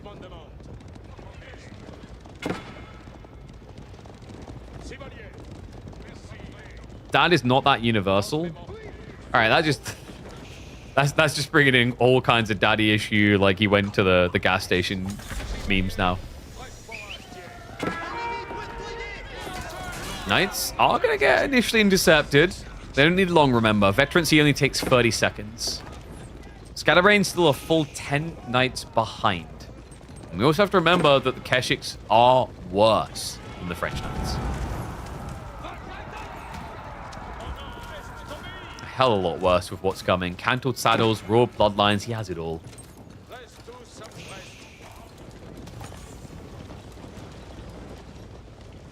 Scatterbrain just needs some worker kills now. He's fallen pretty heavily behind here. Farms are already set up by Beastie, so he does have the infinite food income necessary. Oh, hit on the stone. Good striking point there. Beastie, he was prepping for the discount keep. Still has the breathing room, the breadth to do it. I'm also getting a bit worried here. Scatterbrain doesn't have infinite food. Yeah, he's relying wholly on the fishing, and that will not last forever. Kurotai, okay, the Kurotai, this is what I mean about playing Keshiks. They can make it really lame. He's trying to make it work by bringing the fight back over here. You're going to have your damage buff, but there's a bigger problem brewing. In just 15 seconds, Beastie's going to have that health buff. And he says, oh, a landmark, you say? I don't mind if I do. Just torches it down. I wonder if it will demo. A demo is pretty nasty here. DC doesn't have the gold for it, though. So it will be safe. But now, with Royal Bloodlines in, that's 310 HP versus 175. It doesn't really seem fair. Reminder, Keshiks have lower damage than Knights by default. So even with the damage buff, you're only coming up to scratch. You're not exceeding. Villagers still in the fight from Beastie. This is getting a bit weird for him with the relic, or the gold gathering rather. Knights will go in for the clash. Defense arrow does get activated. Archer ships trying to assist from the side, and a few Keshiks are going to slip onto the workers, but the Knights start to surround. Scatterbrained. I don't think he's got the bodies for this. Nah, it's looking pretty cursed right now. It's a full surround, a smash from 2 sides. The villagers go back to gathering. Beastie, even when paused for so long from being able to produce more knights, has plenty left in the arsenal to throw at the Mongols.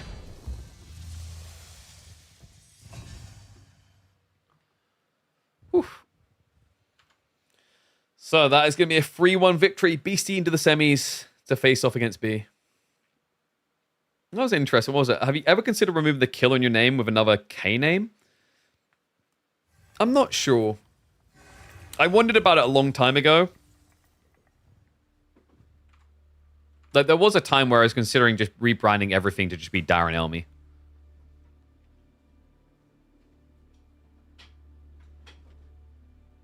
I was also recently thinking about making like a secondary brand of like Dadaran or something. Although that crap seems to be taken by an account that literally hasn't been active the entire year. It's so annoying to actually make a new brand now because so many people just pick up names and don't use them at all. Darren's a cool name. I don't know. I think like when you have it, you maybe don't think it's as cool. Commander Pigeon? Nah. Be Captain Pigeon. Captains are so much cooler than the commanders, okay? Like, you know I'm right on this. They're like, yeah, there was a point, especially in Dota casting, where I was like, man, am I going to change this name? And then it was like, too much time has passed. It doesn't make sense. As a content creator, Killer Pigeon's a really freaking good name, to be honest. It just sticks in your head, you know? Like, what the hell's a Killer Pigeon? You got to know, haven't you? You're like, I need to know. I don't know. I might look for some sort of variants of Darren or something. I might use that for like the variety channel for YouTube that we're making instead of just doing another Killer Pigeon one. So I'm just updating the brackets. We have got Anatan versus Lucifron starting in a few minutes, by the way. Oh, I forgot. Oh. What do we want? There we go. My tunes, baby. Yeah, Cocaine Pigeon is definitely going to help with like sponsorships more.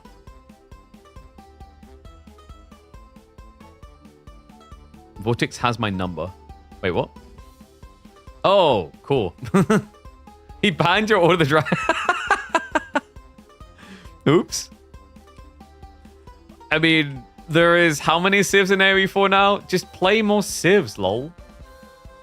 Just play more civs. What's the problem? You should feel complimented by this core that he deigns your Order the Dragon so ban-worthy. Now go lose your game.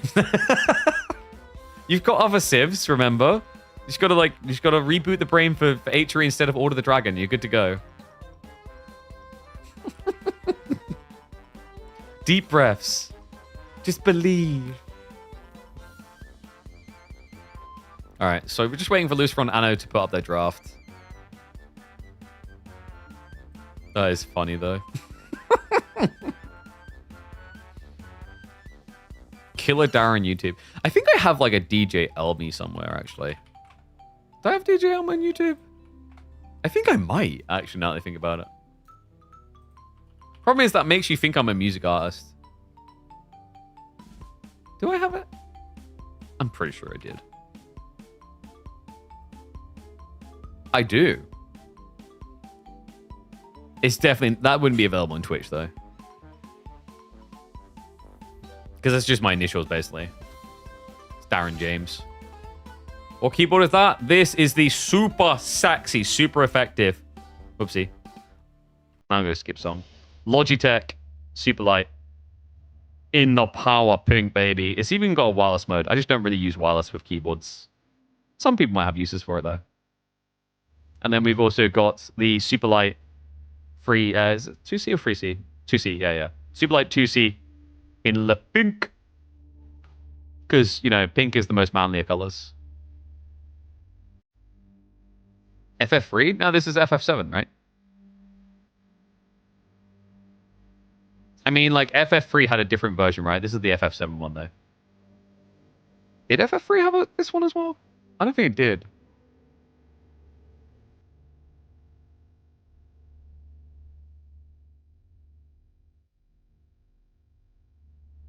So, I'm just waiting for these boys to post their draft.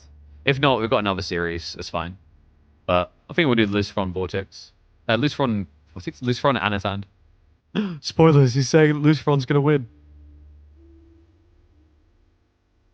I don't know, like I said, the biggest challenge of like coming up with like new name, new brand is like the fact that so many are taken by a stupid inactive account.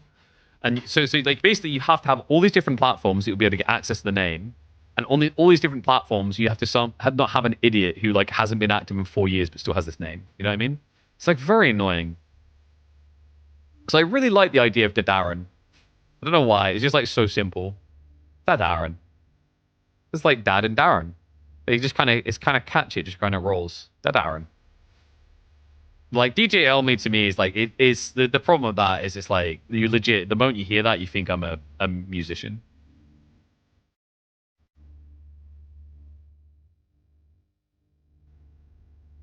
You never played FF? What the hell? You missed out, my friend. Like, I could have sworn I went for a lot of these. Because, like, we even locked in Darren Elmy on the platforms, right? I'm like, I don't know, man. I don't know if I want to go Darren. It's like, it's not as bad if you manage to just get a nameless own. Like, Ludwig got that very well, right? He's just Ludwig. It's a very unusual name for, like, an American, let's say. And then it's just, like, one word, boom. Creamy pigeon? Yeah. So, like people like, oh, killer might be, like, I think creamy's even worse. Korean pigeon. True, just need to move there.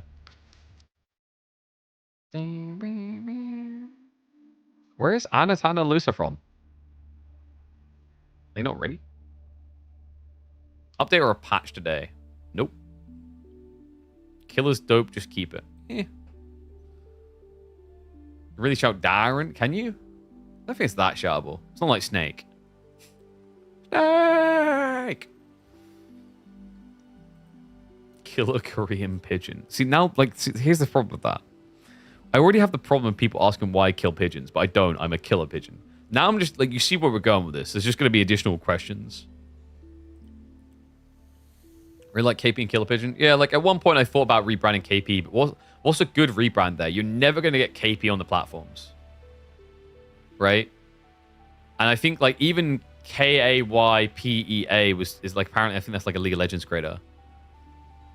So you could do, like, KP long, but I think even that's not available. So then you have to do something like KPGG or It's Me KP. I think that's probably not available. Like, the problem you have is when it's really short, you're basically fudged. Because, like, most major platforms, trying to get something that has 6 characters or less is, like, if you walked into an office of names requested and said that to them, they'd laugh you out of the room. It's like, you know, it's like when someone's like, I want to get a website that's only this many characters long, like 3 characters long. They're like, you're a funny guy. You 3 characters? You want to pay? You got like you got 50k available? We'll give you that. All right, we've got the draft beginning, by the way. So, Anotund on the left, Lucifron on the right. You have an 8.4 gigabyte update on Steam. I ain't got none. Darren's like Karen as a man. No, it's not. What? You're just trying to make, like, a lateral there, because you could have chosen Sharon. Like, literally my mum's name. But you just chose Karen randomly. Daz. Yeah, I don't know. I don't think I'm a Daz. Tried that. Don't think it worked for me. I did have someone when I was young that used to call me Day. I don't know why. He always used to call me Day. And it kind of like, I didn't mind it. But then it's like another short name. What are you going to do with that?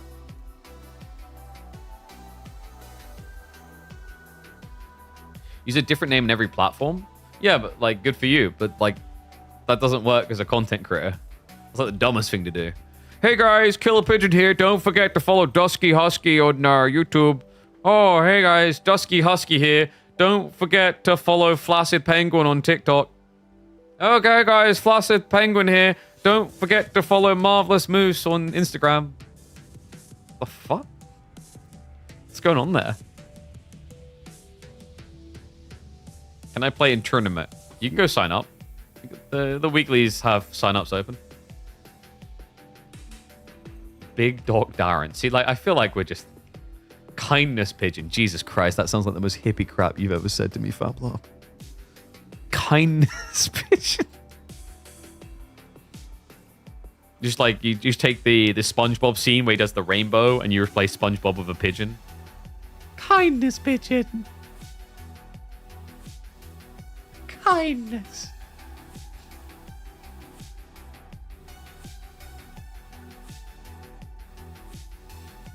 Thanks, but no thanks. Right, so draft underway for the boyos. Chinese Mali priority in the opening. Lancaster hasn't been banned, by the way. So we might be cooking. Ottomans as first ban, by the way, from both players. Let's rank the nicknames of all the top AoE 4 players. What are the top 3? I like this. Our vengeance is here, Anatan, because your name is shit. All right. I mean, what would we go for? What website can we use for this?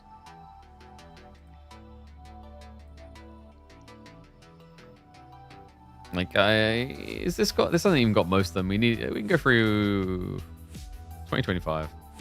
Who has the best names? Marine Law just doesn't even make sense in AoE4. I'm sorry, but I think Vortex is a good one, right? Vortex is a powerful one.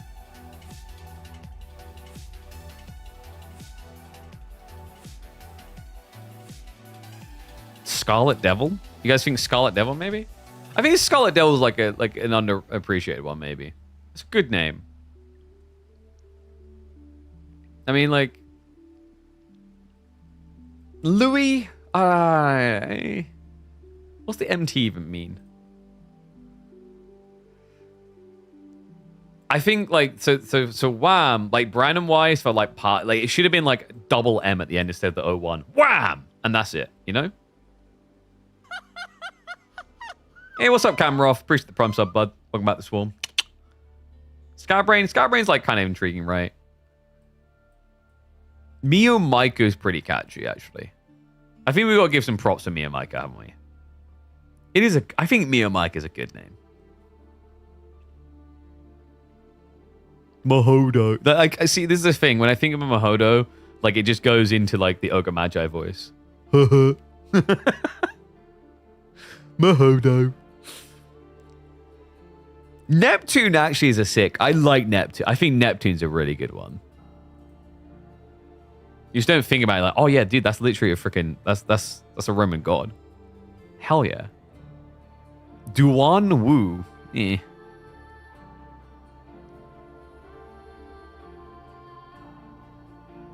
I do like Creator. I think Creator is a good name. Creator is a powerful name. Yeah, Vortex is pretty sick there. Like the top ones is like I think Vortex is the most powerful name. Wait, is Mahodo the ape creature from Oddworld? No, that's a Madomo. You were close though. Is he a Madomo?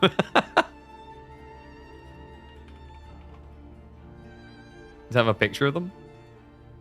He's look, that's Mahodo. Oh look, he brought his dad with him. Look, Mahodo.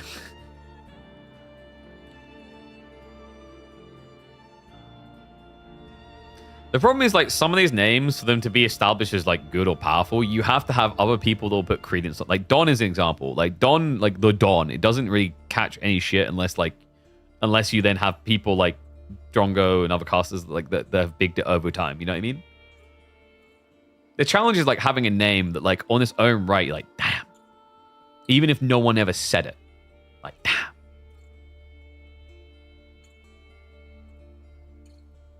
I reckon it's, for me, like Vortex. Maybe Lucifron.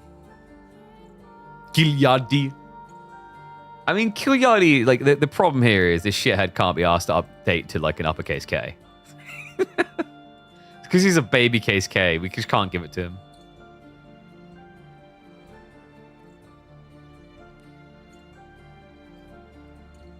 I think... Magic is such a good one, but the problem is it sounds too much like a gimmicky magician with the I am. You know what I mean? I am magic. If he could just secure magic, he wins. He wins on name alone. And just screaming that as a commentator. You can't really scream, I am magic! Give you anxiety. Ah. But we just don't even call him that, right? It didn't even become anxiety. Like, dude, this is the thing. I disagree that we should have called him GUA. We should have nicknamed him Anxiety. Nicknaming him Anxiety is such a more powerful name, right? You don't think, like they did. Like, you refer to a guy as Anxiety, like, oh, damn. All right, do we have game ready, by the way? The boys are getting in lobby now. GUA easier to say? Okay, but like some of us are capable of like saying things that have more than 3 letters in them, Philly. Like you went with Phil as Bodo and you're like, oh, but GUA is easy. Like, why don't you just go with Phil? And Magical Cow? Yeah, it's a weak ass name. You know what? Like, dude, I can rebrand you here. I don't think it's even taken. Oh no, he took you. Whoever this guy is. Heretical Cow. That's better. Philosophical Cow. Better. Magician Cow. Not so much.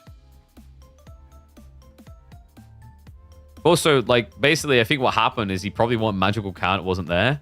He's like, do I do the XX Magical Cow or do I just put an in there?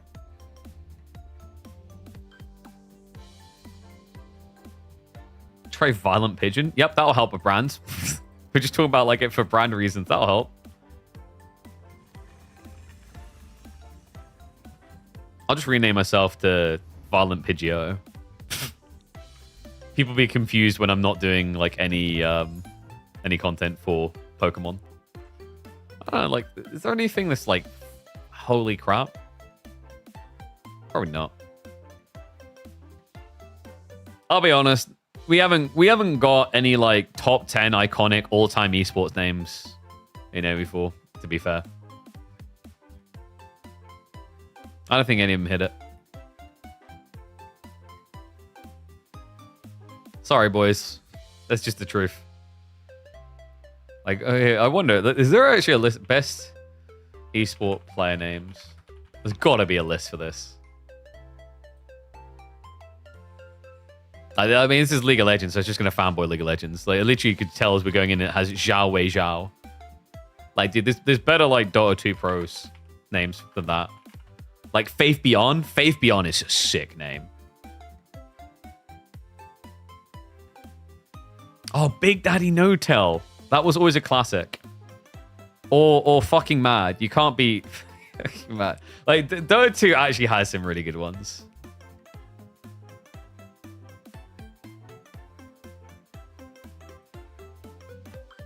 Counter-Strike has some bangers as well, right? Okay, you gotta admit, like, Zywoo is a good one. I'm admitting a French player got a really good name. Zywoo just really pops. And what else we got here? Shiro? Shiro's pretty sick. Twists. Because, like, there's some that are just, like, really banging, not because, like, they're a great name itself, but because the person made it a great name, right? Like, Simple. Actually, no, in fairness, I think Simple is a good one. Simple's like, especially if you're one of the best players, if not the best player in the game, right? Like, a name like Simple, it's like saying, I'm shit. But then you win everything. It's like if someone called themselves Bad Player. Like, that's how we do it. If someone, like, wants to aspire to be a pro, start now in AE4, call yourself Not Good. Not Good is the name. I still remember there was a guy who was called Player, and it's like the most annoying. Some people do this. They just choose a name that's annoying in that way. Elige is a good one. I think that might be the best American named pro player name. There's something about that. Elige is pretty strong. Actually, I get like Stewie's kind of cool as well, you know.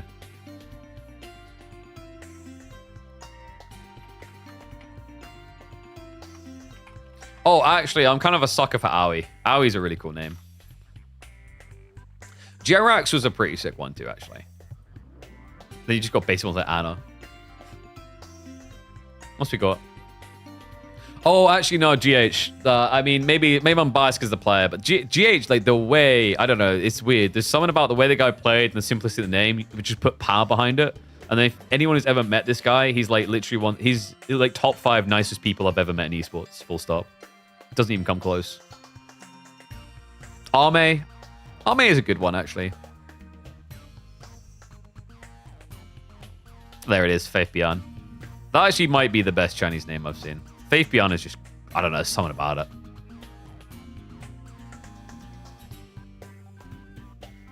What's we got? Universe. How did I forget about Universe? Universe is a good one. That is pure power.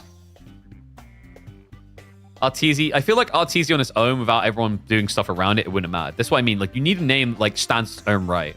Like, I think X Nova is good for that as well. Like, he doesn't like a name that doesn't even give a shit if you don't talk about it. You know what I mean? That's what we're talking about. All right, let's get ready to roll though.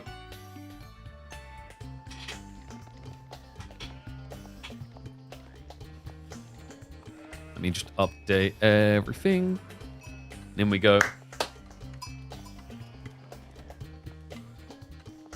He's back. A missing site returns to the KPMMs.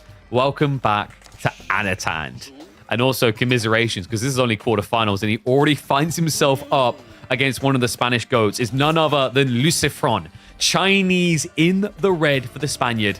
Anatand, on his return to the midweek musters, is looking to get off to a strong start on bold land as he takes to the field as the Delhi in game number 1. Let's get to it. This is going to be a fun one, folks. A banger of a series, hopefully. Fingers crossed. I mean, these two capable of delivering it. That's what we want to see. Like, quarterfinal lines where like, oh, man, this feels like it should be in semis. This feels like it could actually be a 5-gamer. Let's see if we do get that deep. Chinese versus Delhi these days. A little bit of a tighter affair than it's been in the past, especially with Chinese having these nerfs towards the Pro Scout timings. But on a map like Boldland, it's probably prime and first on the mind. What do I think about X Peak? I don't know about that name at all. Nah, it doesn't sound that powerful. We were just talking about like the best names in esports. You know what? Like in Age of Empires across the board, like this is one I'm not sure about actually. The Viper, is it that good of a name? Or is it just because of the history you put on the name? That I'm not sure of. I think there might be an element of like, yeah, it's because we know him as the AoE GOAT. It then puts more power in the name. Because we're trying to think of like the best names to just stand on their own right, and it wouldn't even matter if they were nobody. Like, I think Lucifron's a pretty cool one for that. You can almost tell there's like elements of the craft games in it. I don't know. Like, it feels more StarCrafty with it. And of course, that's not where Lucifron even began. How is he going to begin this one, though? 2 on the gold. Not sticking out a third, so it doesn't necessarily mean Pro Scouts. Then again, a lot of players feel like they need to earn the Pro Scouts now, even with China, so you tend to open aggression first. Hera was definitely an interesting name for a male player. But you know what it is? I think he maybe just didn't want to be over egotistical about it, because when you think Greek god names, there's a lot of boy ones that would just make you seem like an ass. Like calling yourself Zeus. I know there's a counter, but my point is like I was talking about this with my partner like when I was like thinking names, because we have Freya and the Artemis was one of the ones to consider. I was like, okay, is there like a boy name that makes sense? I was like, dude, you can't, like, Zeus is the name you give to your dog, right? And you can't call your kid Hercules. You can't really call him Apollo. I mean, Apollo sounds really cool, but like you know when you put too much on a person with a name, it's that type of thing. Like when you dub it yourself as well, it's almost like there's an ego-driven element. Like calling yourself Apollo, damn. I feel like that's the cool one to give yourself the name of. But then everyone would be like, what an egotistical dong. I just realized actually, yeah, there's the caster Apollo. But sorry, Apollo. May you rest in peace. But you get my point. It's like it's very hard to like attest those names. Actually, no, Apollo's still like he's just not casting anymore, right? Yes, he's just not casting anymore. What happened to him? I actually don't know.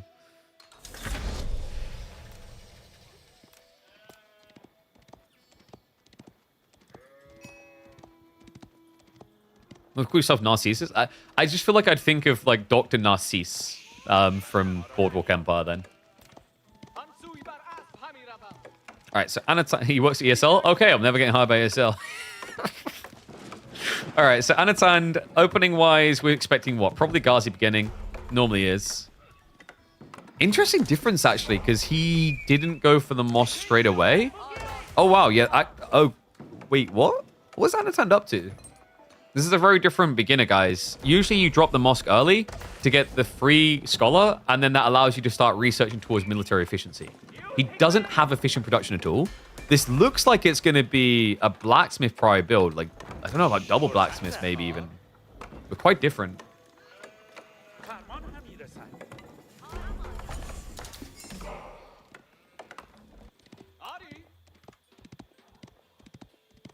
You try to do too much from a name, it ends up bad. Yeah, it's like a thumbnail logic, right? People think and I've done this as well, where they're like, oh, the thumbnail needs so much. But in actuality, a good thumbnail has maximum 3 focus points, and you want to keep them as simple as possible. So maybe you have, like, for example, a face, and then you have an item, and then you have, like, 3 words. But then you get people who, they'll make a thumbnail that has 10 words and a scattered background. So Listafron is going to be the Pro Scout follow-up as expected. I don't know, man. Anathan's build... Is it because he's pro... Oh, that's interesting. It's Pro Scouts, isn't it? I think he's prioritizing the Pro Scout timing here. That is very cool. So, you know, basically he got a little bit more lean timing on teching up, and then he gets the Free Scholar afterwards. He has sacked efficient production in favor of slightly quicker timing to Pro Scouts. Because remember, on this map, there is a lot of deer. There is in total 34 deer, and they are very widespread.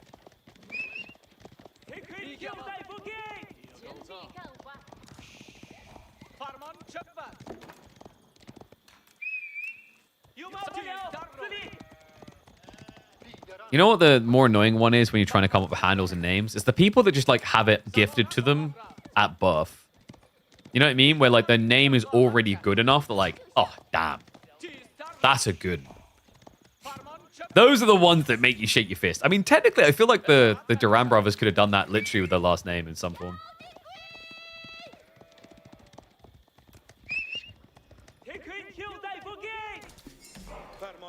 Understand. We have finally got the Ghazi on the way. Pro Scout's really not that far away. Just a minute and a half out.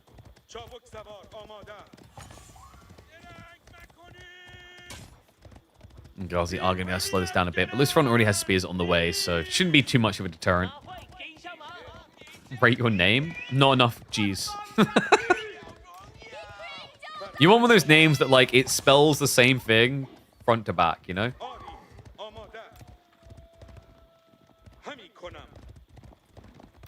There you go, guys. That's going to be my name. I'm just going to reverse Darren. We're going to call me Narad from now on. God, it sounds like some nerdy kid's D&D character, doesn't it?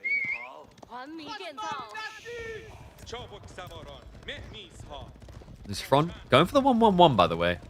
It's a very aggressive alignment here.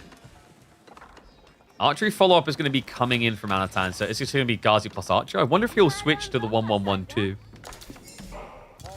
No, don't start calling me Narad. What are we, guys? Like, it's a bad name. Like Narad makes you sound like, you know what that is? That's the name of was it Kerbal Space Program content creator.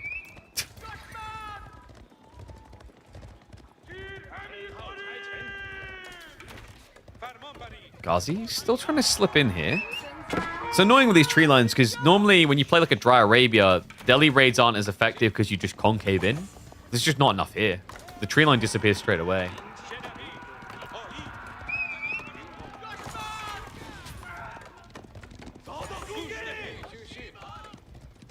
Taylor is both a famous female singer and a male drummer for Foo Fighters. I mean, yeah, you have like loads of names like that. Like Artemis is actually a boy's and girl's name. That one's confusing for people.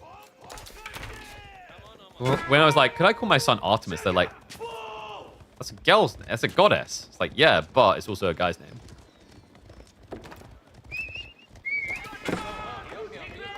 Ghazi. I almost caught him not looking. Listafron's on point so far, and he has reached the base, and now it's his turn to start distracting Anatan. Yeah, this is going to turn into a test of who's got more attention span to spread across the map. Listafron is spreading a lot of that attention, right? He has to deal with the Pro Scouts. He's now getting in position to raid. He starts to deal with the Raiders. And again, it looks like Anatan is maybe getting a bit hesitant. You have to remember, half of his army are scholars. He's going Castle Age. Wow. Okay, Listafron's choice to attack here may have just screwed the pooch a bit for Anno. He has got gold gathering at the back, though, and I wonder if Listafron realized that. We do also have Anno with his 3 scouts dragging a few of the deer back. You need to see some sort of comeuppance from this investment, right? Lucifron, is he going to see it? It's snug as a bug, but he ain't going to get rug pulled here. No, he does not see it.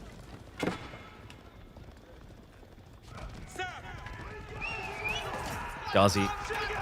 Still trying to be a little bit nuisance, slowing down the pro scout, so he's dragging attention away. What is the follow-up here? Is it going to be just straight-up lancers, I guess? Or do you men-at-arms? Men-at-arms can make sense, but obviously very, very slow unit. What's up, Kamarov? I see the prime sub. I think I said thanks for that. I'm going to say it again anyway. Appreciate you. How do I rate the name of Avicii? I feel like Avicii's a good one. Avicii's like an immortalized name. It's a good choice of name. And like, it's one of those examples where he made it his own as well. It could have been a nothing burger. That's the thing. Sometimes you just don't want to think about the name too much. Just you want to be content with whatever the name is you select. Perfect example, Queso. What the fuck? What does that even mean? And yet, that guy has over 50,000 people watching him.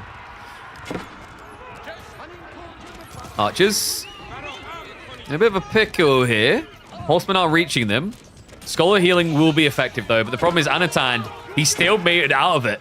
He hasn't completed the tech up. And this is just wave number 1. Lucifron, he's got more horsemen coming. We could end this right now. He just needs to get the ponies right across here. Feels like there's not enough, though. Yeah, the count, we've got like, what, 6 horsemen? So half of the effective count in the field are not here. So I know, it is painful. It is costing him dearly. And it is going to let Lucifron prep an age up. But Anatan will at least be able to go to age 3. Imperial Palace now on the way for Lucifron. He will not be far behind at all. And he still has military mass left over to keep Anatan a bit scared.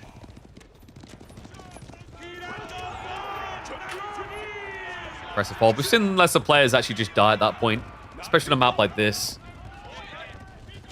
Anno does have some big food issues he now needs to resolve. He's got 11 sheep. It's just the gathering hasn't been there due to the raids. Meanwhile, Lucifron puts the reaped bounty to work. Immediately queues up the first of the heavy cav before Anno can begin. It's an interesting map, right? Like, on a more standardized Dry Arabia, you might be a bit reluctant to the idea of mass lancers winning because elephants exist. But a map like this, there's going to be an urgent need for Anatan to start thinking about getting out on the map. So elephants will struggle there because it's much harder to defend wide.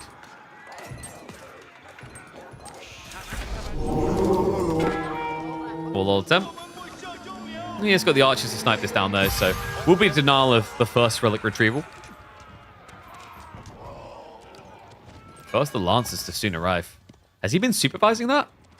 It doesn't look like it. No, so he's just chill producing.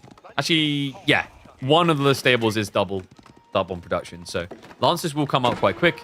He even just got the monastery drop coming through. Will not super... There we go. He does switch it over. I was about to say, supervising this was pretty important because Delhi have the capacity to pick up all relics almost immediately upon age up. Another one of the scholars to be denied. Not a great start to the age. Does he have any relics to look forward to? He got one home. Yeah, he got the one that was already there. The others, on the other hand, I'm not really favoring Anatan for a grab here. Feels very all-in-y the way he's building more war elephants already. I say all-in-y, more all-defense-y, if anything. How do you kind of get out of your base with this?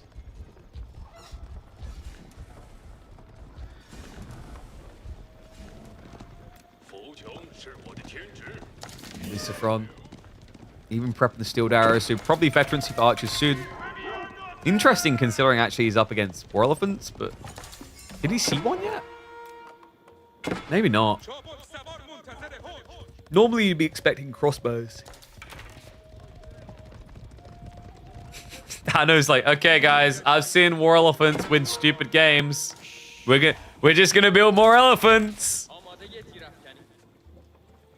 Anatan's just gonna put out like a Planet Zoo video. I made a zoo with only one animal type. It's elephants. Wow. And it broke the game. Jesus. Well, he definitely knows about the elephants.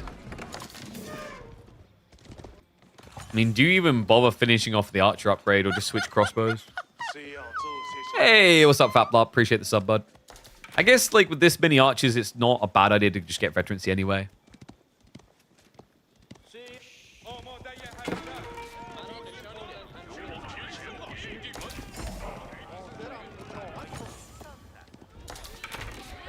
It's interesting that Lucifron is still just raw Lancer archers. When he's seen at this point, surely, you see 3 of them. You don't just build Lancers, right? I guess he's just trying to play wider, anticipating that Anatan will have to come out.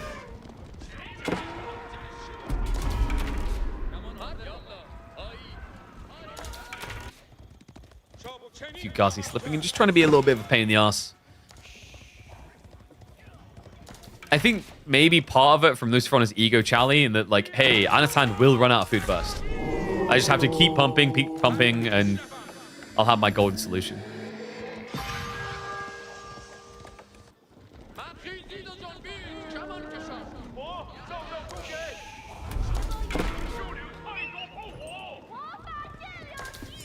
What does Anno need? His wood is worrisome here. Like, he's scaling archers, so the idea of just blowing farms now to stay in the corner doesn't really work. He also doesn't have much gold if he just camps in the corner. I think the idea is that when Anno comes out for new resources, Lucifron's going to go in for the old ones. He's also flowing an absurd amount of resources right now. Like, for a second there, I was like, huh? Yuan? I mean, he has got 3 relics. Ideal for Yuan for Pagoda play. And the movement speed is pretty nice too. But considering that he's on like limited food sources, this is finite resources. The idea of just wasting it on Yuan doesn't feel the greatest. And finally, we do have the crossbowmen. Like, this is what I've been waiting for. I thought he would have been adding them in a lot sooner than this.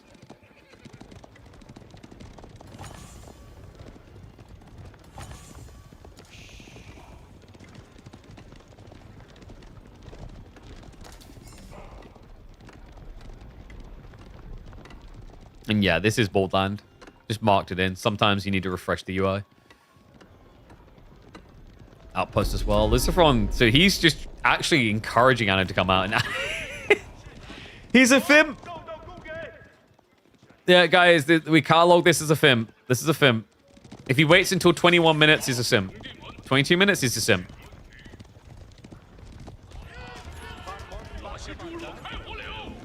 I'm assuming we're getting gunpowder elephants too.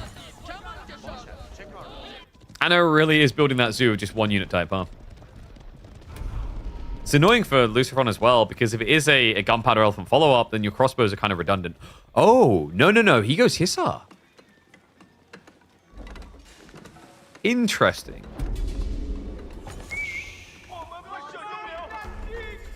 He has a reasonable number of things teched out already. But his scholar count, I mean, 17 is decent here, right? Sacred Site timer has started ticking, however. Lucifron's army, it's not insane. You want to be at like 20 crossbows plus, that's when you can start sniping out the elephants with some ease. Otherwise, 16 lancers runs the risk of dying pretty fast. Lucifron, he started to sense it, maybe at the wrong time here. Lancers are sneaking in onto the berries. Anatan lacking the food, needs that Hissar Academy to provide the passive income. Is the Fimp going to work out for him? And he's slightly behind on work account. Also, a lot of... Okay, guys, just anything. Grab anything. It's like a fire sale. Grab anything. I don't need a toaster. Just get it. He goes onto the wood now with basically everyone. This is his entire economy right now. But one? Was one. I think the worker got sniped. I wonder if Lucifron just adds in a nest of bees or 2.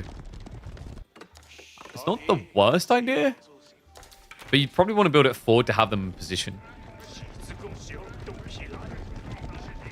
Because the idea is like your opponent's playing Archer plus War Elephant. So nest of bees can wipe part of that factor, and then it just enables your crossbows to get kills. He's going to be creeping with a few of the archers. Walls are coming up. Anatan finds himself in quite the weird bind here. He has at least got armored beasts about to complete, and elite tech for archers is already in. Incendiary is going to take another 3 minutes, though. Wonder if Luciferon... Oh, he is. I was about to say castle drops. Yeah, so he's getting screwed on placements. He's heavy gathering on the stone. He's just going to look to castle drop these. So I guess it's an ironic sacred site win condition against Delhi. Lancers fishing for entry. Crossbowman not quite able to get the kill straight away. War elephants will try to walk it off. The problem is the elephants can attack while moving with the spear on top. Lancers do just get stuck in there. The war elephants able to pull back in time. And the crossbow's now hard committing into those elephants. The armored beasts making the difference for the different one, but not for this one. So he keeps 2 alive. 1 goes down. And Lancers have been depleted.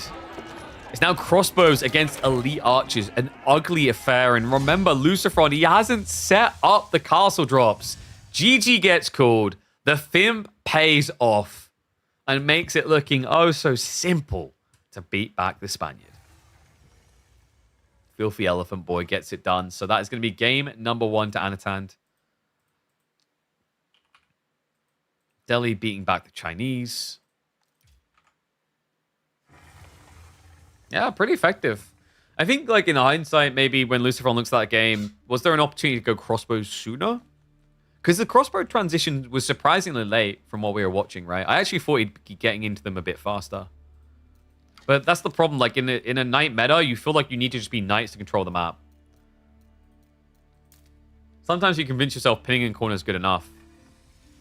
Okay, Frisian Marsh is next. We're going to be getting Mongol versus Tuktuks.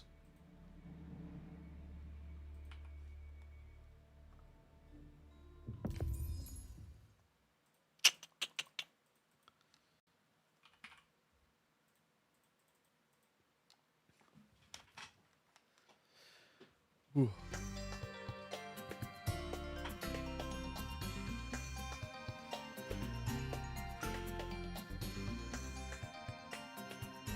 I'll search, double check it from my guy. Oh yeah. Need to remind myself to send a message across after stream to those guys.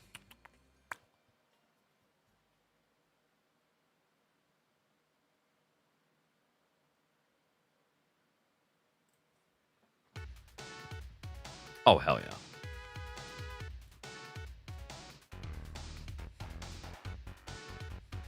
This gets you in the mood. Who's ready for battle? And Sonic music is just such a big win. Where would we be without Sonic music?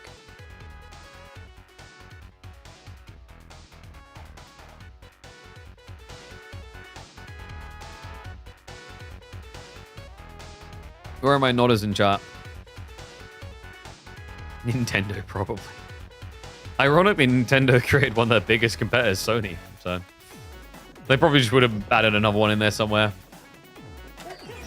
It's time into the swamps for game number 2. Anatand versus Luciferon. Anno back in the musters and already mustering a lead. But now, can he look to hook, line, and sinker this? Can he build the insurmountable lead? Or is Luciferon about to remind us why the elephants require a showering once you're finished on this map? Because, my God, do they make you feel foo-foo.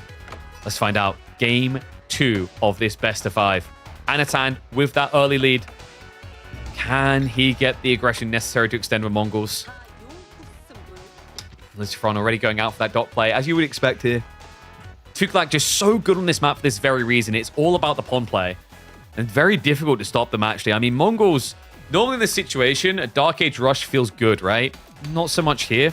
The problem will be the fishing boats. The fishing boats are able to easily defend this with the shots. Yeah, because you're expected to somehow kill a 1750 HP structure while being hit in the face by a fisherman. I think that's what just happened to her, judging by that noise. Are Luciferon and Vortex practice partners? Quite often. They've been the iterative bros. Typically, they're capable of grinding out matchups through more mutations than most players are.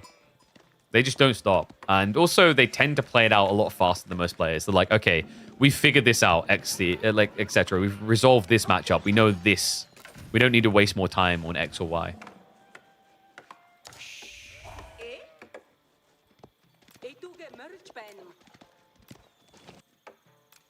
Oh, I wonder what I got for dinner today. We've reached that hunger point.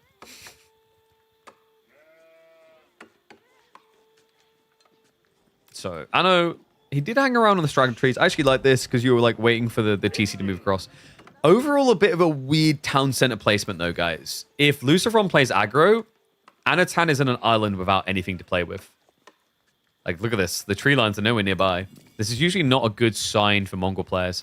Interesting that he chose to keep close to the Uvu, actually. I think it's because he understands that Tuklac can Dark Age rush you. It's not uncommon to see them adding in spears and attacking. Get a pigeon snack? I haven't got any. Just gonna, like, slowly decay due to the hunger levels until the series is done. And then I'm gonna go eat my cold dinner. Solid plan. Alright, Luciferon. It is gonna be the rats. So Anno did make the correct call. He even goes fishing afterwards. Sardines. Oh, no. Get me a can of tuna. If we're going to do fish, it's going to be tuna. So I'm a pigeon, not a cat.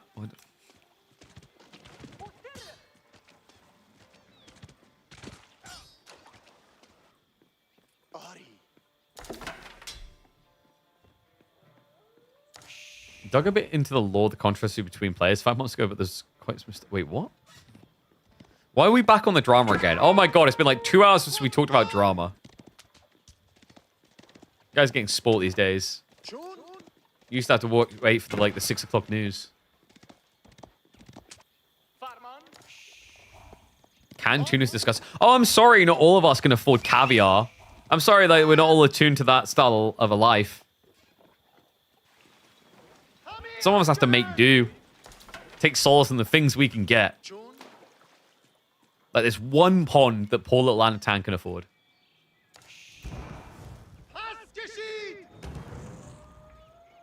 Okay, so Luciferon...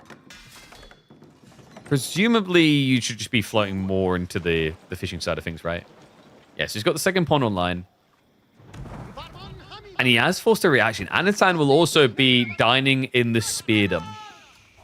I think you're actually happy with that then. I think for Luciferon, there was maybe a thought that if there's extra dock play coming, you just keep spamming spears. But if there's only one dock, you just greed instead. And he is greeding heavy. Check this. Goes to the third. Good timing as well. Seems weird when you consider he doesn't have more fishing boats yet. But the logic here is he can sort of afford it. But the more important part, the reason he's going so early, is because now spears have been forced out of his opponent. He doesn't want to keep the worker close too long. There's a bigger risk of them getting sniped that way.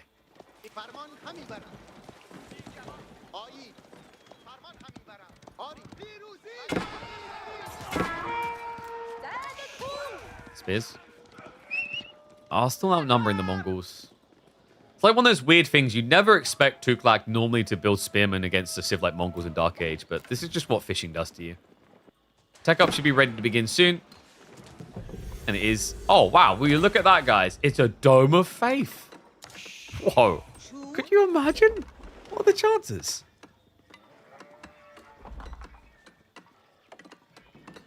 Yeah, I've liked tuna since I was like a kid. It's the only fish I really eat. Tuna's full of metals, though? Whoa, rad. You're saying it's heavy metal? Extra docks now from Anno. He's lagging behind, but the Khan has at least realized it. Problem is, Luciferon, I love this. He's skipping the corner dock, because now it's the follow-up most likely to be checked. Is he going to go all the way across? I think he is.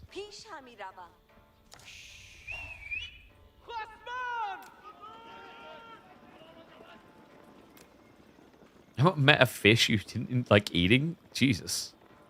Is that meant to be like a compliment? Is that how you rate people in your life? Like, you know what? I would eat you.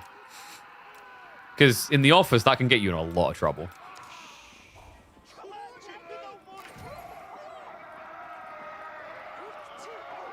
Yeah, he's going all the way, guys. Lucifron, so presumably just takes both of these back docks. That's going to give him inflated income. And Anatan doesn't seem to be any the wiser. He should eventually realize when he tries to get his own pawn play up.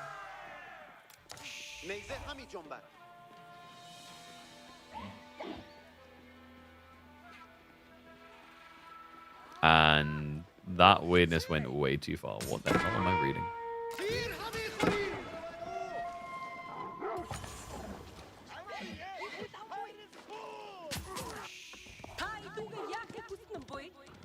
Okay, so Anno... What does he want? It should be Keshik's, right? No, he's going archers.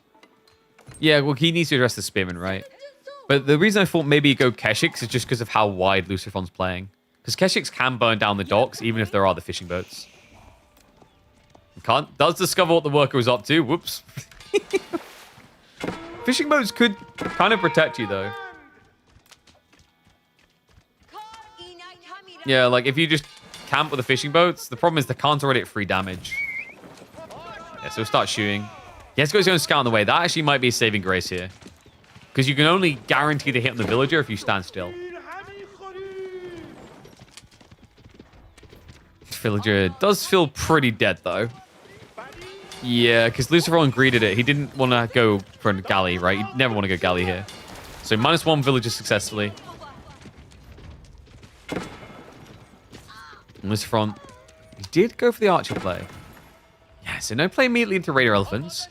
Also an interesting one from Anatan. We're going to be seeing Mangadai coming out. A little bit of a rarer source of protein on this map. See, now my brain's on protein after Toon talk. Because, like, the idea is... I guess he could technically kill fishing boats, but it's very slow with 2 Mangadai. I think instead he's hoping to slip in before things start scaling crazy. Fortunately, the heal elephant laughs at all your damage.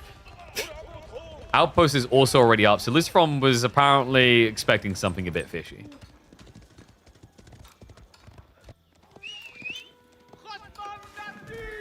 I've got the 1-1-1 potential, so Anatan, Keshik's to layer it in now.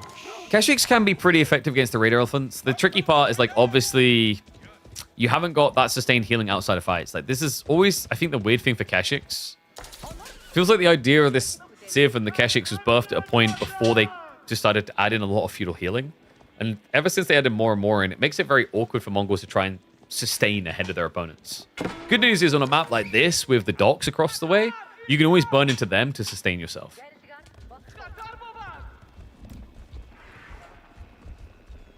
Wait, you guys don't call all the Civs OP? Dude, I'm like a YouTuber. That's like a YouTuber and a Twitch streamer. That's like my #1 thing I'm meant to do. Everything is S tier and everything's OP. That's how you roll up the reactions every time. Come on.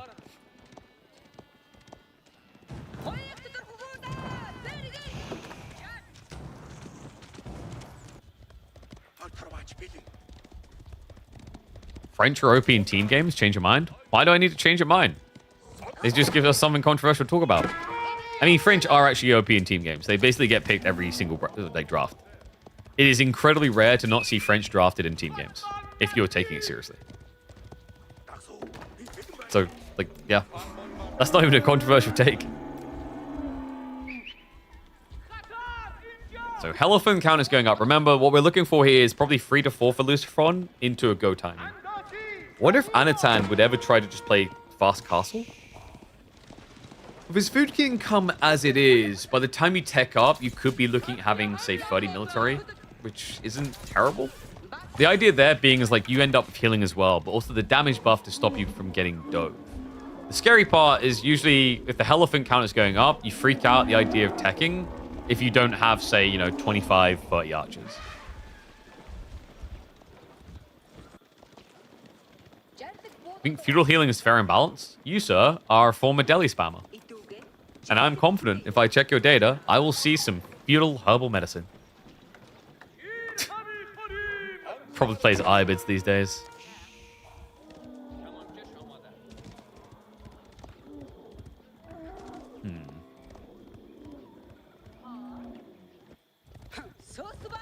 What on earth is some of the things I'm reading in chat? Someone likes bubbles way too much. Kurotai now coming through. Let's see if Lucifron can burst this bubble, because he is marching forward. Wait, no. Don't tell me we're reacting with the whole army to one Magadai. Come on. No. All right. That is the breathing room necessary. Anatan also has pack up tech on the way. And remember, he's got reset point to pull back towards this tree line. Like, this is critical. You want to get the archer numbers up. He's rushing the gold gathering. There is a move towards the fishing. He's from really not holding much resource back here. I think he knows now, like, you've gotten this close to the Mongol base and you haven't seen an army. Why? Demo ship was being prepped. Cheeked by Anatan. Should be looking to cancel it now. Yeah, even if you got a hit straight away with it, it's not going to matter. You need to be able to confirm kills or it's worthless.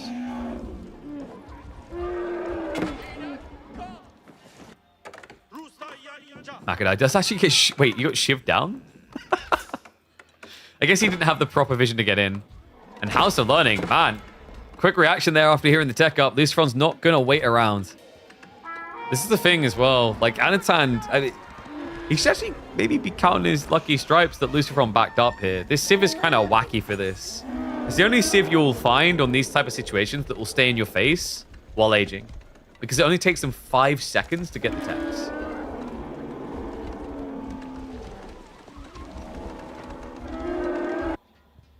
Lucifron even go for a wall-in now. Thinking about that relic game while Anatan is thinking about the all-in. Kurotai on the way to the front line. Khan sees what's happening here. He can't stop it. House of Learning. Just 10 seconds out. Should have the time here. Movement speed gets activated to move in deeper. The tech up about to complete. Lucifron, has he got the gold? He has for the Raider Elephants.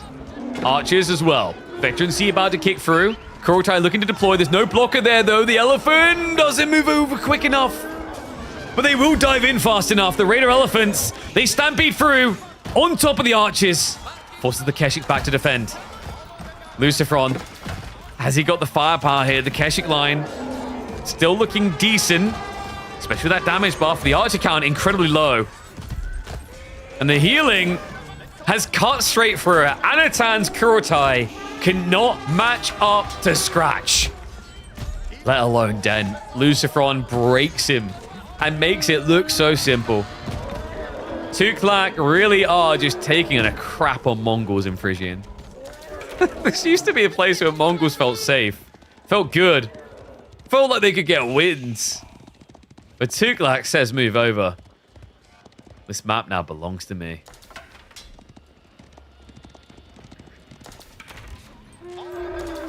And even... Okay, let's just go next.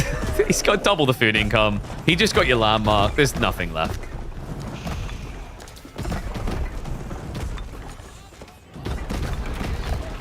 Yeah, if you had all your own ponds, I could maybe say that, like, this can go a bit deeper, but Lucifron's just played it so cleanly, man. Maybe if this hits, I think this is, like, probably Anno's only opportunity here. Needs a nice dive onto the tree line. Problem is, you're diving the main, which means you're seen very early. We'll just try to split off, and great reaction by Lucifron. Goes for the wall in.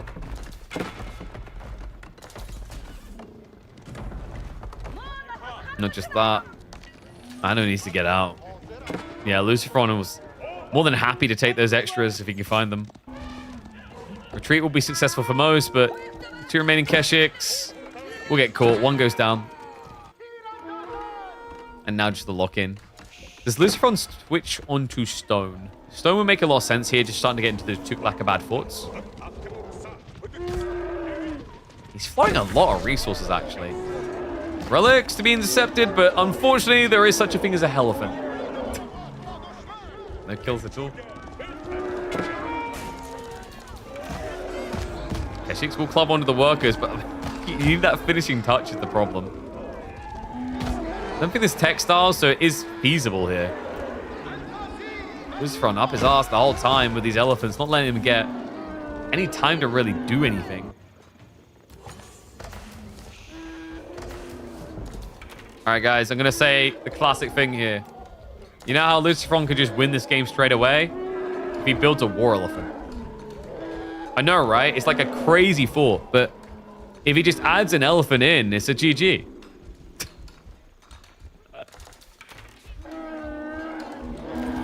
Unironically, actually. You don't have a Kurotine, you only have Keshiks and archers. Like, a war elephant is unkillable for you.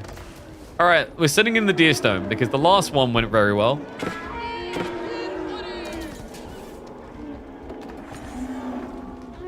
Does get scouted straight away. Great. A new target. I mean, I guess if he attacks this, it buys you some time at least. Radar Funks are going to try to force the fight. Armor arrow gets activated. Trample. Forces the retreat. Anno makes the right call there. But the push does continue, and Lucifron looks ready to break this can wide open and then sink his fork deep into that squishy, delicious tuna. So you guys got me fixated on it now. Raider Elephants, they've reached the archers. Workers have nowhere to go. Anatan may have begun this series with some great aggression, but Lucifron will mirror it up. I say great aggression, he went fast, Eb. No chance to Fimp this game as well. All right, guys, so we do have, like, statistics to support it then. Anatan has a 100% success rate if he Fimps, and a 0% success rate when he doesn't. You're welcome. I'm glad I could have brought you these very deep statistics. It's important that you guys know that in Game 3, we are going to be heading into Pigeon's View. It's Macedonian nuts time.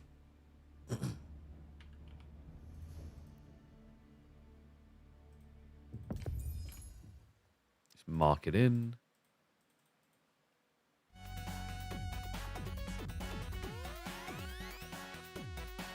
I just realized this song actually has like a very theme hospital-y feel to it at times as well. Hell yeah.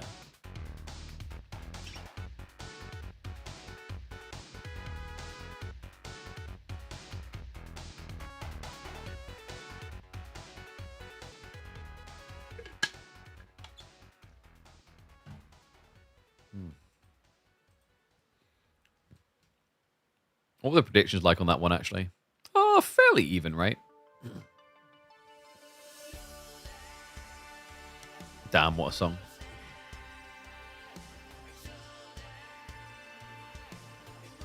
Oulale? Is that French? Are you speaking French at me?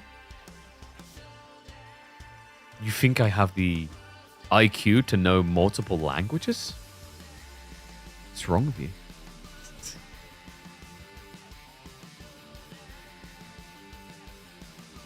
Why are you pooing in a sock? That's not real. That's not real. Now you guys are making up words. All right.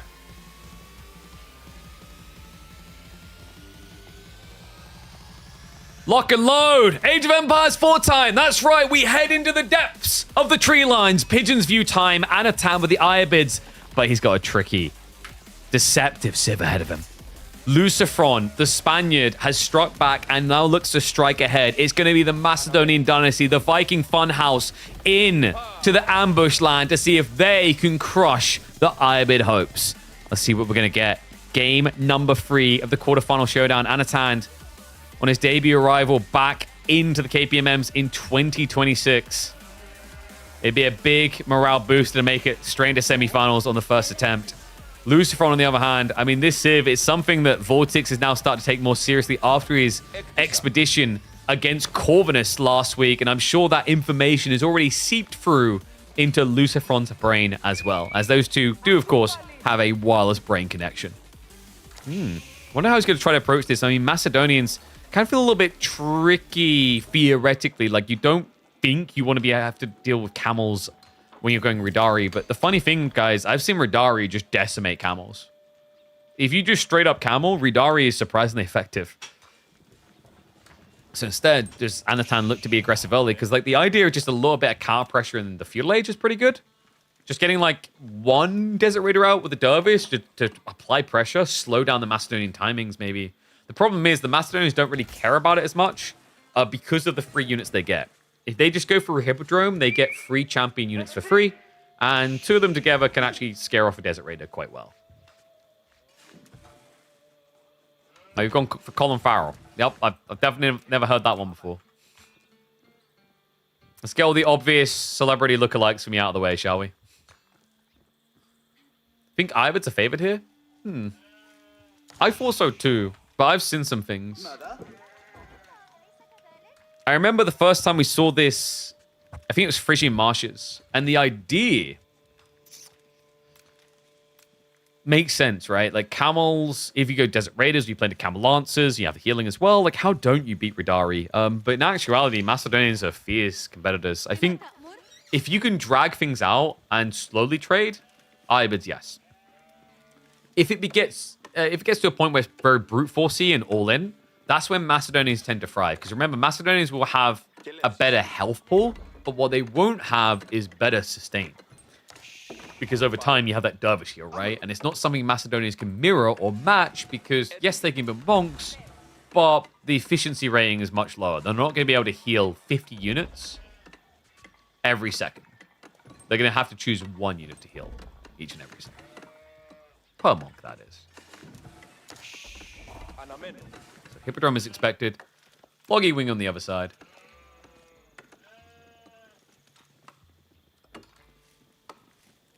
You think I sometimes sound like Colin Farrell? I don't think that's true. Like, only when we put an Irish accent on is that true. I think you guys have reached like the stretch point and now you're stretching beyond, you know? We've gone a little bit too far. So Loggy Wing in just 40. Alright, this is the one that always baffles me, by the way. The Hom free community calls logistics logger. But there's no A. Are we right or wrong for calling it loggy? You could just call it log. Can I cast with an Irish accent for 5 minutes? I could, and I could scare away everyone.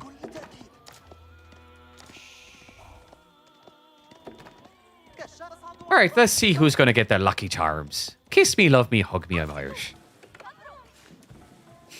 That's not the accent you wanted, right? When I do that accent, I always think back to the Simpsons episode with the leprechaun. Kiss me, love me, hug me, I'm Irish. Alright, we'll have to see what he can do here.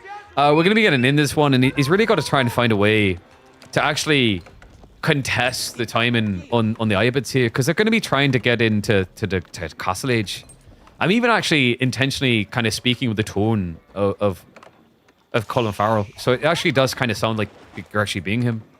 Instead of being a little bit high-pitched or whatever, he's very low tone, not too much commitment. He doesn't really care too much, you know? So Anatan, he has got the Dervish play. They're just on guard. But at the same time, maybe just look to move upfield here. We've got Desert Raiders coming in. It's going to be double stables at that. So he will be looking to just extend this. And Lucifer on the other side, not really is interested in being around in this. Very Brugian is his approach here. Just trying to play towards that faster Castle Age. And do you think that's going to pay off? Like, you know, just kind of scaling the radar as quickly as possible? Quite likely. I mean, the concern here is he going to run out of food? Because obviously he's only got 8 sheep underneath the TC. The deer are close by. Probably going to be looking at a golden horn or down in this area to secure the food. Makes a lot of sense as well when you think about it, Colin. I mean, look at it. He's got the double berries, the deer. Yeah, I mean, this really is hidden the jackpot at the end of the rainbow, right? If you're looking for that value where you just can't really fail, this is the spot to drop it. And I think for that reason, that's why we're going to be expecting to see Anatan just try and lock it in, block it out as quickly as possible. Just get those Desert Raiders across and camping that area, just 1 or 2. Yeah, and this is where the free units are really effective for the Macedonians. You know, they get into these champions over time. They don't pay anything for it. It's absolutely bonkers. You know, you have to react to it. You can't just leave everything alone to its own devices. Not when you're trying to technically like either go Desert Raiders or Fast Castle. Both of those things are going to need a lot of gold. Lucifer has played this well. Yeah, that Hippodrome Scout just drawing all the attention. And now we should be seeing Champion coming out next in 5 seconds. It's going to be the Horseman. Going to give him a lot of pump in his step as well, right? Just buffing up the damage of both the Scouts as well as the Horseman exists. Gives you a little bit more burst potential. And the other thing to keep in mind here is look at what Anatan is doing. He's only taking one Dervish across. So he hasn't got that burst healing potential. He's got a little bit of lean healing here. You know, he's going to have to be light and nimble on his tools. Let's see if we can do that, because the villagers are also going to be participating. Whoa, boy, though. Lucifron was not expecting this. He wasn't at all. Look at the positioning. He just stayed upfield like a bit of a nint, a bit of a numpty, if you will. He wasn't really thinking with his head here. He was thinking with his heart, and his passion was telling him to send it all the way across, to bludgeon him to death, to be king of the 5 peaks. With the 4 points. I forget which it was. It's okay. It's an American movie. You know, shame too much for it. Cistern of the first hill, though. Does this man not have any self-respect? I think he has plenty, Colin, okay?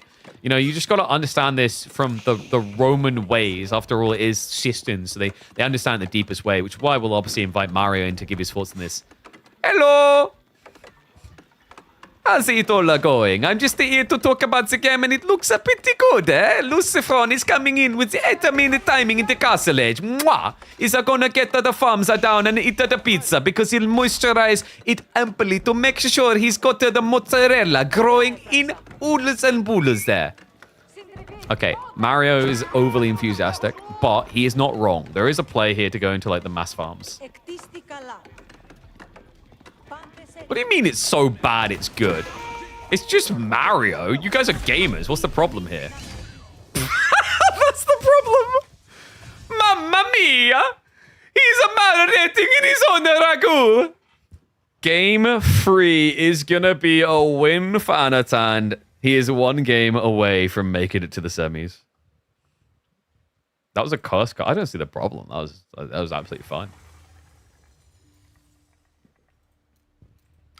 What do you guys mean that was a terrible accent? That was the perfect Mario. I challenge all of you to do a better Super Mario.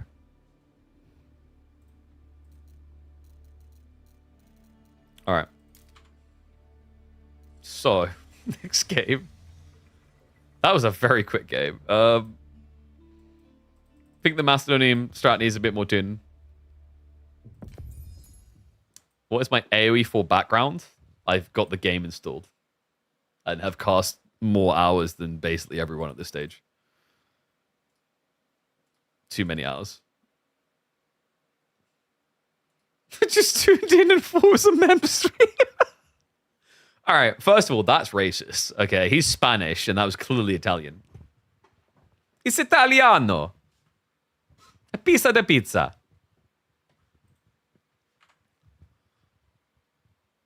If it was drunk, wore it? What? There's nothing wrong with my Mario. Let me just check this. Mamma mia! Waha! No, see, it's fine. I see no problem with that. It's a me, Mario! I tested this the other day in a call with Vodka. He left the call. Because he doesn't like crying in public. And he was weeping out of pride at how beautiful the accent was. So he had to leave the call.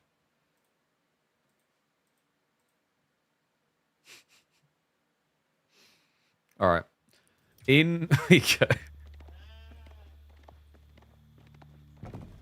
That's it. Hardcore music. That's not hardcore music. What the hell?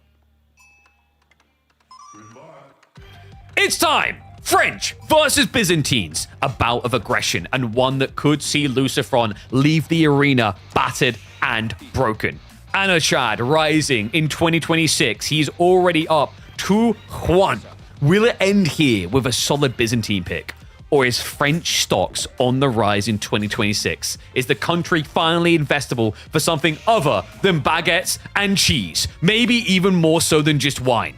Let's see if Lucifron is going to give us something to whine about by showing some French dominance in game number 4. Into Dry Arabia we go, one and all. Welcome back to the channel for another casted game. It is, of course, quarterfinals time here. Victor will go up against either Vortex or Core in the semi-finals of the midweek muster, number 19, and Dry Arabia. I mean, what better place to prove your Byzantine prowess? I mean, this is a classic signature type pick for Anatan. I feel like, thinking back to 2025, the only man who loved trade posts so much in competitive play, this game is going to put him pretty far away. So unlikely we see it. On the other side of things, oh, what a spawn. C'est le magnifique here. Double D stack to the north side for Lucifron. His gold situated here as well. If you were more aggressive than French, this would be pain. But can you truly ever out-aggro a man like this on the French gods? You're going to have to find a way, man. Because your own spawn, and you got some upsides. You got the stone on the backside, but he did not get berries in the corner. He got them on the forward. It is a saturated area. You could technically kind of wall this in. You want to be a little bit subtle and definitely not rush it, though.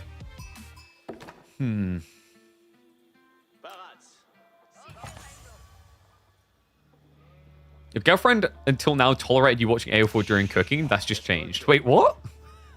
What's wrong? Like, an Italian accent is like the most... Is that not most... Like, that's very chefy. I don't see the problem. We even mentioned pizza last time. How are we doing the sheep? 10 sheep here. Anatan with the 15, so he's actually winning there. I'm a little bit shocked, though. Why didn't Lucifron go deer? Did he not scout it straight away? No. I think he went here, so he missed the deer. Because if you see it, it's a really good play for French to play deer straight off. Because Byzantines won't open with aggression. Byzantines' only choice usually is to open with spearmen to react to your knight. What's interesting, though, is Anatan, despite the fact he's not going to get Dark Age rushed here, is going for Hippodrome. What did he see? Did he... He hasn't scouted the marketplaces at all, so it's not about that. He's ponying up in the horse department. We just had Lucifron do Macedonians Hippodrome, and it's almost like Anatan's like, why you do Hippodrome? Let me show you how. Like this. I mean, the Hippodrome of Byzantines, is it good against French? I guess there's that ambush factor if they don't expect it. Because obviously, like, horsemen should not be being knights. Full stop. Could you go, like, is there ever a world in which you go Keshet contract? That might make sense of it. You could even then end up forcing French onto spears, actually. It's tricky. You need so much olive oil. I'm wondering if part of this is because Anatan saw where his berries are and was like, okay, like... The Merc scaling point isn't great. I'm going to need map presence.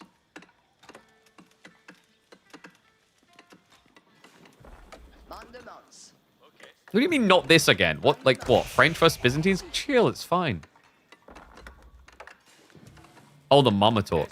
Why does Fablop have such an adversity against Mama Talk? I think like this is the correct... This is the correct place to explore that. You know, I feel like we've got a few psychiatrists in chat. Maybe we should just sit Fablop down in the psychiatry chair and we can really start to delve into what his problem is with mothers. What does he have against them? Deer pull now from Lucifron. Very delayed, but we'll finally get there. The weird part is he's getting there now with his opponent going Hippodrome. I don't think he even scouted that. No, he's never even been there. Oh my god. This might be bad news.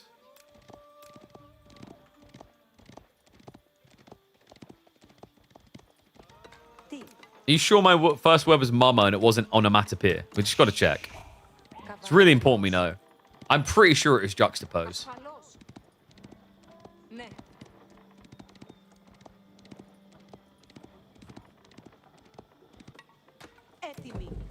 Let's use the moment when someone says, I have no mother, and you feel bad for the rest of the week. I mean, you don't know teenager me. You know when you get like you make the joke and they're like, they're dead. There's like a follow-up dark joke. You guys can probably already envision it. Like, I won't even fill in the gaps for you. But like when you're doing bang and mum jokes or whatever, there's like counterplays around it. And then it's like, you know, it's like a 90% you're probably right and they're bluffing you type thing. And they're like their mum or their aunt is fine or whatever, right? It's just whether you're willing to gamble. What's up, Red Brooder? I haven't seen the Prime sub come through, but thank you very much, mate. Appreciate everyone who's getting those subs in. After all, like, you know, it does support, and you don't have to worry about ads, so it's kind of a winner. So Anno with the Horseman. Merc House coming down now. Keshiks. He does know about the deer. At this point, Anatan is probably molding a little, because that is a really good spawn. He's probably like, why not just throw in the ball while you're at it? This is stupid. This front's going to be backing up. Let's have archers coming. And there is the racks. I was about to say, like, it's almost assumptual to just have archers this early, but in what world doesn't Anatan build spearmen? It's just kind of crazy to think that he wouldn't. And we called it. Wait, what? Okay, we didn't. It's going to be Silk Road. So he's not getting gambly with the Keshik strat. It's going to be Silk Road, and that will enable jabs to disable the archers. But Lucifron, I really like this. He's gone for spears. Anatan actually doesn't have a counter unit to spears, guys. He just locked in the worst contract for this to now be happening. Oof. I say, well, actually, worse is a strong word. Would have been worse if you went Keshiks, but this is still pretty rough.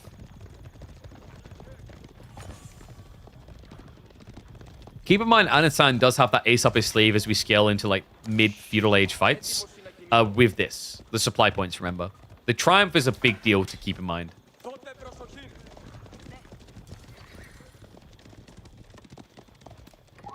Lucifron on approach now. Outpost being built up. Not many spears here. Wait, what?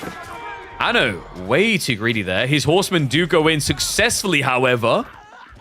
And he will make Lucifron bleed just as much. Even diving the TC looking for extra kills. We'll turn the archer instead. So a 2-for-2 exchange. Anno now blocked out gold. We'll have to wait until more Limitane are available.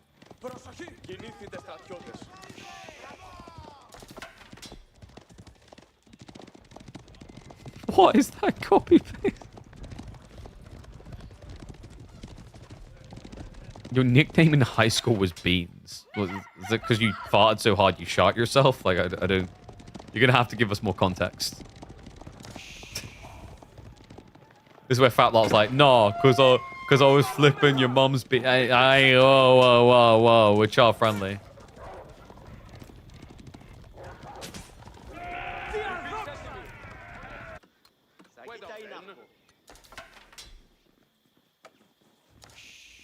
Hey, I didn't do a bad Italian accent. That Italian accent was on point.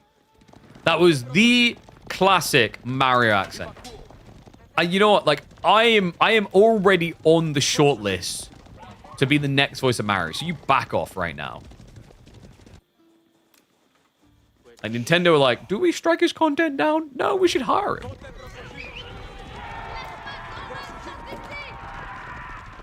Wolf's trying to go up from Anatan. It's such an open and kind of exposed spawn, isn't it?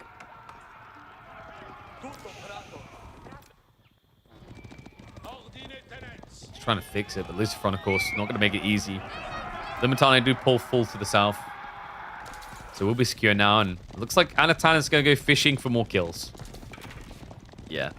I think the idea there is that if Lucifron goes in beyond the wall, then you can just march with the horseman from behind and just pin him so the spearman can clear.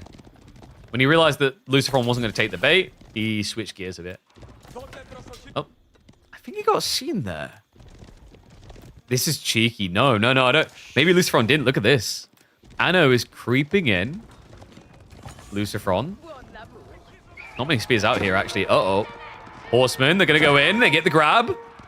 He's still holding on to the Triumph, by the way. Shiv's come out, but that's going to be -3 workers. And he will get away. Wow, he doesn't lose one. Knights are going to have to do something about that. Otherwise, the big Triumph is going to be scary here. Anno is running headfirst into death, but the charge comes from the worst side here. Yet he steered north. That was really smart by Anno. His injured horsemen were on the left side, right? So he'd be steering into them with those first. So switches around to make sure he doesn't get connected on. And that, folks, has relieved all pressure from Anatan's base. Chivalry has just kicked in for Lucifron. And Lucy also holding on to reserve resources. He does get the triple snipe on the ponies. So it does punish Anatan in the end. I assume Anno is thinking about castle, though. Like, what else would you be gathering this much gold? Time to buy some food, I guess.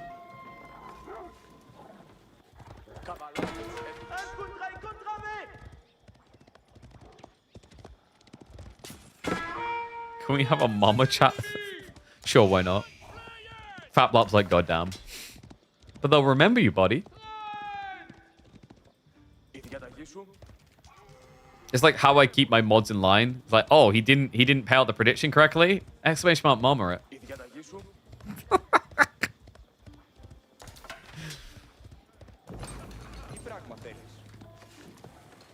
So quad farm's already... Javelin scaling up to 12 soon. Anatan...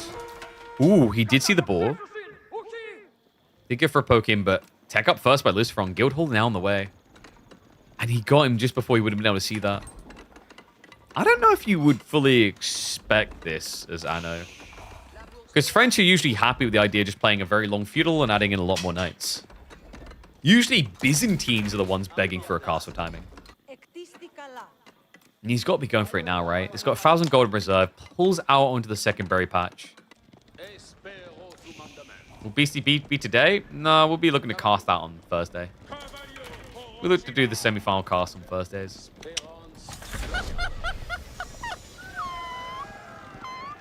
Faplop was a bully in high What on earth is that school. text? In graduation Just party, copy and paste it he saw everywhere. a single Thank you, nerd Patrick. sitting by Appreciate the himself sub. And asked, who did you bring to the prom? Your mum? Nerd laughed and responded, that's a good guess, Faplop. I brought yours, and Faplop's This mom from? emerged Not from going the to take long to get those background, veterancies on kissing the knights. nerd in the cheek. From that day on, I know, just Faplop trying to create that doesn't like breathing to room. talk Now that he's out in the about berries, mums. he needs to achieve the food income.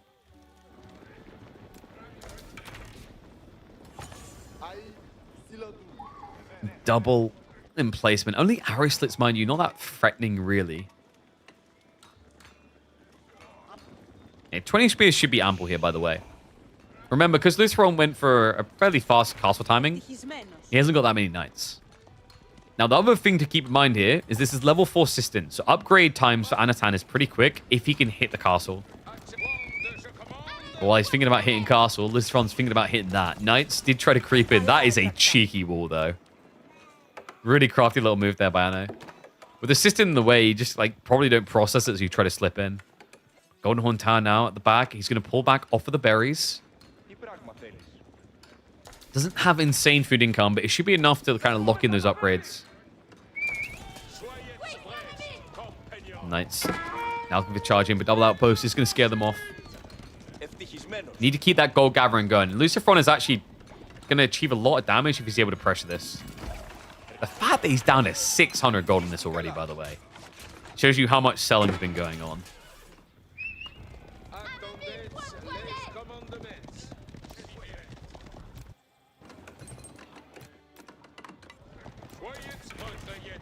Golden Horn Tower will successfully complete for that reason. Wall's also going up on the backside, so there's only really one angle of approach here for Luciferon. He has opted to go after relics, though, so he'll be looking to scale. Anatan queues up the critical things. Veterancy for both the jabs as well as the spears. There is a creep towards that flank. Wall's not up just yet. Only 2 spearmen left here to defend. He's only going to send 1 in. Okay, so yeah, Anno should be fine here. Might want a quick wall. Oh, yeah, just in time. So keeps him out. Anatan's going into Cadiz. Guys, I just want to remind you that this was a Hippodrome build. You might have forgotten because a certain button hasn't been pressed. Triumph is available 40 charges here with cataphracts and camels coming. Oh boy. Yeah, can you... like, it's the javelin roll. He's intentionally going camels. If he gets a double camel roll here, this is going to be pretty tough for Luciferon. Luciferon, by the way, has just gone straight on the stone, so he's rushing towards the castle drop. That'll secure him against cataphract raids, and that'll also give him those discounts. So definitely a worthwhile endeavor.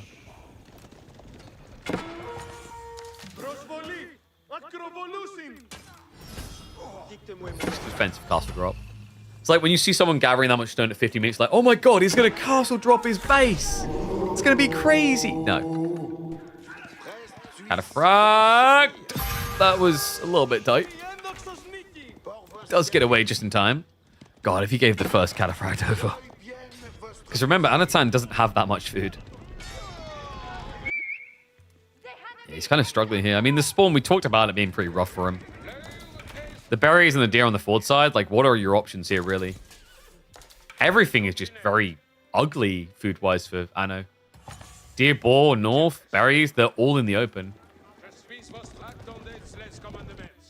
Cataphract. In position, just not diving. Take garrison anyway. Probably a good choice just to garrison to be safe there, because if you get into a fight now, you'll forget about that, and I'll be -5. I know, desperate need of gold here, man. He can't walk away. He wants a cannon spam, but he just doesn't have the resources. Limitane. Didn't get the brace out. Nice, just good chow down on them. That looks to be it. Villages are also stuck in the fight. Game 5 it is. Yeah, I mean, he has no gold income. He can't do anything. GG gets called. Another swift one means we are going the full length. Yeesh. Yeah, well played by Lucy. So, deciding game. Let me mark that in. Damn, I'm hungry. You guys just couldn't let me go and eat, could you? All right, so...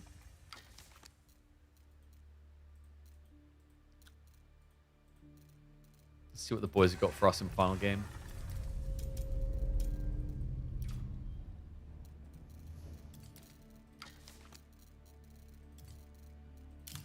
Sengoku Mali time on front range. Ooh. We haven't seen Sengoku here. That's an interesting pick, actually. Huh. Nah, no Golden Horde. I don't really blame him, though. Like, I mean, the Macedonians kind of flopped for him, the idea, right? Even though with some Vortex make it work. So probably just better in a deciding game like this to play something you feel more comfortable with. And Malians does make a lot of sense on this map.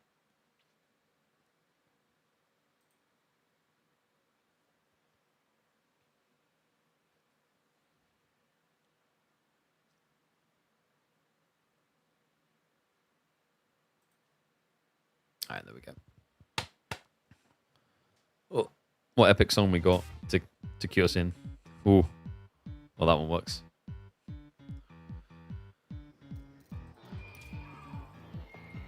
A new Civ enters the arena. I've never seen it picked here before, but the more I think about it, the more genius it appears. We are heading for a showdown decider.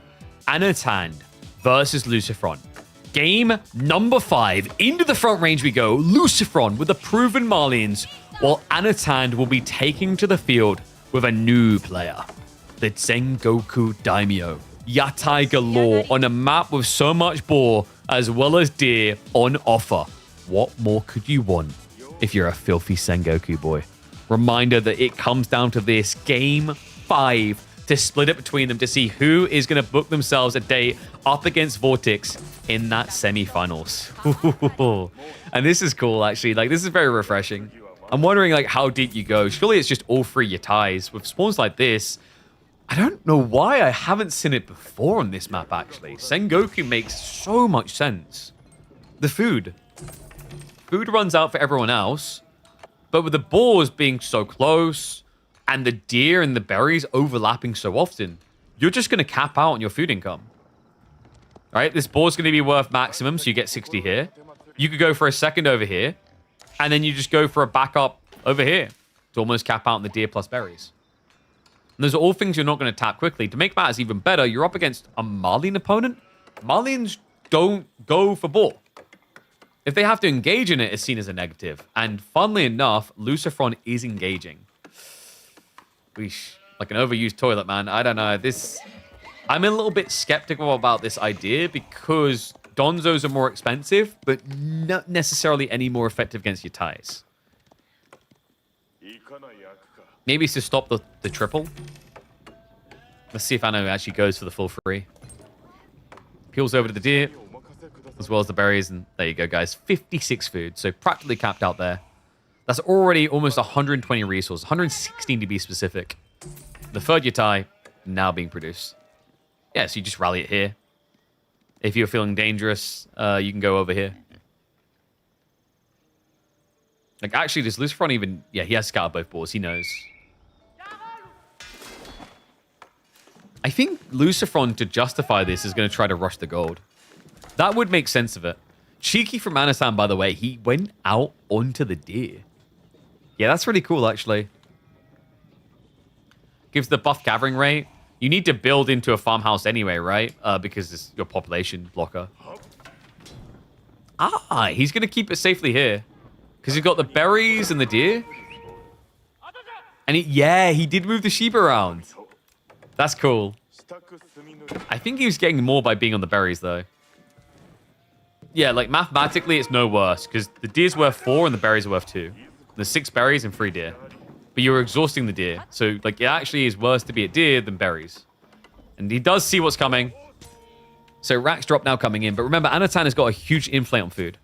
You can already see the lead being built. And the crazy thing is, look at these numbers. Look at the amount of villagers on it. It's really making quite the difference for Anno. We'll start to pull back now.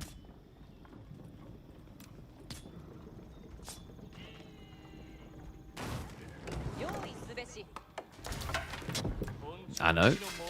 Wait, he's going double racks. Is this Sam's? It is. Yep, Samurai plus Spearman.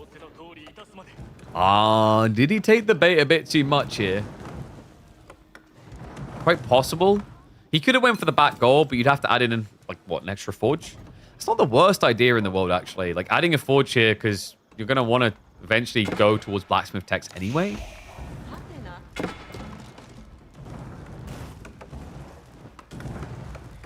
So yeah, we'll just let the Matsuri get a bit harassed. He's got the wood to repair anyway. Interesting game. Oh, well, you look at that. The 370 HP Dark Age unit has gone back out to the ball. We could have never predicted this level of greed. Seriously, they're so hard to kill. I thought what Lucifron was going to do is just straight up feudal and then open with a second Warrior Scout, because 2 Warrior Scouts can actually infinitely block a Yatai from getting home. Because you move fast enough that you strike and get in its way again when it paths. Well, player like Lucifron definitely not scared of a little bit of extra micro to get the work done.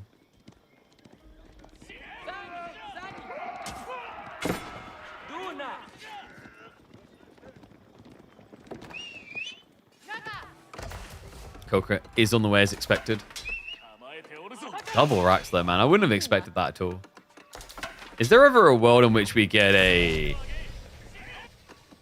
Koji clan? Or Koji? Hojo clan. I don't want to say Koji.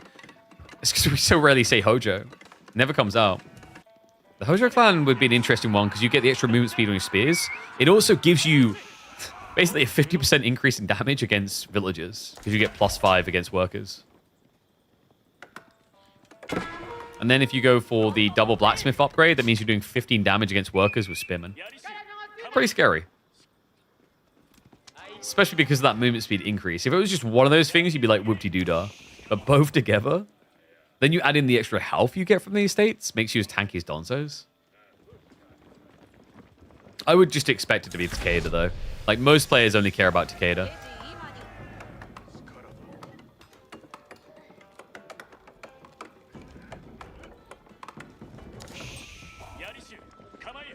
You wish you could bet your full paychecks. Yeah, you know what? Like, I'll give you a great rate. I'll give you 1 bird feed per dollar. How about that?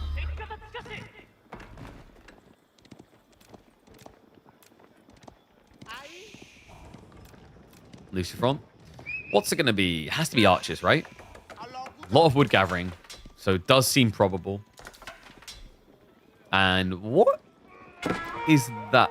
Oh, you cheeky son of a... He's building a wall tile so that he can summon the shinobi. That is actually filthy. Remember, shinobi need either stealth forest or building, but pray tell, why do you need that, you've got a stealth forest right here that would put you closer to the base. I guess he wants it in case he has to fight over the ball. So he's giving himself options. But like technically, if he's looking to be fully aggressive, this is better. Spears. Almost get a kill, not quite able to. We do have the archery rangers getting added in. So it's going to be Yumi plus Spearman versus Archer plus Donzo. The Daimyo timing is going to be key here. I actually think, considering it's Donzo Archer, we're probably just looking at the Yumi estate, so we'll be going Oda. And then on top of that, remember, that's going to give him a Daimyo, which buffs the attack speeds. And, oh, well, you look at that. The pacifier. Yeah, this is so dirty, man. So just the Yatai being in range makes the pig forget that, like, it can fight back. There's just something so peaceful. Or maybe what actually happened is it looked and saw the hot dogs like, oh my god, that's my aunt. And it just froze, fully paralyzed, unable to do anything.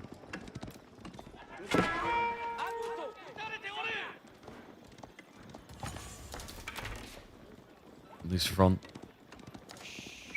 50-50 comp here. Anatan very heavily bloated towards Spears. Does go for the ambush with the Shinobi.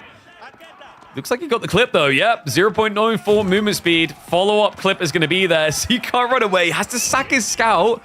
He clips him again. Anatan is doing this perfectly. He's not over-wasting at all. It's just one grenade, one grenade. Does get out of range now. First strike in, and it will most definitely go in favor of the Belarusian. Yeah, good value out of Shinobi. It doesn't look like it just sniping 1 or 2 units, sure, but at this stage in the game, 1 or 2 units, I mean, that's like 5-10% of your opponent's army. It definitely pays off. Yumi upgrade is going to pay off even more. We should have his states coming in. Is indeed Oda. Anatan, one of the biggest believers in the mass uni Sengoku strategy. He's been doing it since day 1. He ain't never let up. Not even that terrible of an idea against Sofa, per se. Because remember, you get the Higuyumi tech, which gives you +1 damage, another +1. So you're 6 damage Yumi. That means you're hitting for the same damage as standard archers, with only 5 less health, but you, funnily enough, get quite the discount. You're paying 15 less per archer. It's pretty wacky when you think about it that way. And I said 5 health less, but remember with the estates, you get the +3 health. So you're basically a normal archer, only you cost less. And you've got an attack speed buffer. Is there anything that is bad about this? Not really. Even more so when Lucifron's microing like that, rallying forward into death. Sofa, however, is a good sign. Lucifron creeps one in. We'll steer over towards the Yatais now.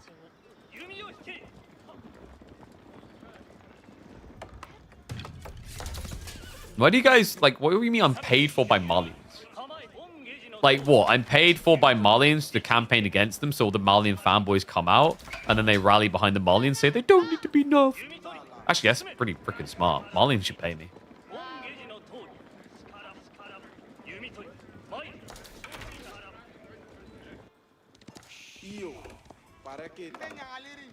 Are we looking? 6 cows so far. It's interesting, right? 150 food here. Oh, surely Sengoku don't have that type of passive income, right? They're actually not far off between these resources. Bud coming in now. Time to deny those pit mines.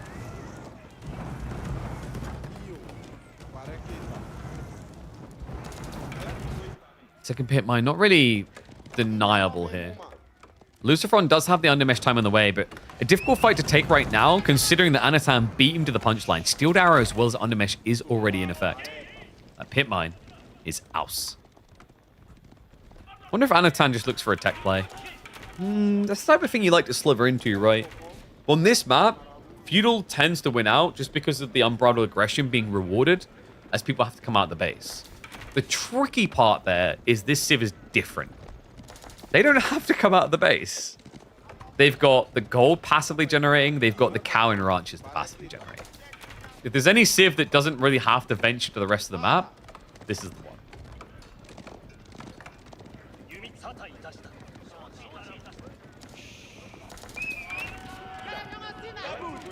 Yumi's such a pain in the ass, man. Like, you can't even step up to them for a second. They punish you. That's cool. Anatan is switching Yari. Well, yeah, because Lucifron stopped building Donzos. He thought he was safe now. It's such a weird build when you see Sengoku play like this, because you're so used to them opening Yari that it's hard to forget they exist. In games like this, where they neglect it the whole time, you can kind of lull yourself into a false sense of security. Yumi. We'll just start to press into this, the Daimyo.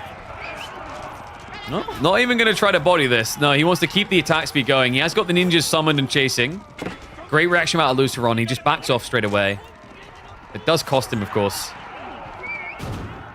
Ninjas completely fluff their shots that time around. And remember, you don't have very long to work with these guys. Only 19 seconds left on the clock. Anno will be forced to back up, but he's looking to go again. Siege engineering now on the way.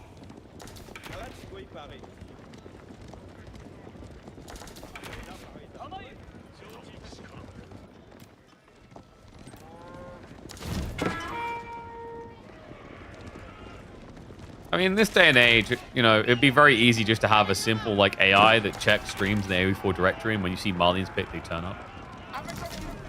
I shouldn't give them these ideas. Anno wants that castle, man. Spear count is not that high, though. Has to be a little bit careful about the surf count. This is how you want it, though. You just staggered, you just shift away. You Yari in there. The Daimyo is not being target fired down, by the way.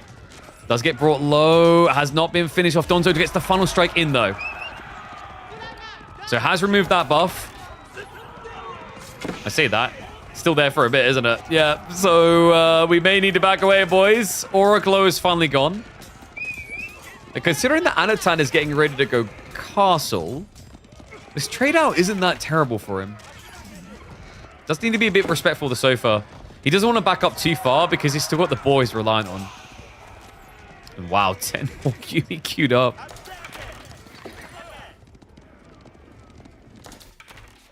Sneak out to the deer now. Remember, the trade-off here is as you eat these food sources, you're losing value on your passive income. So obviously it's better to be gathering them, but there is like a negative element to the prolonged play here. Even the boar. Wait, was he fighting with...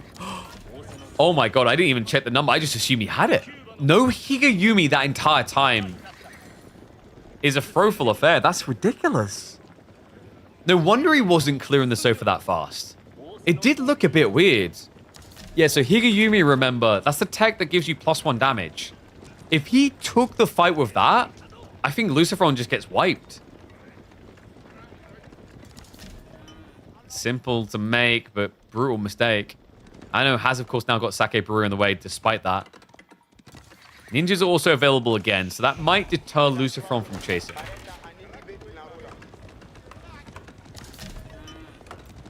The way people talk about AI, you could do that? Yeah, it would be very hard. You just use image recognition. So you'd be looking, like, you screenshot a sofa, or you screenshot a cow, and then you'd, like, have a bot that would be checking regularly in different stream directories.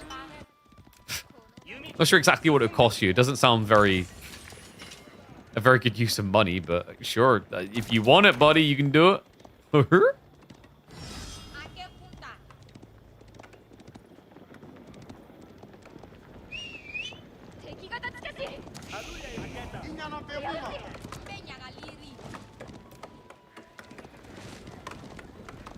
Archmaster from Lucifron is looking fairly spooky. He's ready for the tech himself. And this will give him confirmation for it. Hearing that upgrade. Yumi Veterancy did just get queued immediately. 50 seconds out. And Sake Brewery, a ridiculously powerful landmark. One that he seems to be lacking a single map for. Whoops. Wait, why did we... Wait, what? Why didn't he place it in range of the Matsuri? I'm a bit confused on this. Only one of them's getting buffed, right? Huh? Okay, that's kind of weird, actually. On a map with limited gold as well. He says whatevs, looking to march in. Does have tech advantage, remember. 9 seconds out, and Veterancy has not been queued for the Malians archers. He prioritizes the sofas. Ninjas are also here. They've got the damage buff. They're going to use it on the TC. Dive through here. Needs as many kills as possible before those veterancies do kick through. Mounted Samurai also following this up for Anatan. He has the kill threshold here. Yugari are going to extract. Ninjas. Oh, they got the clip. The grenade. Look at the damage. Insta snipe down, even with the veterancy. My 40% buffer goes a long way. Yumi may have slightly overextended, however. Remember, this is 15 count deep on the Malian Fulani. So Yumi gets struck down, cut in half already. Anatan. He didn't feel like he had the breathing room to wait for the samurai. That came at a high price.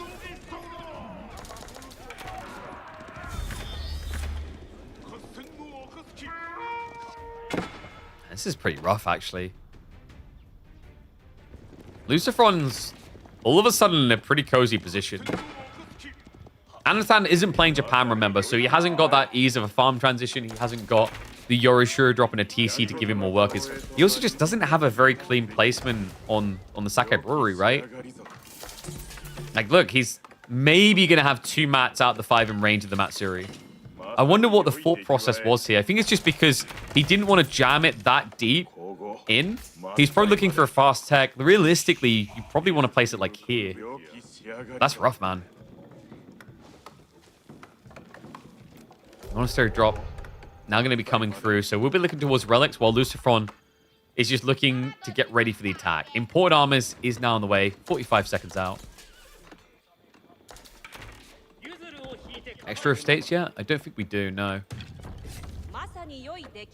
Takeda would make a lot of sense now that you're going into the Knights. Takeda would also just give you the extra movement speed with the speed unlock. 10% extra means that your mounted samurai are basically quicker than the sofa.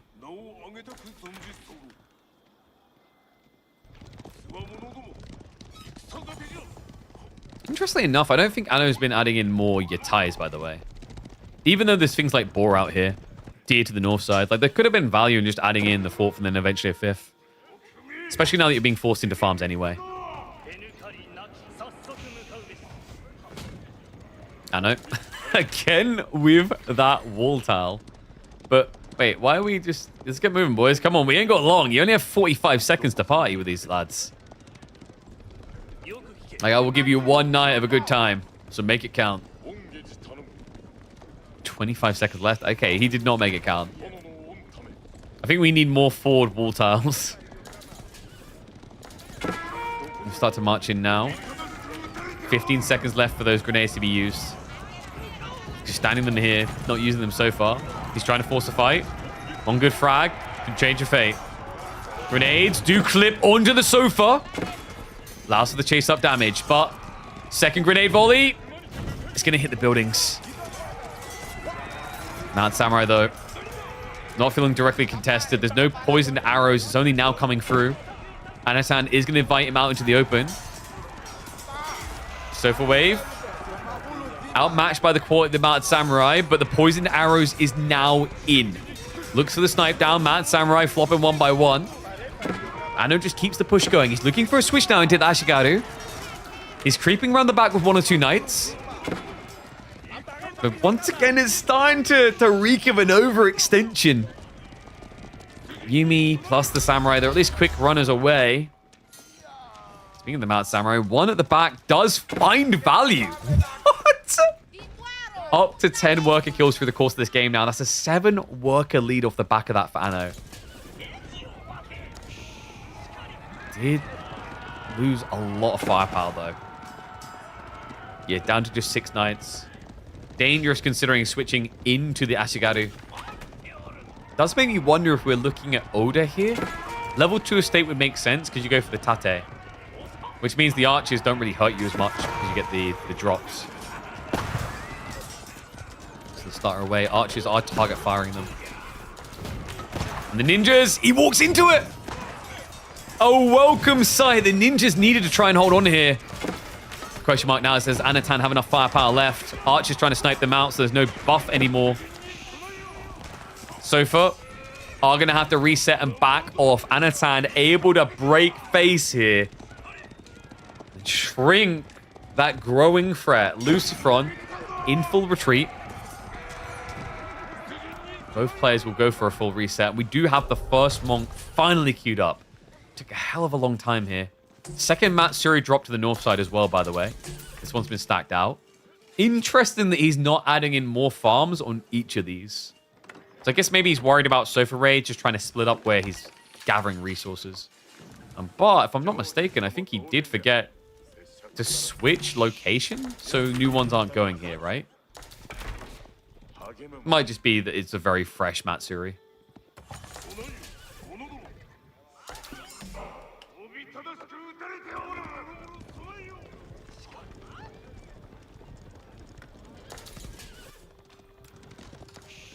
And this will be the final series of the day. This will be locked in for semis to be covered on Thursday. I know, on approach. You gotta respect these Ashigaru. Remember, they are crossbowmen, so Sofa's gonna kind of hate life. It's still interesting that we only have one estate this deep in. Not your usual sight, really. Slow burn on the walls. But not a bad thing for Anno, considering how big the knight numbers are getting now. His food income is eclipsing that of Lucifron. Lucifron does at least have the gold, but he got scouted out over here. Single knight, looking to make his life hell. We'll get a reaction out of the Sofas. I think Anno does have a kill point here. Just needs to be a little bit careful on approach. You don't want to be over eager. But his income is fantastic, right? Like, we're talking 1,200 food, 1,200 gold. Lucifron, you can put his gold and food together and it comes out at, what, 1,500? That's a bleak look. I mean, the wood income isn't making up much of the rest of it either. It's kind of crazy, actually, how bad this is looking, despite the fact he has Fulani. But just shows you the power of Sengoku in the right hands, man. The Sake Brewery alone just providing so much gold injection. Yeah, we don't talk about this pit mine. Like, this is the thing when Malians gets weird. When you get past the initial pit mines, it doesn't get good. Embedded golds guarantees that. Relic grab. Lucifron actually joining in on that now. Still, it's going to be majority going the way of Anatan.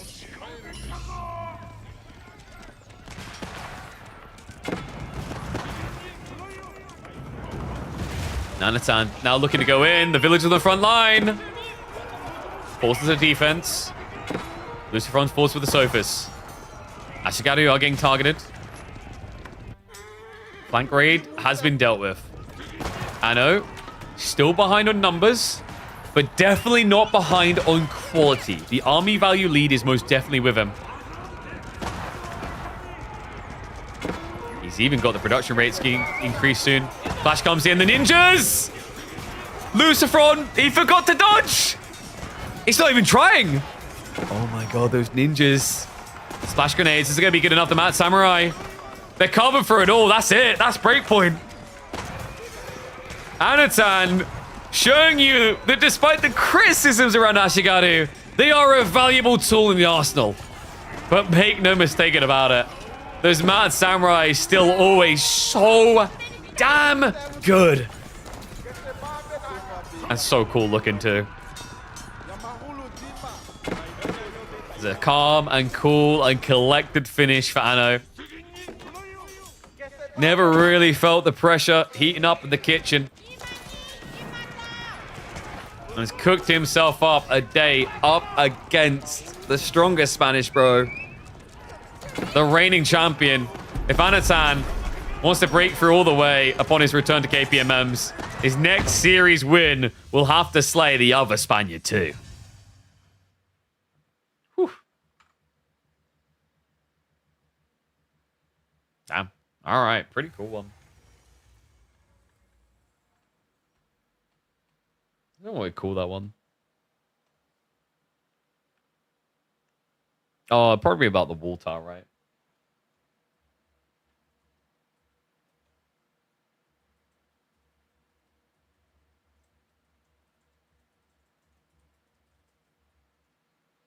It's called Look, Ninjas Have a Special Wall. All right, guys. So, what that means, obviously tomorrow I do not stream. But we do have our lineup with that outcome. It's going to be Vortex versus Anatan, and then it's going to be Beastie up against B. We'll be looking to cast all that into grand finals on Thursday, of course, as we often do. Friday should be Variety Stream days. I need to spend a little bit more time coding the bot in the background and making sure that I've got all the API integrations ready for what I think will be a pretty sick idea. So no stream Wednesday is kind of who's with wait, what? All right, yeah, guys, we'll do more variety stuff. You guys love the variety stuff, right? Suck it up. You get 3 days of quality AoE4. That's more days than EGC gives you per week. No days off? Sorry, there's not enough of you to rebel and take me down yet. What's the variety? I'm weighing up what game we're going to go with. Like, we actually might do something with Planet Zoo. Like, I'm leaning a few different ways. There's a few different scripts I need to sort. I'm going full ADHD brain with it, really. There's potential for some Skyrim.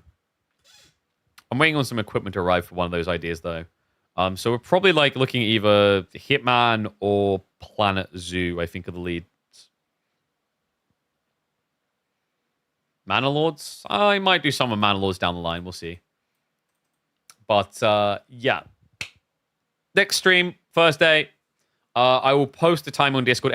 Discord, you should join there. By the way, we've got a trivia bot now, so you can see if you're actually the most Gigabrain gamer. This week, the question is, in which game do you play as Dragonborn? I think you guys can do that one. But you probably won't be able to get the silhouette easily, so checkmate. So that is going to be it, though. Thank you much for watching, guys. If you're watching on YouTube, I'm getting the stream now.